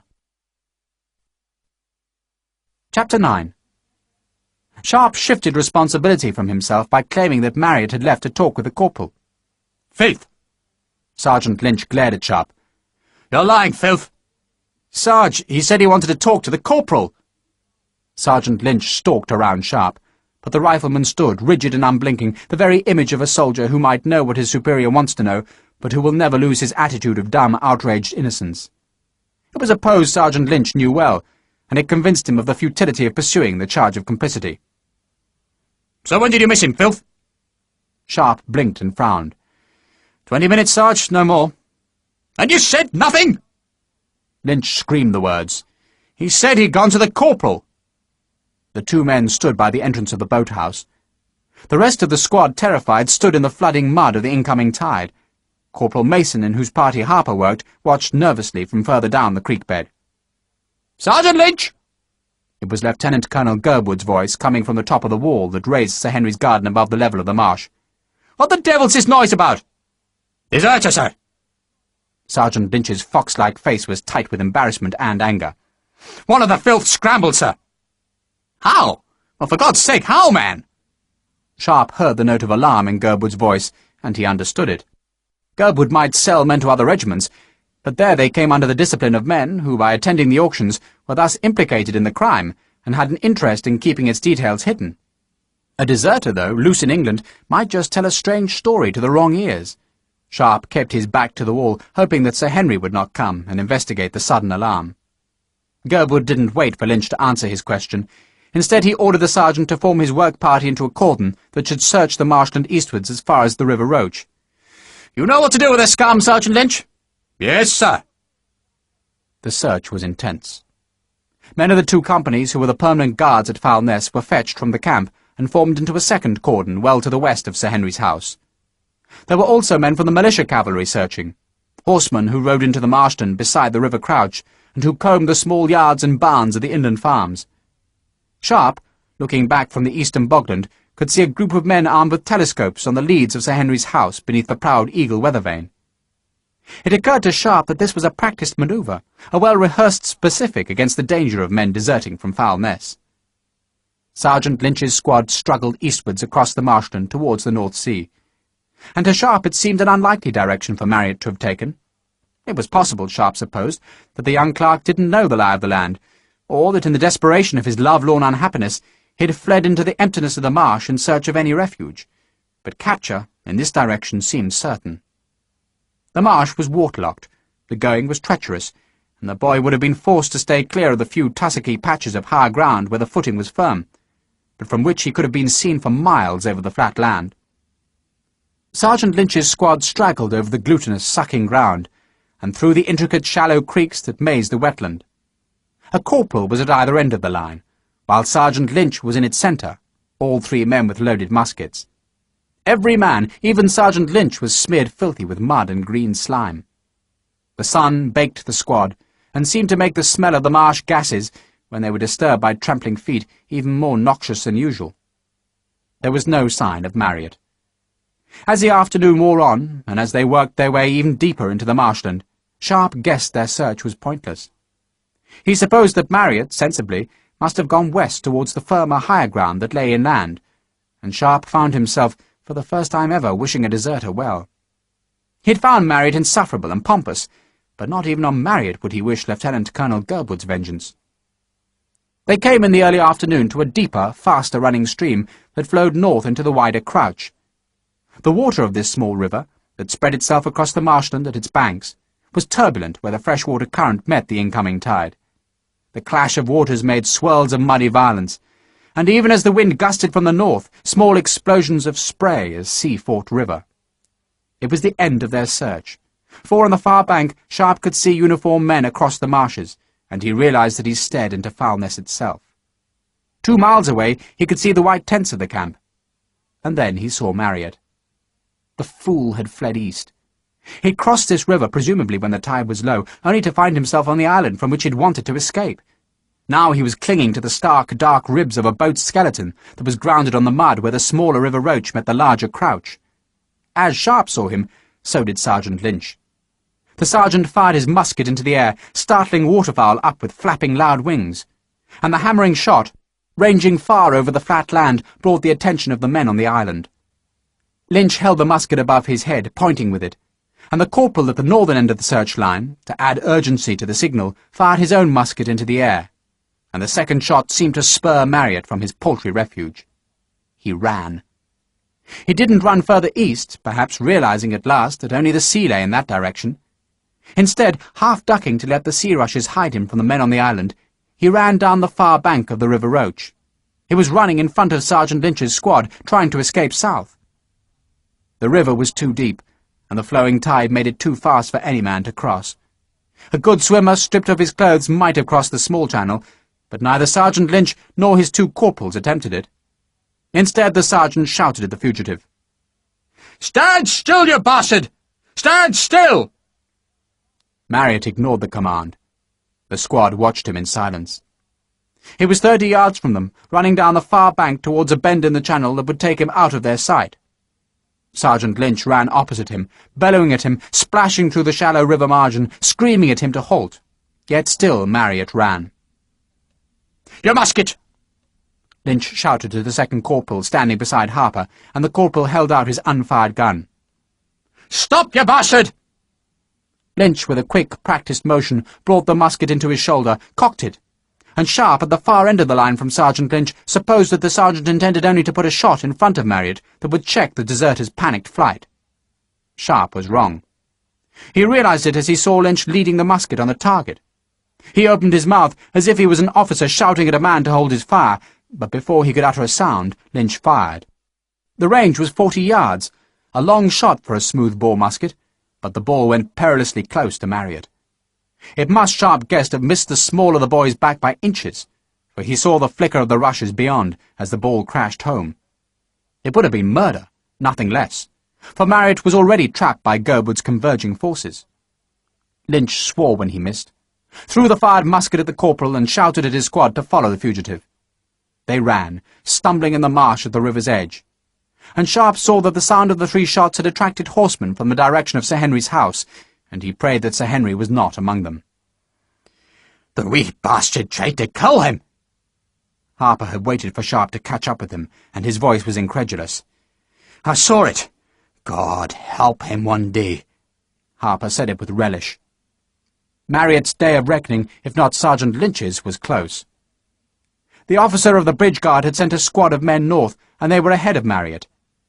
He saw them, knew that he was blocked in front and from both flanks, but he was panicked, his eyes wide and wild, and though he was cornered, he refused to abandon his hopeless quest for freedom.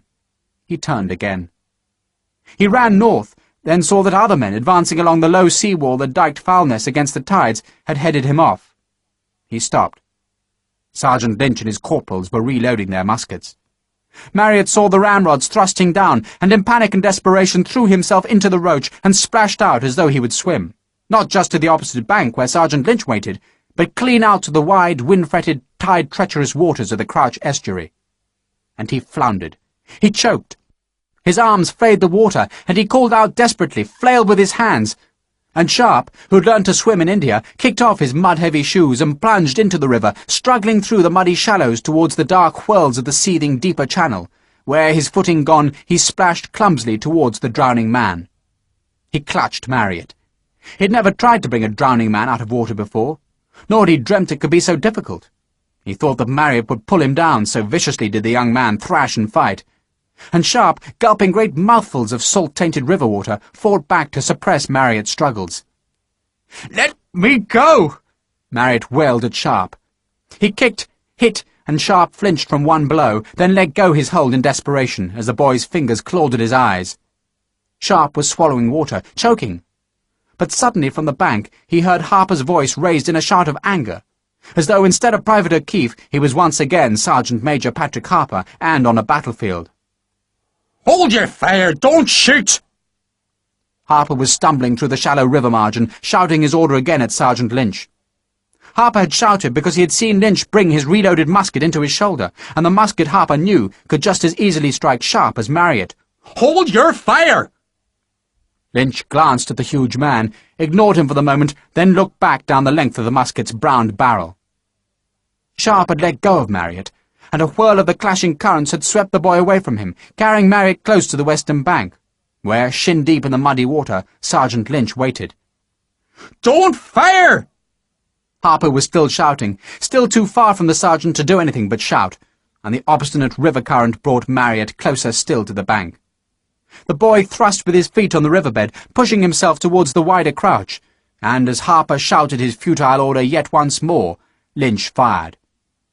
The bullet smashed Marriott's skull. Blood spurted 18 inches into the air, fell to redden the river, spurted again, then mercifully the head rolled the wound beneath the water to hide the obscene heart-pumped fountain. Marriott's hand splashed once, as if from beneath the water he tried to haul himself from its grasp. Then he was still, floating calm in a great swirl of blood that drifted with the muddy water towards the sea.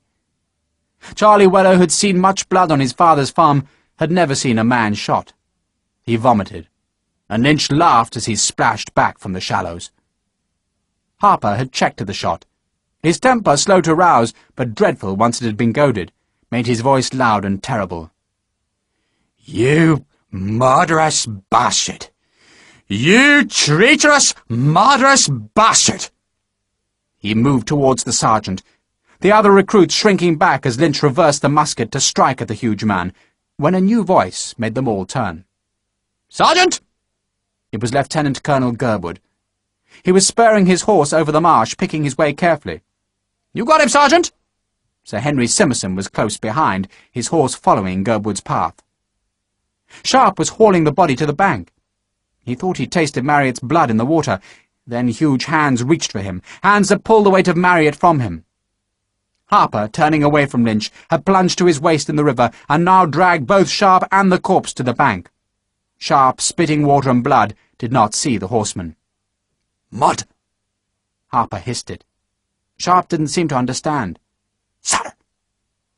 The Irishman hoped that the word would attract Sharpe's attention, but still Sharpe had not seen Sir Henry. So Harper, in desperation, scooped up a handful of the sticky black mud, and, his action hidden from Lynch and the officers by his body, slapped it onto Sharpe's face. He smeared more on his own. "Well done," a voice said. Sharpe knew that voice.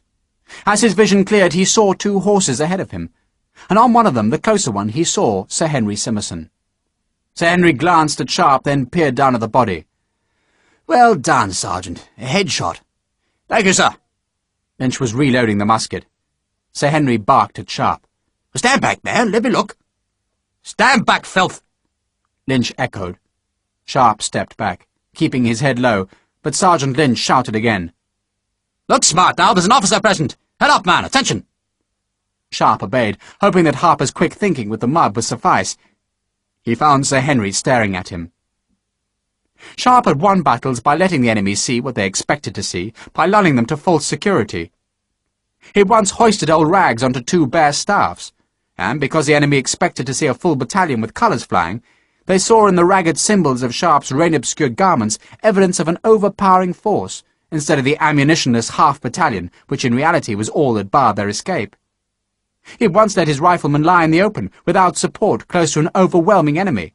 But because the French expected to see dead men where the crumpled bodies lay, they gave the riflemen no thought, until the bullets tore their gun team apart and gave the victory to Sharpe. Men see what they expect to see, and though his niece had recognized Sharpe, Sir Henry did not. The mud clung to Sharpe's face.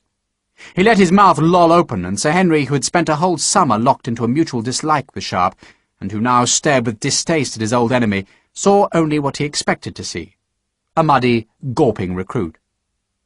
Jane Gibbons, perhaps because she had thought of Sharpe as frequently as he of her, had recognized him instantly, while Sir Henry, who had been assured by Lord Fenner that Major Sharpe had been killed in London, and thus prevented from carrying on with his inconvenient search for replacements, did not expect to see Sharpe, and so did not.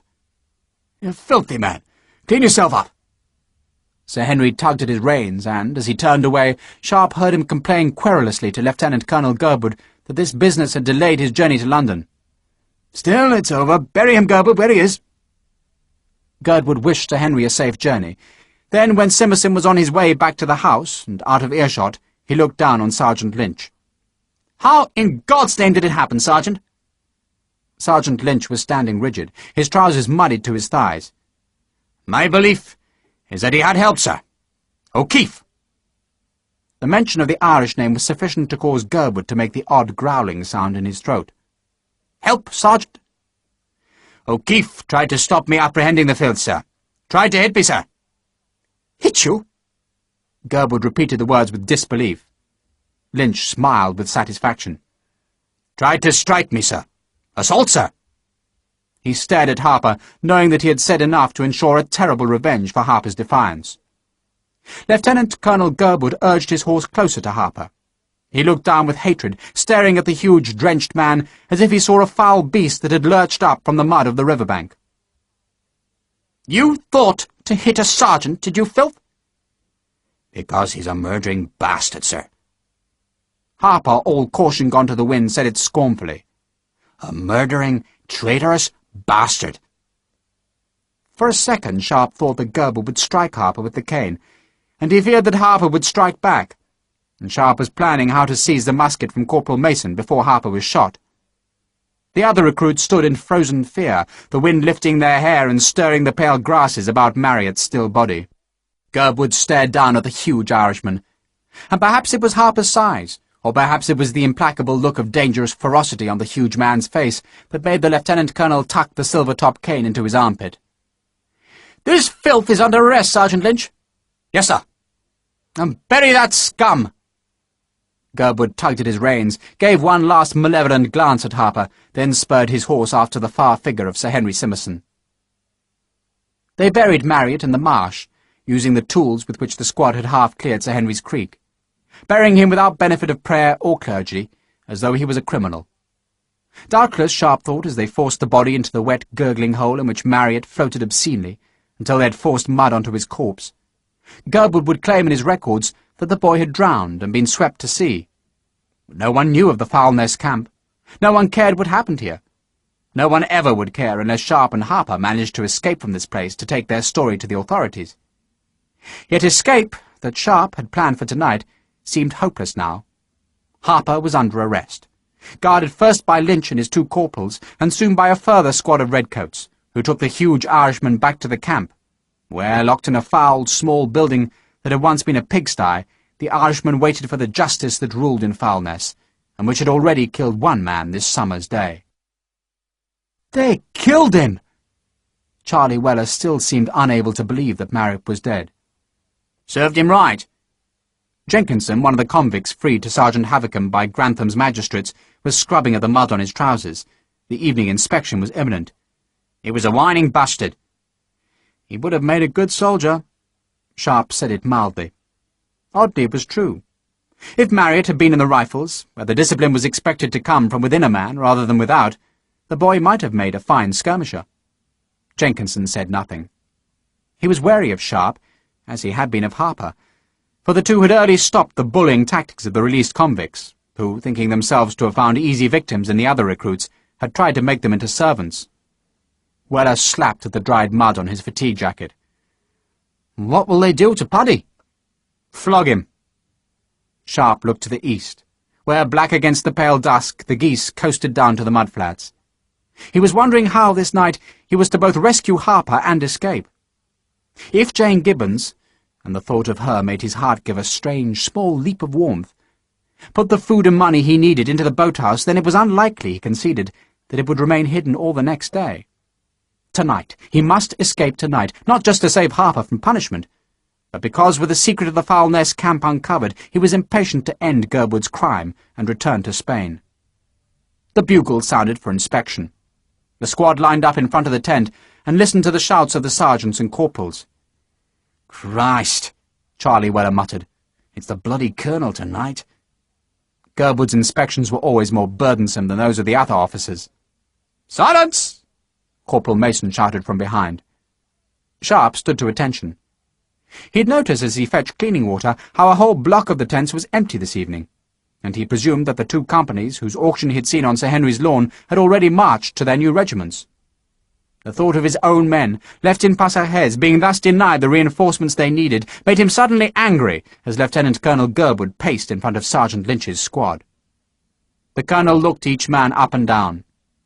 There hadn't been time to clean all the mud from their uniforms, and Gerwood's eyes showed his disgust. "Filthy! Filthy! You're supposed to be soldiers, not pigs! What's that?" He pointed with his cane at a forlorn pile of kit that lay at the tent door. Sergeant Lynch, immaculate once more, stiffened. "Private Marriott's necessary, sir." "Marriott?" Gerwood frowned. "Who's Marriott?" "The deserter, sir." Lynch's eyes flickered towards the kit, then back to the colonel. Being returned to stores tonight, sir. You can add the Irishman's too. Gerwood said it with a smile, as though the thought had suddenly cheered him. Sir! Private Vaughan, fetch the Irish filth's necessaries. Sharpe frowned as though not understanding. Sergeant? Lynch took one crisp pace forward and pushed his moustached face up to Sharpe's. Fetch O'Keefe's kit, Vaughan, and do it now. Sharpe obeyed, rolling Harper's few spare clothes into the blanket, then carrying them outside. Put them there, filth. Lynch pointed with his pacing stick at Marriott's pile. Smartly. Sharpe knew he should say nothing, but the thought that Harper might be like Marriott dead, or might be dead before the night was done, was too much to keep him silent. He dropped the blanket roll, stood to attention, and looked respectfully towards the lieutenant-colonel. Is he not coming back, sir? Gerwood straightened. He'd been wrapping the guy ropes of the tent, ensuring they were taut, for in Foulness no guy ropes were allowed to be slack even in rain. It meant broken tents, but ensured the neatness that Gerwood loved. The colonel looked towards Sergeant Lynch. Did the filth speak, Sergeant? He spoke, sir. Gerwood stood in front of Sharpe. You spoke? Sharpe looked into the white face. The colonel's moustache was breaking through its mould of tar, small hairs struggling free between the cracked pitch. Sharpe made his voice as military and toneless as he could. Private O'Keefe, sir. I wondered if he'd gone, sir. Does it matter? Gerwood smiled. Friend, sir. Sharpe was staring now at the brilliantly polished badge on Gerwood's shako, a badge which showed the chained eagle that Sharpe and Harper had captured. You do not, filth, speak unless you're spoken to. You do not, filth, address yourself to an officer. Gerwood's voice was rising, the only sound in the great camp. You do not, filth, concern yourself with matters beyond your competence. You are insolent! This last was almost screamed. It was followed by a silence in which Gerwood, who could not remember a man daring to ask him a question during an inspection, drew back his cane. Filth! The cane whistled savagely, striking Sharpe's left cheek. Filth! Gerwood backhanded the weapon, drawing blood on Sharpe's right cheek. What are you? Sharpe could feel the blood on his face. He dropped his eyes to Gerwood's, meeting the colonel's gaze. He was tempted to smile, to show that the blows hadn't hurt, but this was not a time to mire himself in further difficulties. Filth, sir. Sorry, sir. Gerwood stepped back, his eyes fascinated by the blood that was trickling down to Sharpe's jawbone. He gained a strange pleasure from so hurting and humiliating a taller, stronger man, whose sudden dark gaze had given him a second's alarm. You will watch this man, Sergeant Lynch? I always do, sir. The blows seemed to have vented an anger in the colonel, so that he didn't care suddenly that the squad's uniform still showed the effects of their day in the marsh. He straightened his shoulders, tucked the cane beneath his arm, returned Lynch's salute, and walked on to the next squad. Stand still! Sergeant Lynch shouted as he saw the infinitesimal slackening of shoulders as the colonel left. Sharpe obeyed, his back erect, his gaze going through the tents to the darkening east, where, pale still in the dying sunlight, a great moon hung low on the horizon. He waited for the night, an inconveniently bright moonlit night, but a night in which he would run this place ragged, and show these little men, these petty mustachioed fools, these murderous bullying bastards, what real soldiers were, and how they fought. Chapter 10. 12 sergeants and 4 officers were ready for the night's sport. They'd taken precautions against the prisoner escaping by sending a patrol to the northern seawall, a patrol that had orders to herd the fugitive should he try to flee into the estuary's mudflats, back towards the hunters in the island's marsh. Lieutenant Colonel Gerwood called for attention. You know the rules, gentlemen. Sabres or swords only. You hunt in pairs. Firearms will be used only to head the man off, or in self-defence. All of the officers and 4 of the sergeants were on horseback, and had cavalry carbines sheathed in their saddle holsters. The other sergeants carried muskets, but their job this night was merely to beat the prey towards the hunters. Gerwood spoke to his mounted men. I want to see clean cuts, gentlemen. Approved strokes. He meant that he wanted to see his men wielding their sabres and swords according to the diagrams in the cavalry training manuals.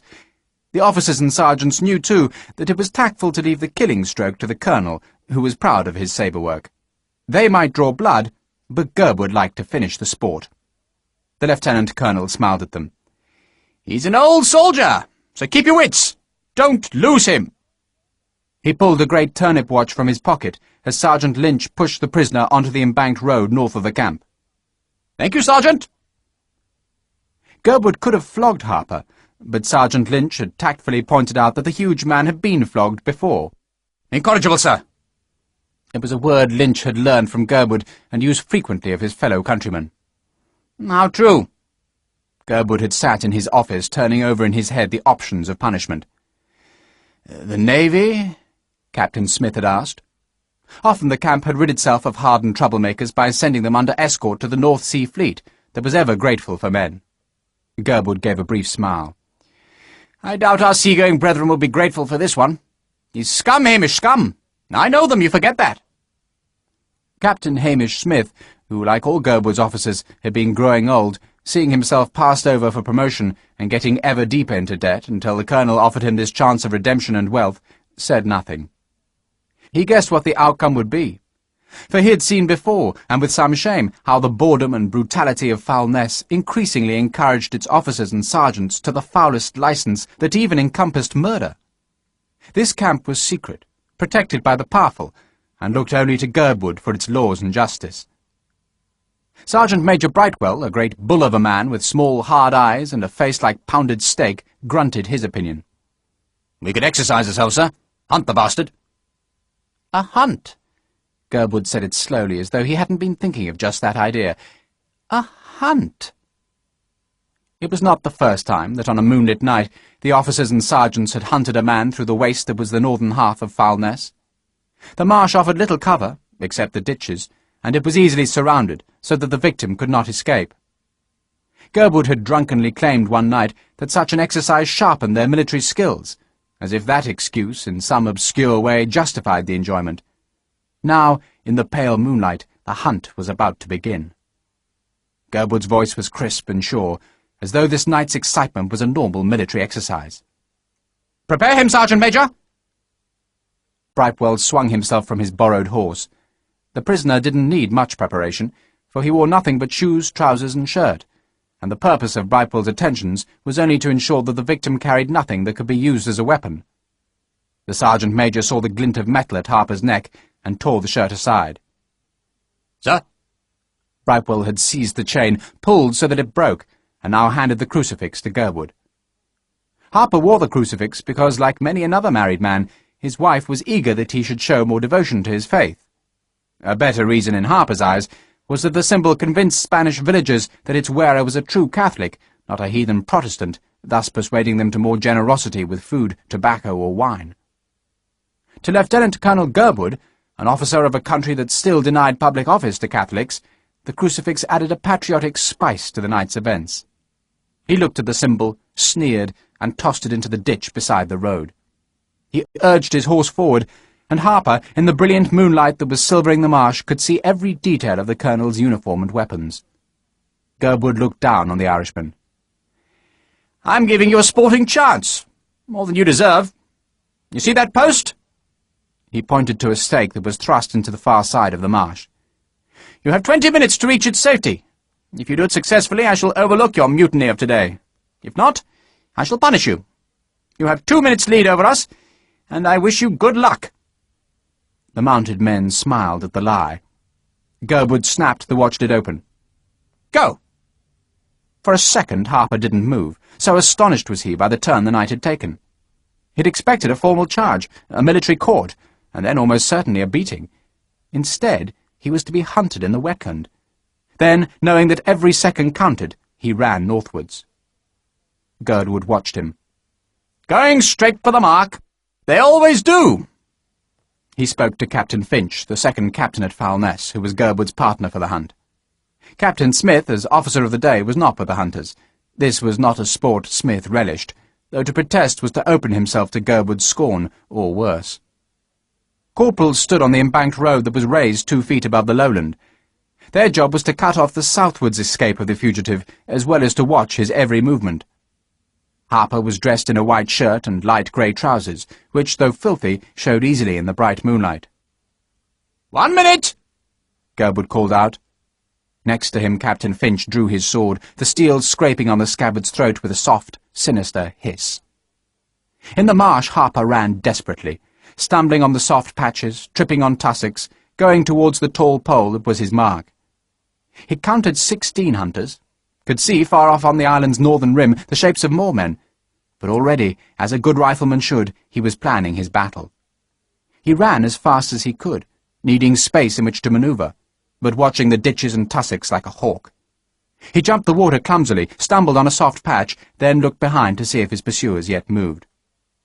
Lieutenant Colonel Gerwood laughed when the big man stumbled. "He won't put up much of a fight, Finch." "We can hope, sir." Finch, of an age with Gerwood, had the face of a drunkard. There was rum on his breath, but most of the men who would hunt the marsh this night carried liquor in their canteens. "No!" Gerwood was in high spirits. "I know the Irish, Finch. They're cards. They're happy to brawl, but they can't fight." Gerwood looked at his watch, snapped the lid shut, and thrust it into a pocket. "Time, gentlemen! Good hunting!" The horsemen whooped and spurred forward, while the sergeants on foot, muskets loaded, went in a line to the west of the marsh. The hunt had started. Harper heard the cries of the hunters and broke to his left. He knew he wouldn't be friendless this night, but he knew too that his survival did not depend on Sharpe. Nor did Harper believe that if he should reach the stake in the marsh his life would be spared. These men smelt of death. But he grinned as he thought that they fought a rifleman from Donegal. The bastards would suffer. He saw the horsemen making a line to the east, the sergeants on foot going west, and he saw how they'd make a great rectangle in the marsh, its other two sides formed by the guards to north and south. He turned abruptly back, aiming at a place he'd spotted a moment before, and, reaching it, he fell flat. "Mark him!" Gerwood shouted. The big Irishman, 300 yards from his nearest pursuers, had disappeared in the deep, moon-cast shadows. "Watch that place! Drive him! Drive him!" The shout was to the sergeants, who, on foot, must now flush the fugitive from his hiding place towards the horsemen. The sergeants stared at the place where Harper had disappeared, hurried to flank it, then, in pairs for protection, and with their muskets held ready, they cautiously advanced. "It was near here." Sergeant Bennett spoke to Lynch as both men stepped over one of the smaller ditches. "Careful now, he's a big bugger."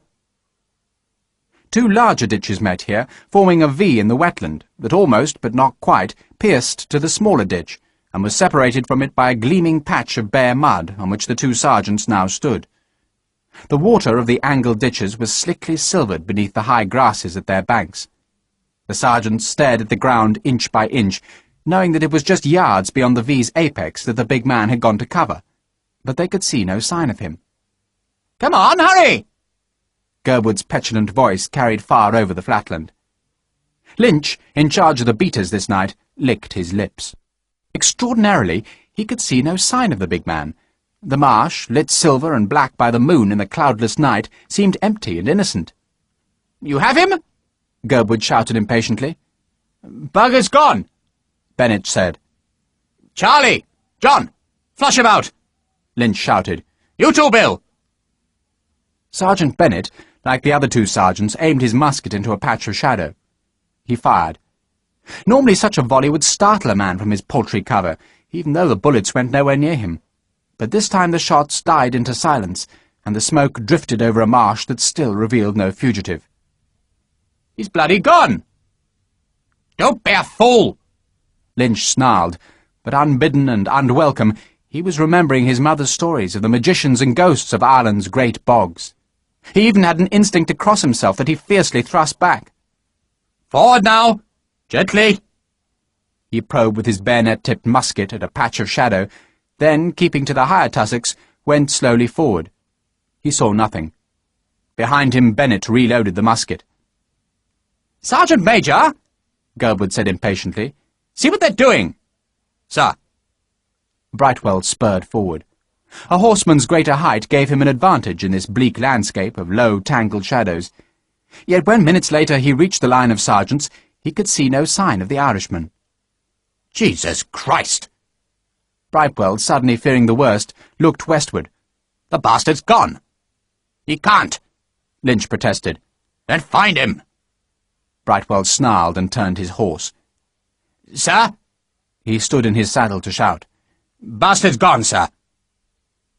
Gerwood heard and did not believe.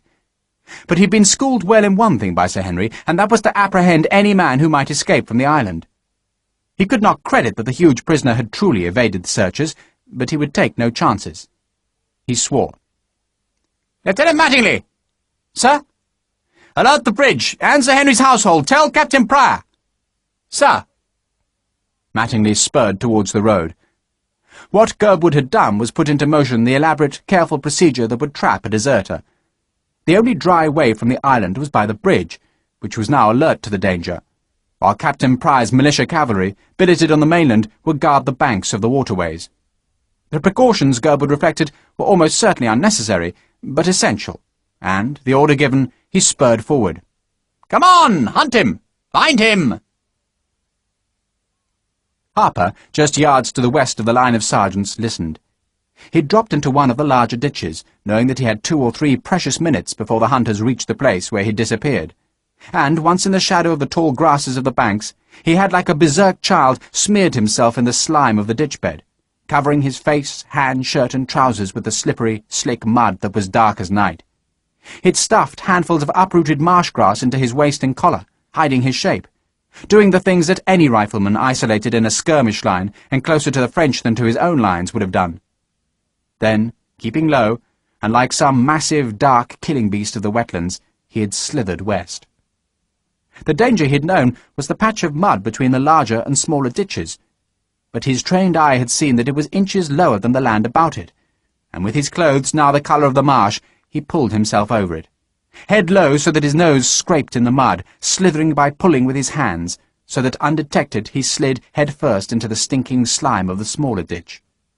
Then, completely hidden again, and 12 yards from the place he had dropped out of sight, he pulled himself through the smaller ditch, gaining yet more precious yards, not freezing into immobility until he heard the first squelching footsteps come close. Then he'd drawn himself into a tight ball and hunched his body against the ditch's side. The sergeants didn't look at him once. They began their search to the east of him, not guessing for a second that their prey was already beyond their cordon, a prey that crouched in a wet, stinking ditch, and listened to them. Harper waited, scarcely breathing, his head tucked low so that his nostrils were almost touching the foul water. He wished the bastards would move further east, but instead, uncertain and beginning to panic, they clung stubbornly to the place where they were certain he'd disappeared. Then, to Harper's annoyance, he heard Gerwood's voice, and the chink of curb chains and the thump of hooves. He was undetected, but all the hunters were close, and he stayed still, utterly still, eyes closed, ears alert to the smallest night sound of the marsh, and prayed that Sharpe would strike soon. Sharpe had waited till he could hear no footsteps of the men who patrolled the tent lines against Gerwood's fear of mutiny. He had waited, too, until the canvas of the tent was as dark as it would become, yet still it was treacherously light. Then he moved. "What you doing, Dick?" It was Charlie Weller. "You stay here." Jenkinson growled the words, fearing punishment if one man of the squad broke the rules, but Sharpe ignored him, went to the back of the tent and pulled the canvas up from its small pegs. He was staring west across 20 yards of open ground towards the closest drainage ditch. "Dick?" Weller asked again. "Quiet, all of you." He rolled under the canvas, the tent throwing a shadow over him, and he stared north and south, seeing no one, then stood carefully between the taut guy ropes of the tent. He waited. He could hear no patrols, yet he knew that if one was close, then they'd be hidden by the tent's bulk. He listened, ignoring the snores and the sound of the wind on the silvered grass, then ran. He dropped at the drainage ditch, rolling himself in the mud to fall into the water. Like Harper, he was seeking to hide in the mud with the help of the mud. He paused when he had fallen, feeling the ripples beat back from the ditch's side against his body, and listened. No one called out. No patrol ran towards him. He worked his way northwards, hidden by the ditch that stank because it drained the officers' latrines. Its smell haunted the tents each night, but now, as he crawled north towards the buildings of the camp's administration, it was thickly foul in his face. He saw a group of men standing on the embanked road. They stared further northwards, towards the empty marsh, and he thought nothing of it, except to be grateful that they didn't look back towards the ditch, where, 10 yards from the kitchens, he climbed into the moonlight, and like a great predator slipped into the shadows of the buildings. There were guards in the compound between the stables and offices, and they too, Sharpe saw, stared northwards. Then, from that direction he heard 3 shots, close together, their sounds flattened by the night, and the sound alarmed him. Had they taken Harper into the marsh to shoot him like a dog? He crossed the space between the kitchens and the stores. He made himself ignore his fears, for to hurry was to court defeat, and to be defeated was to deny the South Essex their victory in this war. He flattened himself against the store wall on its dark side, and waited. He'd chosen to make his ambush here, for it was a favoured place for the men who wore the redcoats and guarded the camp. He waited, hearing indistinct shouts from the northern marsh, then much closer he heard what he wanted to hear. The footsteps came close and stopped just round the corner from Sharpe. There was the rustle of cloth as buttons were undone, a grunt, then the sound of liquid falling onto the ground. Sharpe moved with the speed of a man who had fought in wars for close to 20 years, a man who knew that speed in a fight was the prelude to victory, and the edge of his right hand, travelling upwards as he cleared the corner, caught the soldier beneath the chin, and Sharpe's left hand, following the first blow, thumped onto the sentry's chest to knock the breath from him and fill his heart with pain. And before the man could call out or bring his hands up in defence, his collar was grabbed and he was hauled savagely into the shadows around the corner. The man grunted, and then a knee dropped into his belly, and 2 fingers, rigid and jabbing, pressed into the base of his eyeballs. "Where's the big Irishman?" "Stop!" The man's eyes were hurting. Sharpe pressed harder. "Where is he?" "They're hunting him." The man spoke in panic. "The marsh." "How many of them?" The man told him what he knew, which was not much, and when Sharpe was certain that there was no more to be had from his captive, he slowly, leaving the eyes undamaged, drew back his hand. He hit the frightened man once, twice, and again, until he was sure the man was unconscious. He stood, retrieving the soldier's fallen shako, then, with difficulty, stripped the man of his jacket and weapons. Sharpe wiped the mud from his face, pulled the jacket on, and strapped the bayonet and ammunition pouch about his waist. He slung the musket, checked that the man was still insensible, then walked boldly out into the moonlit compound between the battalion's buildings. No one noticed anything strange as a sentry strolled from the makeshift latrine towards the stables. No officer or sergeant challenged Sharpe as he went into the darkness beyond the stable door. "Hello?" No one answered. There was only a single horse left in the stable, and no saddle that Sharpe could see. But he did find an old bridle hanging on the wall. He put it onto the horse, his movements clumsy, but the beast seemed used to such unskilled treatment in this camp of infantrymen. Sharpe tied the reins to a hook by the door, then crouched down beside the straw of an empty stall. He lifted the musket's pannier and found, as he had feared, that the weapon was loaded. He didn't want to fire a shot at this moment, drawing attention to himself, and he cursed softly. For what he must do now would render the musket useless for the rest of the night. But time was passing, and the problems that were to come would have to be faced without a weapon. He took one cartridge from the captured pouch, bit the bullet free, and spat it away. He tore the stiff wax-paper cylinder open, and laid it carefully beside him on the stable floor. He lifted the musket, raised the frizzen again, turned the weapon over, and shook its priming onto the ground. If the flint fell now, there was no powder to spark the charge in the barrel. He needed the spark of the flint and the flare of the pan, but he had to stop the musket firing. He pinched a lump of earth from the stable entrance into his palm, spat on it, then worked it into a small ball of mud.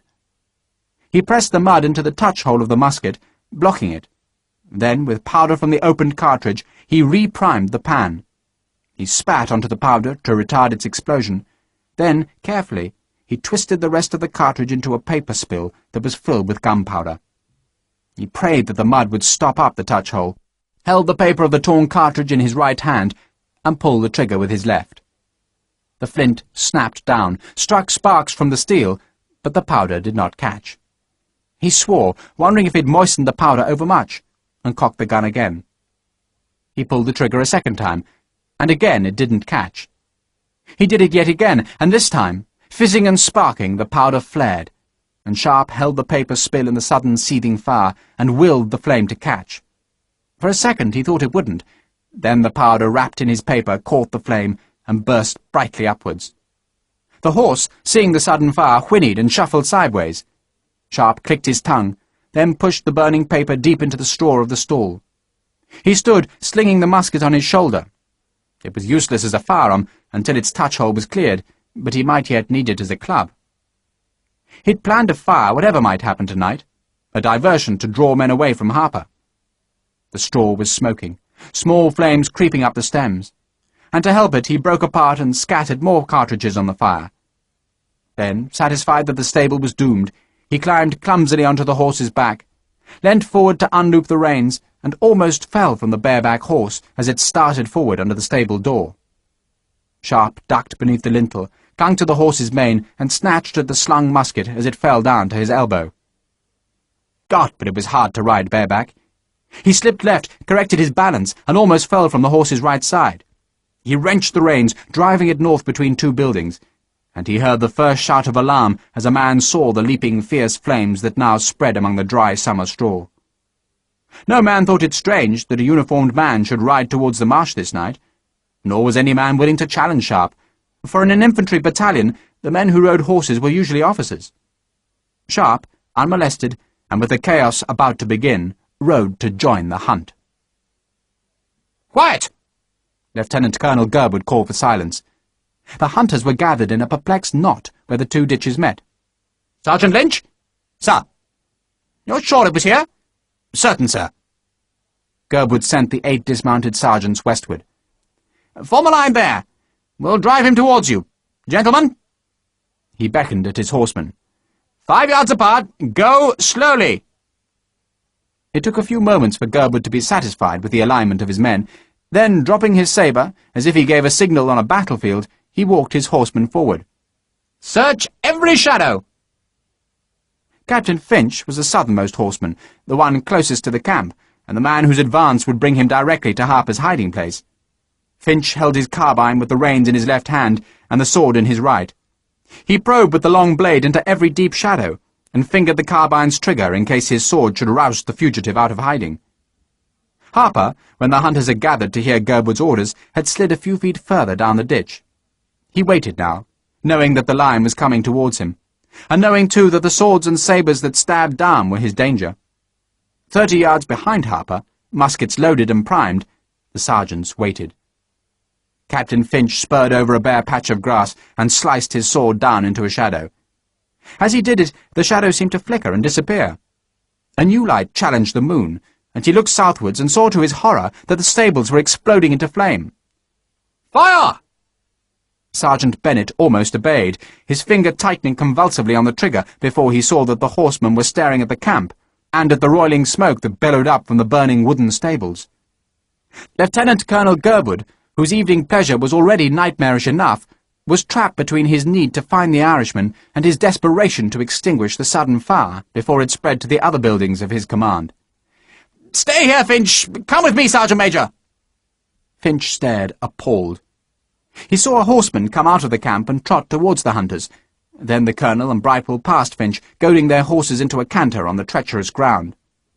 Finch, at the very edge of a small ditch that his sword would explore next, turned to shout orders to the remaining huntsmen, when, inexplicably, his horse reared. Finch leant forward to soothe the horse, but still it rose, screaming in terror, then lurched sideways. The captain caught a glimpse of a man, black as the night, dripping and huge, who had erupted from the ditch to seize one of the horse's forelegs, and now with massive strength was tipping the beast over. Finch tried to hit the man with his carbine, but his hand was seized and he was pulled with dreadful force to fall at his attacker's feet, while his frightened horse, released by Harper, skittered away. "Don't move!" Harper, stinking and filthy from the ditch, shouted at the sergeants. "I'll kill him!" They froze. The huge Irishman, dripping wet, had pulled the sword from Finch's right hand and now held it at the officer's throat. Harper stripped the carbine from Finch, then pulled the ammunition pouch from the officer's belt, breaking it free with a massive tug, as if the 2 leather loops that held it were no stronger than rotted cotton. He looked up at the sergeants. "Step back! Step back!" Then, from behind him, came the shout he had waited for. "Patrick! Patrick!" Harper dropped the sword and dragged Finch backwards. He stumbled over the ditch, still watching the sergeants, who in turn stared appalled as their prey, who had appeared from nowhere like an embodied shadow, dragged his hostage towards the lone horseman who came over the marsh. Girdwood checked and turned his horse. He saw the Irishman dragging Finch backwards. He saw, too, the horseman who approached Harper's rear, and the colonel supposed that the rider must be one of his own men. "Kill him! Kill him!" But instead the rider dismounted beside the huge Irishman, and Girdwood, frozen in indecision between the calamities on either hand, called out to his sergeants, "Kill them!" One of the sergeants raised his musket, but Harper hauled Finch to his feet and held the sword at the officer's throat. "One bullet and he's a dead man! Now, step back!" Sharpe jumped down from the horse. He knew that Harper, who'd been reared to ride the wild ponies of the Donegal moors, was a much better horseman than himself. "You take the horse, Patrick. Hold on to that bastard!" Sharpe threw away the useless musket and took the carbine from Harper. He checked that the carbine was of the heavy dragoon pattern that took the same caliber bullet as those in his captured pouch. Then, seeing that Harper was mounted with the unfortunate Finch draped over the horse in front of him, he started westwards. Girdwood watched in horror. "Fire!" He shouted it to the sergeants who were closest to Sharpe and Harper, but none dared fire for fear of hitting Captain Finch. Girdwood stood in his stirrups. "Stop them!" Yet not one of Girdwood's men wanted to be a hero this night. Not in such an ignoble cause, and not when they knew that the two fugitives merely fled towards the waiting picket at the bridge. Beyond the bridge the militia cavalry waited, and so Girdwood's men, happy that others should rescue Captain Finch and apprehend the armed deserters, followed the fugitives without enthusiasm. Girdwood spurred his horse towards the laggard sergeants. "Go on, go on, go on!" Sharpe heard the shout, turned and brought the carbine into his shoulder. Girdwood could just spur these men into action, and Sharpe knew they must be discouraged. He aimed at Girdwood's horse, closed his eye against the flash of powder, and fired. Girdwood's horse swerved away, startled by the bullet, and Sharpe heard the sergeant swear. He reloaded, his hands swift in the old actions, and he astonished his pursuers by sending a second bullet to flutter the air just seconds after the first. He turned and sprinted after Harper, and heard a single musket fire in reply. The ball went wide. No one now, not Girdwood, not his officers, and not one of the sergeants, wanted to hurry the pursuit into the face of such deadly skill. They let Sharpe and Harper stretch their lead, and were confident that the militia or the picket at the bridge would end this nonsense. Sharpe caught up with Harper. "All well?" "Bastard's quiet, sir." Harper had found a pistol in Finch's belt and had rapped the captain on the skull with its butt. "Where to?" "This way." Sharpe, running hard, turned off the road and led Harper back to the marsh. They were still on Foulness, still pursued, and there were enemies ahead. But they were riflemen, hardened by war, and they would use their skills in this night of moonshine and madness. They would fight. End of Disc 4. Disc 5.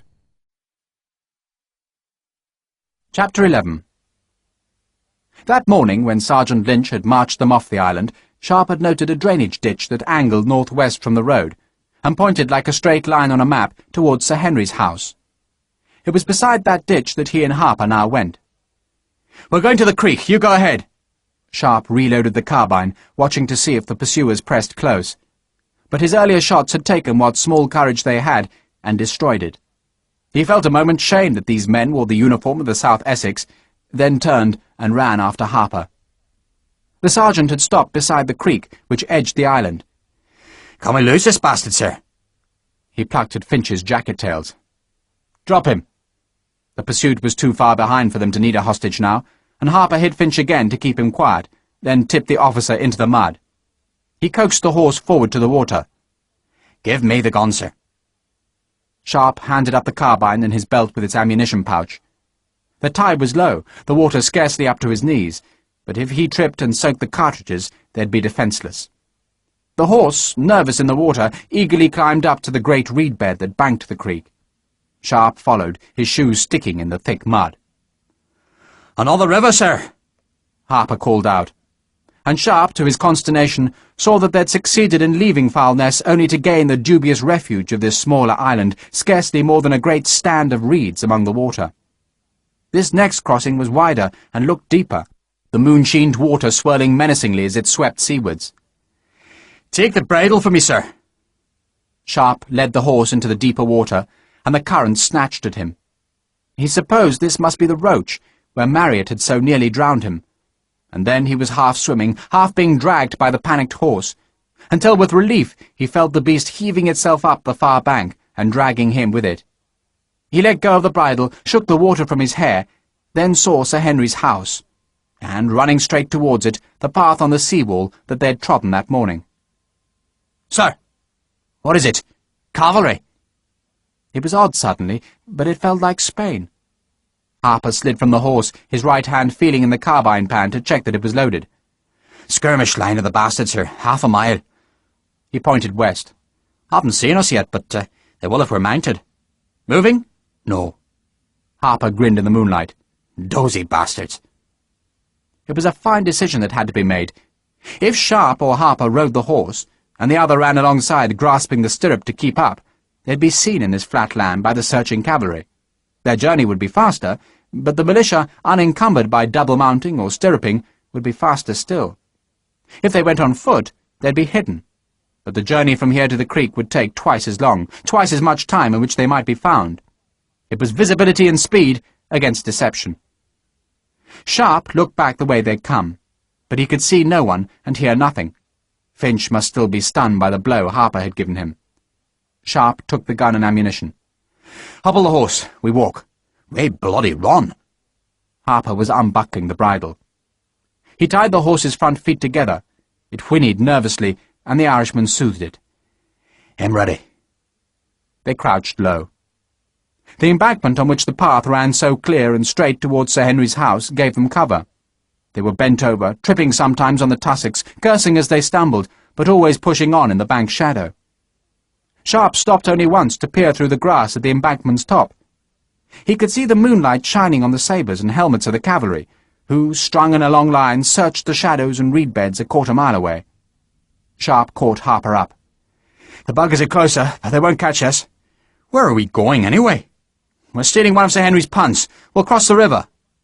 He stopped, crouching by nettles that bordered the road before Sir Henry's house. The road was white in the moonlight, as was the pointing of the bricks in the high wall that fronted the garden.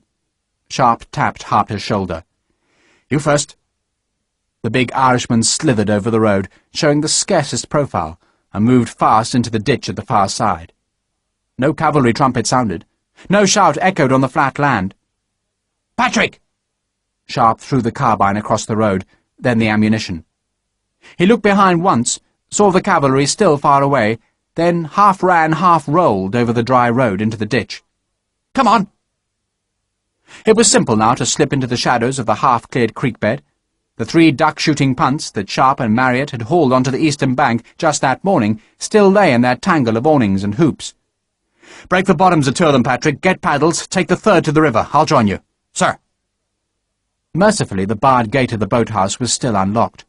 If Jane Gibbons had left the food and money, then it could take only an instant to find them, and Sharpe groped along the brick ledge that ran the length of the tunnel. It was pitch black under the arched roof. His hands explored the empty walkway, finding nothing. There was no bundle, no food, no money. He heard the splinter of boards behind him as Harper pushed his foot through the bottom of one of the punts. "Major Sharpe?" He jumped, scared by the sudden voice, and then a cloth bundle was pushed at him, and he saw, dim in the darkness, a